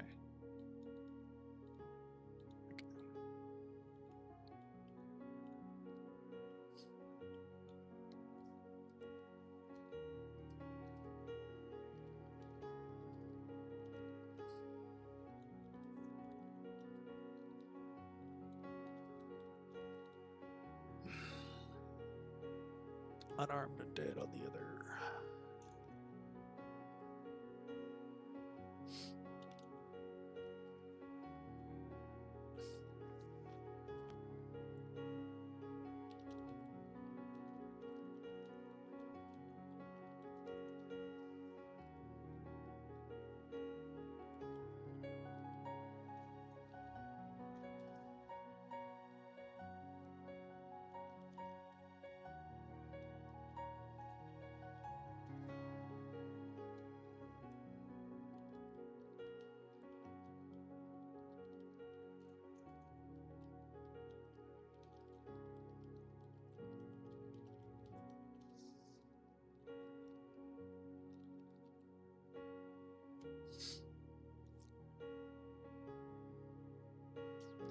Okie dokie. So, well, I mean, it's... I guess after waking up at, like, in the middle of the night and starting the stream, which was almost 5 hours ago. Man, I gotta work in an hour. I would have to wake up to work in an hour, but I guess I got home and just slept because I was feeling sick. Just slept right away. Maybe I'll be fine. Just going straight to work. We'll stream for another hour and then I'll go shower, I guess. I don't know. Get ready. Kids are gonna be like, Mr. G, why are you so tired today? Usually I'm not tired when I'm teaching if I'm up late. I'm just loopy. And then the kids are like really enjoying that because I'm really goofy.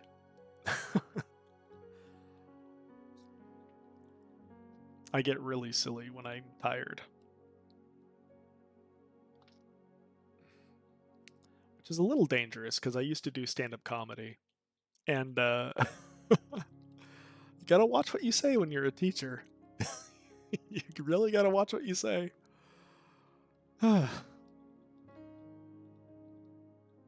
So, it's a little dangerous.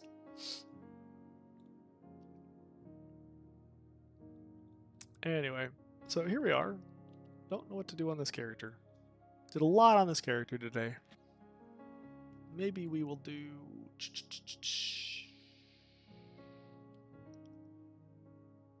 The Bald Priest. I think this is the one character I'm not going to try any weird challenges on.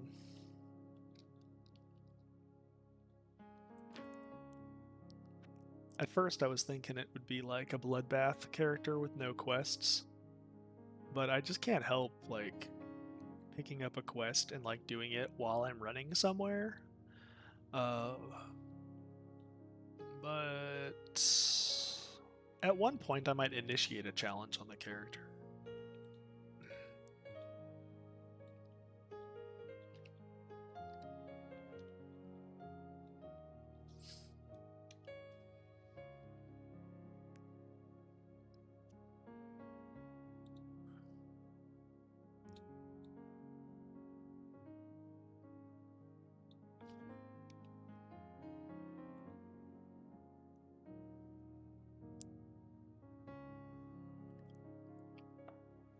Okay.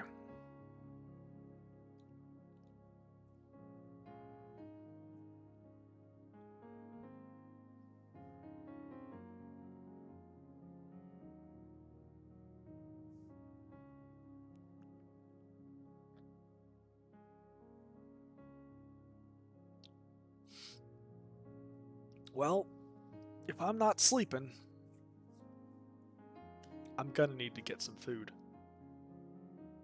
So I think I'm gonna have to take. We'll do like a little 5-minute break or less.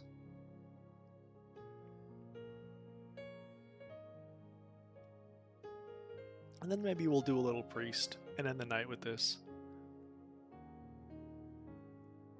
Currently I'm doing Shadow just because priest needs something to help speed it up. So the 5 out of 5 in Shadow is what I'm doing. But with Troll and with Shadow Guard, I'm really tempted to go Blackout as well. And maybe just go full Shadow and ignore the whole wanding and everything like that. Because another 5 points into Blackout gives me huge utility with stun. And I've always dreamed to kind of see what that would look like and how that would play with Blackout stunning people all the time. There's diminishing returns on it. You can't like keep stunning the same thing, and channeling effects will only work to stun on the first proc. So like that kind of sucks. I feel like a lot of people don't know that. The Blackout will only stun, but it's a decent stun. I think it's like 3 seconds, but it only stuns on the first proc if it's channeling. So yeah. BRB, 5-minute break. Gonna get some food. Gonna get something to drink. And we'll just keep going. Okay.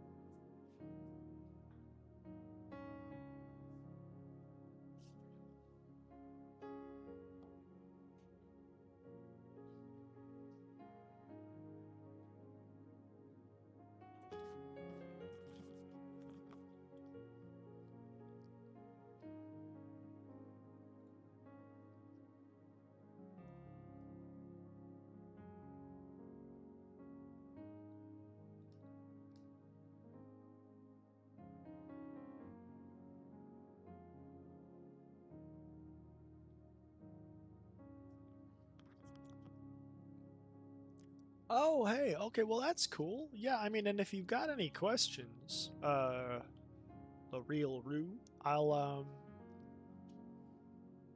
be more than happy to talk and ask. I mean, I've sat around my life trying actually at some points to disprove things that had to do with like the Bible and the Christian faith, like thinking that I could find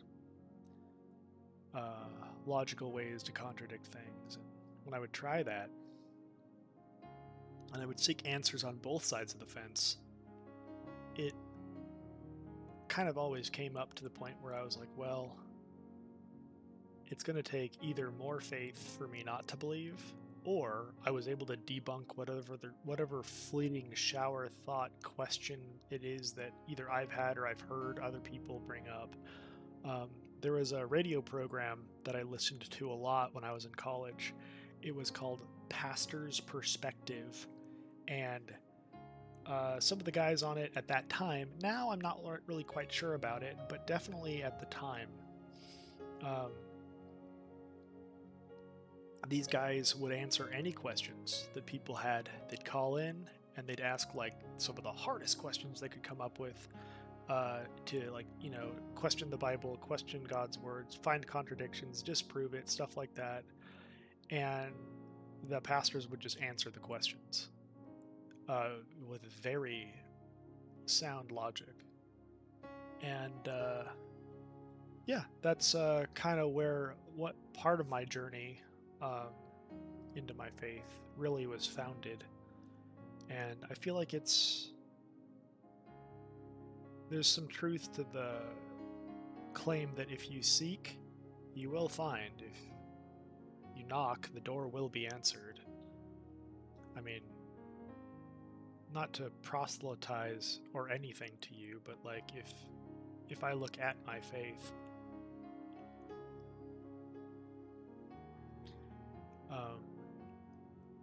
God says that He made you and cares about you, and He's willing that none shall perish, but that all shall come to repentance and have eternal life and stuff like that. So God stands at the door and knocks, so He is waiting.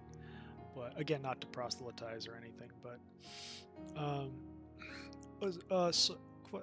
had a lot of those conversations, but more often I'm just interested in the reasons people believe than arguing one way or the other. Yeah, and that's everyone's in a different part of their own journey in life, so that's smart. It's good to do. That's actually kind of the stance I take when I do I don't know if you've ever lurked during that, when I do like the nightly news or whatever. Sometimes I'm just like last time I was just kind of like coming up with some crazy conspiracy theory just for fun at the start of it. But mostly what I'm doing is looking at both sides of the fence, seeing both sides of the argument, like what does the right believe? Or what do they say they believe? And what does the left believe? Or what do they say they believe? And then I look at the middle, and then I look at moderates, moderate Dems, moderate Republicans, and I'm like, well, what's the truth? Behind all of the misinformation on both sides, and the lies, and the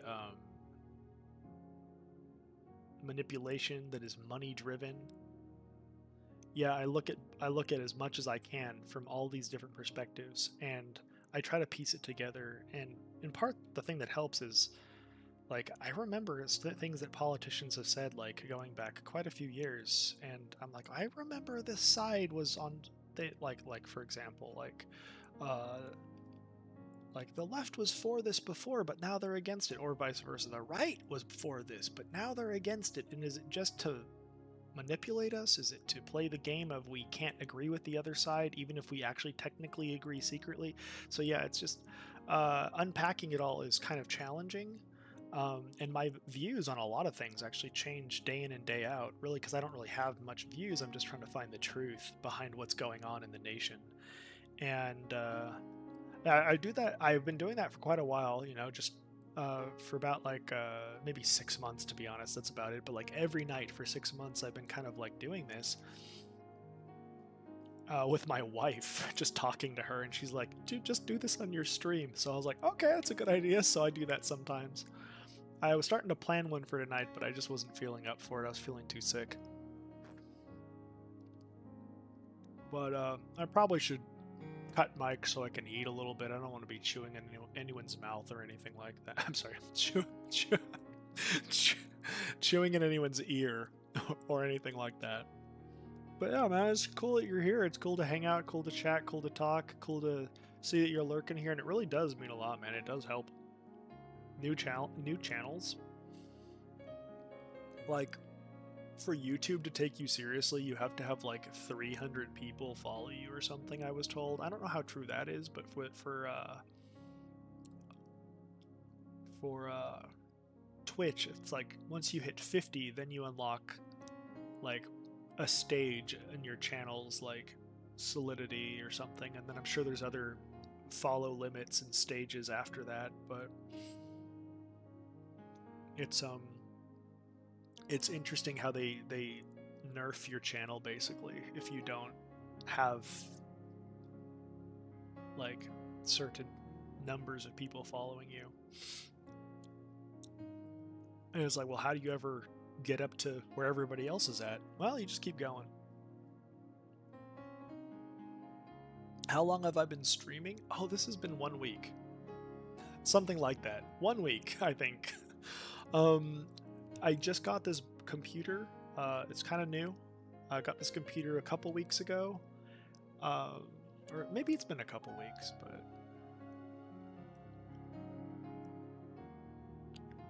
you stream too? Here, let me give you a follow. I had no idea. Have I already given you a follow? I don't know. How do I? Okay, I gotta probably open up instead of OBS. I probably gotta open up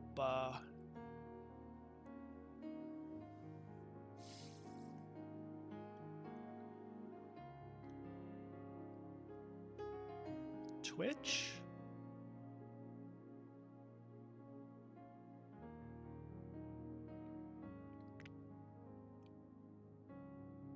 The Real Rue. I'm trying to find you on my follows. Okay, oh, there you are. Okay.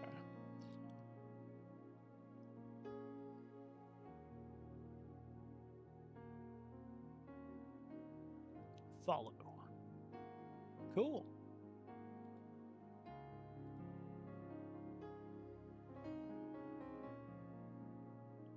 Five concurrent viewers. First step that Twitch really acknowledges.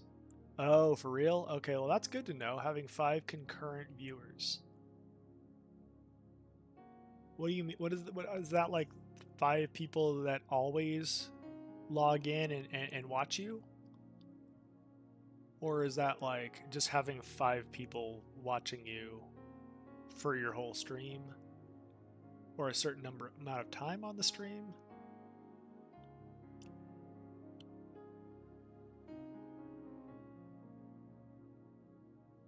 Hmm.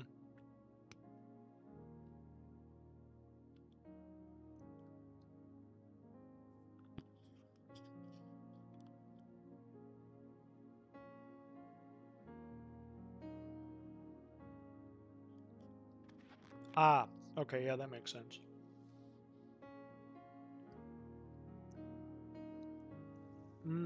Okay. Alright, so like if some days you have 1, but other days you have 10. It averages, maybe. Okay.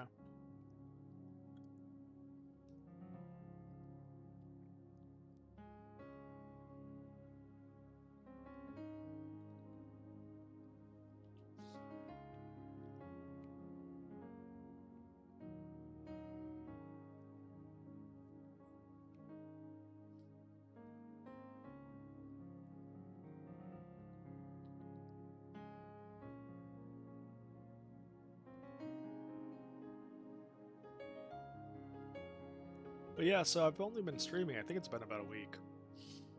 But I've been trying to do a lot. Teacher had a couple snow days. Up where I am, we had a couple snow days. And one day I did 3 streams, 3 separate streams, and it was like, I think like a 6-hour stream, a 3-hour stream, and like another 4-hour stream that day. So I've been trying to do as much as I can to really build channel credibility and stuff like that, but sometimes I'm thinking, well, maybe I shouldn't overwhelm it. You know, you overwhelm it, and then all of a sudden, maybe people aren't watching things, and then like, at least my YouTube channel, it's like, oh, people aren't watching because you've streamed too much, so it's too much for people to even watch. So it's like a catch-22. Not really sure what the right answer is. All right, well,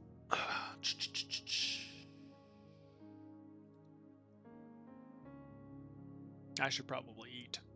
I'll be playing. I'll play. We'll eat.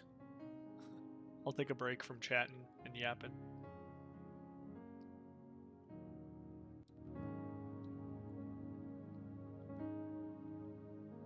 Oh no.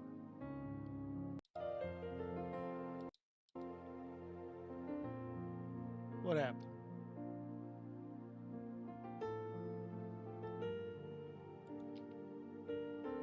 Well, maybe I've streamed too long, actually.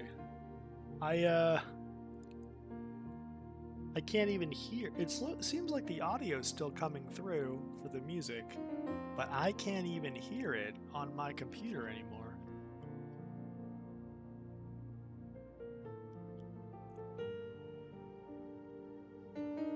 This happened the other night too. My audio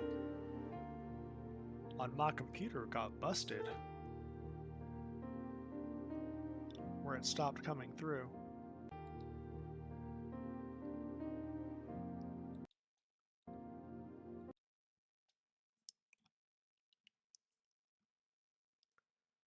Oh, well, it is what it is. Oh, I'm just gonna eat.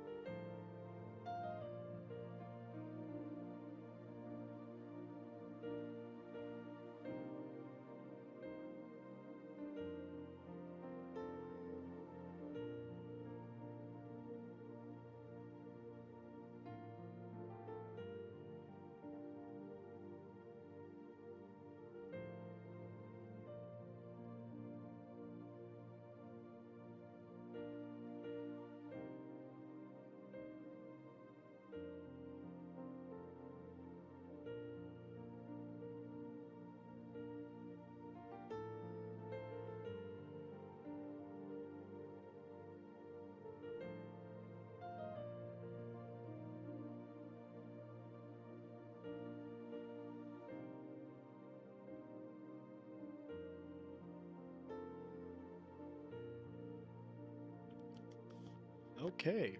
Well, that's great. I'm done eating now. So I'm back.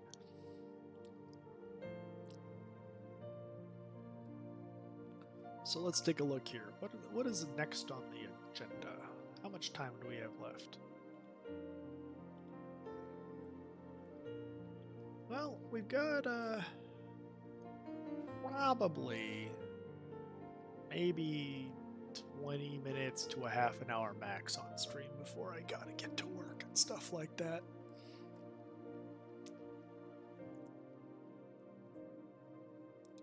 Well, if you're new here, thanks for coming by. Thanks for stopping in. This is probably going to be about a 6-hour stream altogether. Did not expect to do this today. But brand new to streaming. About a week into this thing. I don't know. I'd have to double check. But we've been leveling on 3 different characters today. Going around. A duel is happening. Not a Makara. Just a duel. But I've seen a few happen right here.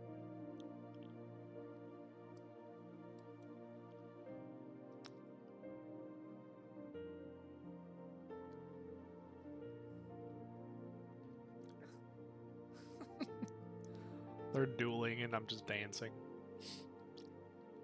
Anyway, anything we should focus on?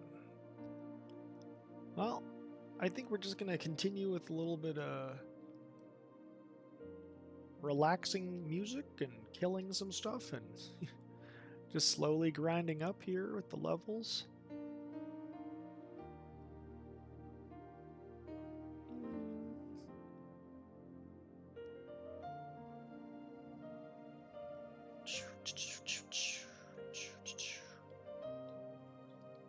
Let me know if you're curious about the stream, if you're new here, and if you'd like a little bit more information on what we're doing.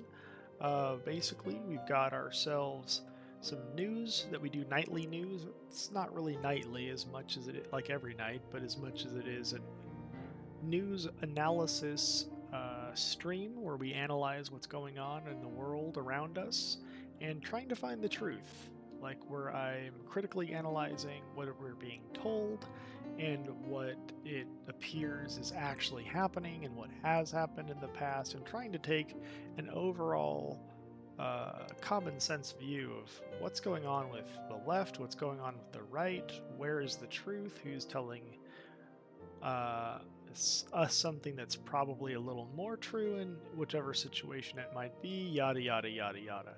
Well, where we are really just balancing out the differences between motives and what have you. I also like to weigh in on the human condition and our innate selfishness that might drive some of these motives, and really the writing is on the wall with a lot of this stuff, where we can kind of see where things are going, and we can even predict where the nation might be headed. I live in America, and that's kind of what I'm focusing on a little bit, but not always. Sometimes we get some world news mixed in just for keeping people informed, and that's kind of what we're doing with the news for now. And we actually ended our last stream with a fun little news update about oh gosh, this is a level 16 hyena that really wants me. About AI and stuff like that, you know, and it was with Kit Boga, if you've ever seen his videos. Oh my gosh, 2. Alright, fine. You get netted.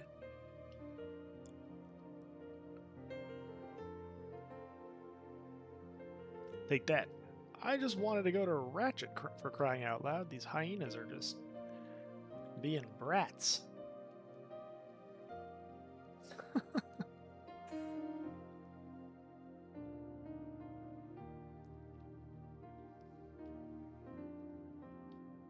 Let's see. Where was I?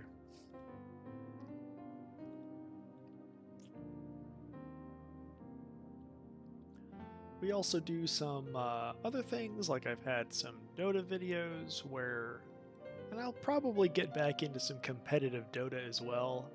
I do a lot of very unique strategies, and for many years, basically ever since Dota All Stars back with Warcraft 3, I've been conceiving of different builds and strategies and things that you can do in that game that are pretty unique. And actually, a lot of my builds I have later seen pros end up doing basically what my build was. They're not necessarily copying me. They eventually just come up with the same strategy that I had discovered essentially. And sometimes it has to do with just playing a hero in a unique way or something like that. Like where they don't realize that like Sven can be a support hero or something like that. That's not something I came up with or anything like that, but like that's an example of it. Where recently they took this hero that has always been a carry and then he became like more of a support hero for a little while in some of the popular builds and metas, believe it or not. If you've ever played that game, might know what I'm talking about. But recently I've done some cosmetic videos through Dota and also one with WoW as we designed our guild tabard. So I've got Kahboomzie news, Kahboomzie cosmetics, and even some Kahboomzie Bible studies and stuff like that. So we do a variety of things here. And tonight is just Kahboomzie gaming. We're just having a quick little chill session with some Dappy T's piano keys music. And he's a pretty cool guy.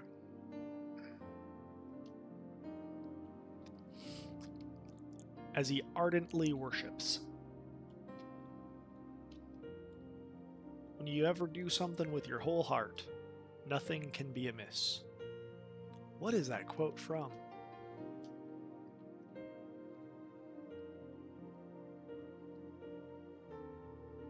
Oh, it's from Shakespeare. It's in Romeo and Juliet. I am an English teacher, so that's a little bit of an occupational hazard, Mr. Copper. And my kids are always like, Mr. Copper, why are you always quoting Shakespeare? As well, I've taught it so many years that it gets stuck in my mind. And oh wait, no, that's not Romeo and Juliet. That's Midsummer Night's Dream. Theseus talking about the play within a play. That's exactly where it's from. Anyway, I'll be weed whacking my garden, for example, and like Capulet's speech where he's basically kicking Juliet out of the house is running through my mind, and I'm just like quoting it as I chop down these weeds. Constantly, especially after teaching it, it gets stuck in my mind. I actually act out the entire first act. I do all the different roles and all the different voices for my kids, and they were rolling with laughter because it's pretty, I would say, for a freshman in high school, it's pretty enjoyable watching your teacher basically put on a play of an entire act for them. And I've done comedy in my life, I used to do stand-up comedy, so they have a blast with it, watching me just like make an absolute fool of myself. And if you know a little bit about the first act, essentially, of Romeo and Juliet, well, at least even the first scene, it's supposed to be full of like little weird jokes, and some of them have like some strange innuendos, and sometimes the kids pick up on those, which is kind of strange because I think it's like a little mature for a freshman in high school, but it's what they teach. They teach Romeo and Juliet because really it actually is one of the easiest ones. Shakespeare got lazy writing it, I think, because the last half of the play is almost just like in plain English. It's still like in the Shakespearean style, but it's kind of like in plain English, but in a way that actually gives students a sense of mastery and confidence, where they realize that they're starting to understand some of it. Sure, it is a little easier because it's less poetic towards the end, but and it gets less and less as it goes on and builds towards the climax. From the wonderful romantic flowery language to like the harsh reality of like people dying, and I think he might have even have done that on purpose. But it's pretty cool for the kids because they start off being like, what am I, how can I understand this, and we break it down line by line, and eventually they get better at it, and then a lot of it is in plain English towards the end there, and it's a little lighter, but even the difficult parts, because they get used to it, they realize that they understand it, and man, like they're freshmen in high school and they're like, how am I understanding Shakespeare? I never thought I'd be able to do this. So it's pretty cool. But yeah, I just weird anecdote there, but I digress. One of the things that I'd like to do on the stream actually is talk about literature, and like if there are like high school aged kids, you know, talk about whatever literature it is that they're reading currently. Sometimes I mean different schools teach different things, so I might have to like learn and create lessons for the streams for kids. And I guess I could do this quest. I just keep running in circles here as I talk. But I'd like to be able to offer some like free tutoring and literature analysis and like little streams where I could do something like that for some people that might be interested. Or maybe I'll just do it here and there, and then maybe people will start requesting. You know Harbor Freight for affordability. But I got some ideas. Whoa, an ad. What in the what? This is the first ad we've seen in like the entire video. First ad in 6 hours? What's going on? But durability goes right along with it. You see, we test, and then we test again. Now, it's time for you to put us to the test. Whatever you do, do it for less at Harbor Freight. I really did avoid mirrors, and now I see a mirror and I'm like, hello, gorgeous.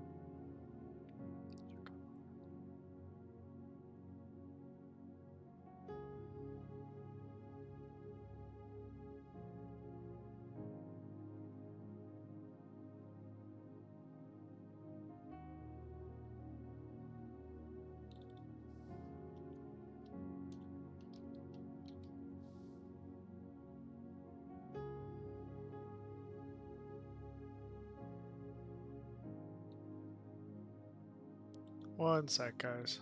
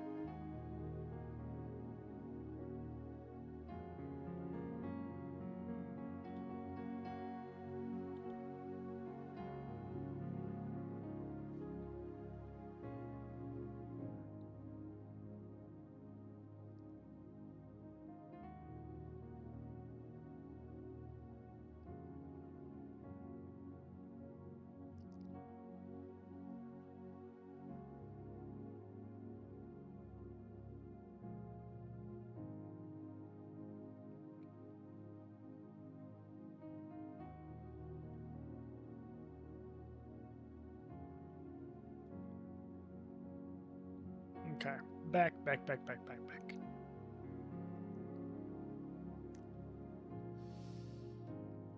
For some reason, I really like this troll. I've never made like a bald troll. Not really. Where I like thought it would be fun to like level all the way up with it. It's kind of fun. There's a big pink mane.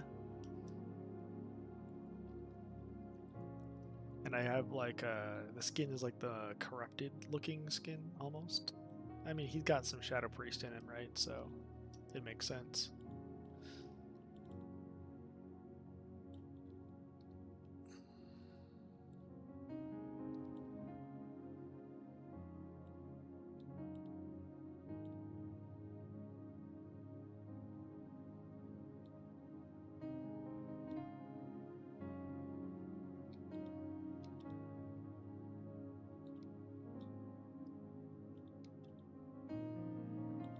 Oh, wow.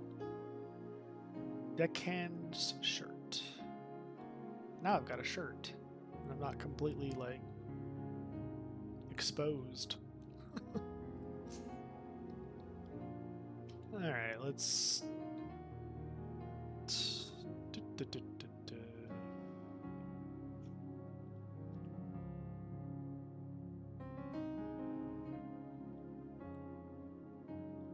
Someone sent his cat over to help me. Well, thank you, Birgitte.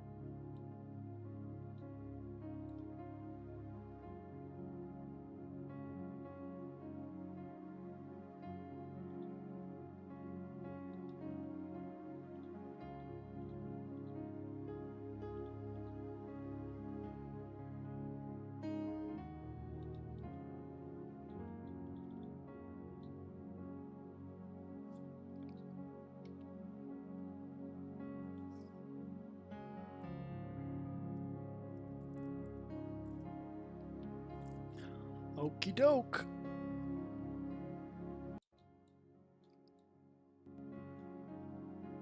Well, that about does it for tonight. We've got one long stream posted, and it is what it is. So hopefully you enjoyed it, and hopefully you were able to be here and be a part of it. And thanks for talking, and for all of you who participated and joined in tonight. It means a lot, it means the world to me. I mean, I've been dreaming of doing this for many years now, but really heavy on my mind for about the last 5 whole years. 5. So I'm really stoked that this is kind of where I've been able to find myself, able to have a place and a room and a desk and internet and a computer, and really blessed to be able to take part in this experience of streaming. So thank you very much for being here again, and I really appreciate again everybody who interacted, and for everyone who's followed, and all that type of stuff. Hey, the Perno, yeah, you're still here. Or you came back. Yeah, cool. I'm not really that good at this yet. I couldn't even tell who was still here. I just saw that there was one person. So I figured I'd say goodbye and all that kind of stuff. Thanks for lurking. Because yeah, I'm looking in Twitch, and I got my follows, my chat for Stream Manager. I've got a lot of stuff here, but it doesn't like give me like the names of who's currently like even here. So I don't even know who's here until they say something. Unless I'm not looking in the right place, but I think this is all it gives me. But yeah. Yeah, hopefully I'll get to sleep. Probably not. I've been up all night. I gotta work now. But I couldn't. I slept mostly when I got home and fell asleep, right? I got home and passed out. So most of my sleep happened way too early. I think it was only like 4 hours of sleep, though. Well, let's see if I make it through the day. Just lurking indeed. Cool, well, hey, may God richly bless you. Thanks for everything, and for being in the guild, and for being an awesome person. And also everybody who might be watching or watching this video at a later time, you know. Yeah. Kahboomzie out. Bye.